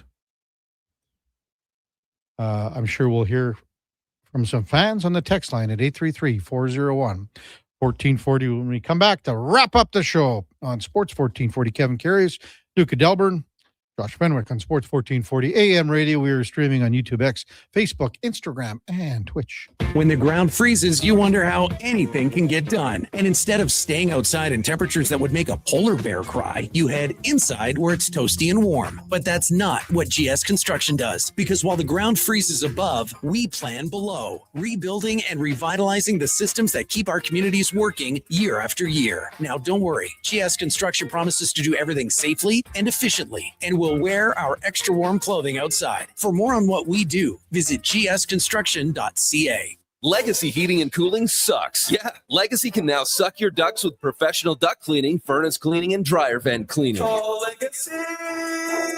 Call Legacy. When you need the filth sucked from your air ducts.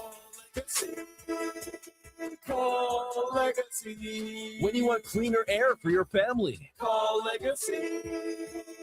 Call Legacy. Legacy now offers air duct cleaning. Book in today. Just call Legacy. Edmonton's go-to station for all things sports. It's Sports 1440. From Low Tide to Kevin Karius and Jason Greger, we deliver the latest on your favorite teams. Tune in 24 hours a day, 7 days a week. To Sports 1440. I'm Rick Showers from No Bull RV, and even though it's a few months past Thanksgiving, I want to give thanks right now. This is the time of year when so many people go to the new RV show and buy their new RVs. All the new RV stores are bragging about the latest makes and models. That's right, Bob. Those beautiful state-of-the-art RVs are brand new right up until the time they leave the showroom. Then they're used. Just like every quality used RV on our lot, somebody pays full price at the RV show or at the new RV store, and in a matter of seconds, it's worth tens of thousands of dollars less just because they picked it up. Where does all that money go, Rick? It stays in our customers' pockets, Bob, because we sell those same RVs just a few years later. If it wasn't for new RV buyers, we'd be out of business. That's why we give thanks every year. You make it all possible. And that's No Bull. NoBullRV.ca.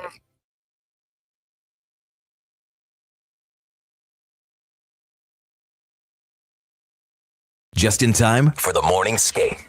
This is the Kevin Karius Show on Sports 1440.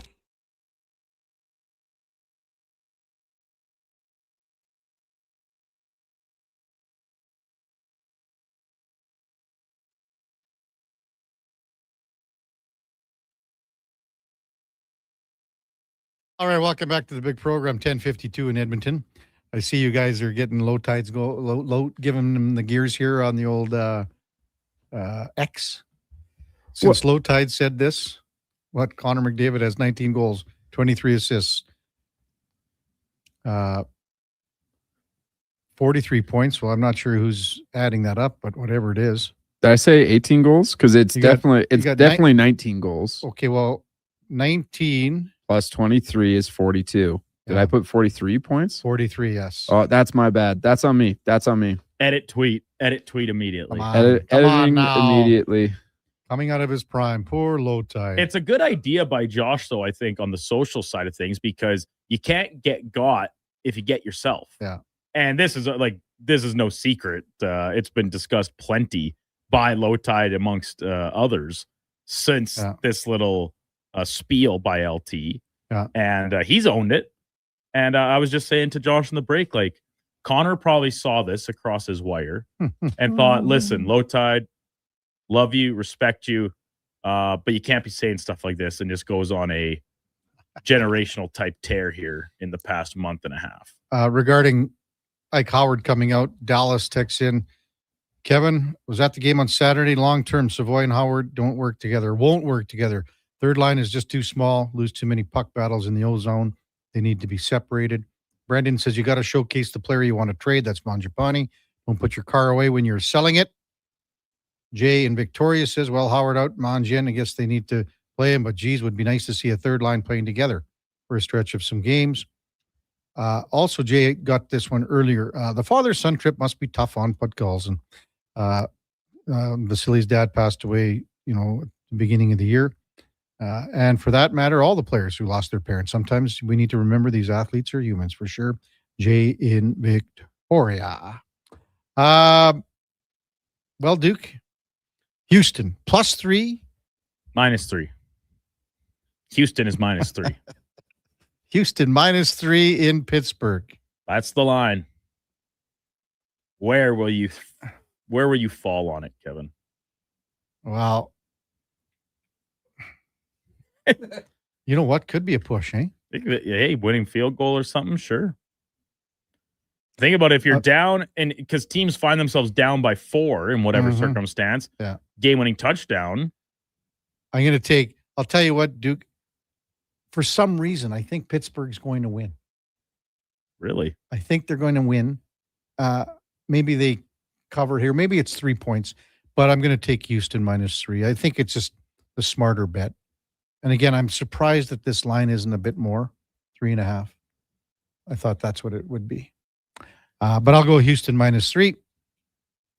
There we go. Well, because I got to go 5-1 against you. Old man Baker has Houston, so that's okay. Okay. Yeah. So after the first 5 games of this weekend, currently you have shrunk the lead to 8. All I'm saying is that I'm fine either way. I'm sort of hedging here. I'm down to him, I think, $40, which I was down 200. I've come back 16. Coming up at the top of the hour, it is Fantasy Frenzy with the former Ross Shep T-Bird, Connor Halley, and the Duke of Delburne at 12 o'clock. It's the lowdown with Alan Mitchell, 2 till 6. Not quite 6. I guess it'll be 5:30. Jason Greger with the Jason Greger Show. Then we got Andrew Walker and Greg's and Landon Ferraro, Donnie P with the pregame show. Puck drop. It's 6:30. I'm correct in this one. Yeah, 6:30. Sometimes I get confused with the Central Time, but that's the way she goes. Post-game show to follow. Fox Sports All Night. We'll be back with you tomorrow morning at 7 bells. Before all that, time now for a Sports 1440 update brought to you by AWS Welding Supplies and Nisku Product Sales Servicing, calibrating, free same-day delivery of in-stock items to Leduc, Nisku, and South Edmonton. Your one-stop shop for all things welding. AWSwelding.ca. Have a magnificent rest of your Monday. We'll see you back here tomorrow morning. Until then, here is the Duke.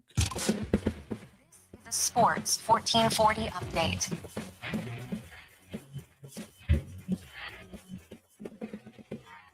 Game day for the Edmonton Oilers as they are in Chicago for the first half of a back-to-back against Central Division teams. Puck drop coming just after 6:30 Mountain Time. Pre-game coverage beginning right here on Sports 1440 at 5:30. And reports from the morning skate have Andrew Mangiapane drawing back into the lineup. Ike Howard expected to take a seat. Around the rest of the NHL, 8 other games, including the Red Hot Sabres hosting the Panthers. Kraken are in MSG to take on the Rangers. Devils play the Wild. Canucks in Montreal against the Canadiens. Avalanche host the Maple Leafs. And the nightcap, LA Kings host the Dallas Stars. Ottawa Senators making a move this morning on an official side of it, signing goaltender James Reimer to a one-way contract for the remainder of this season. Cap it'll be $850K. Reimer played 24 games in the NHL last season between Anaheim and Buffalo. Wildcard weekend of the NFL wrapping up tonight between the Steelers and Texans from Pittsburgh. Kickoff coming at 6:15. And in the association, 6 games total, including the Raptors hosting Philadelphia for the second half of a back-to-back. Tip-off at 5:30 from Scotiabank Arena. Elsewhere, Cleveland hosting Utah, Brooklyn in Dallas, and the Clippers take on Charlotte from Southern California. Coming up on Sports 1440, it is Fantasy Frenzy with Hallie and Douglas. I'm Brennan Douglas at your Sports 1440 update.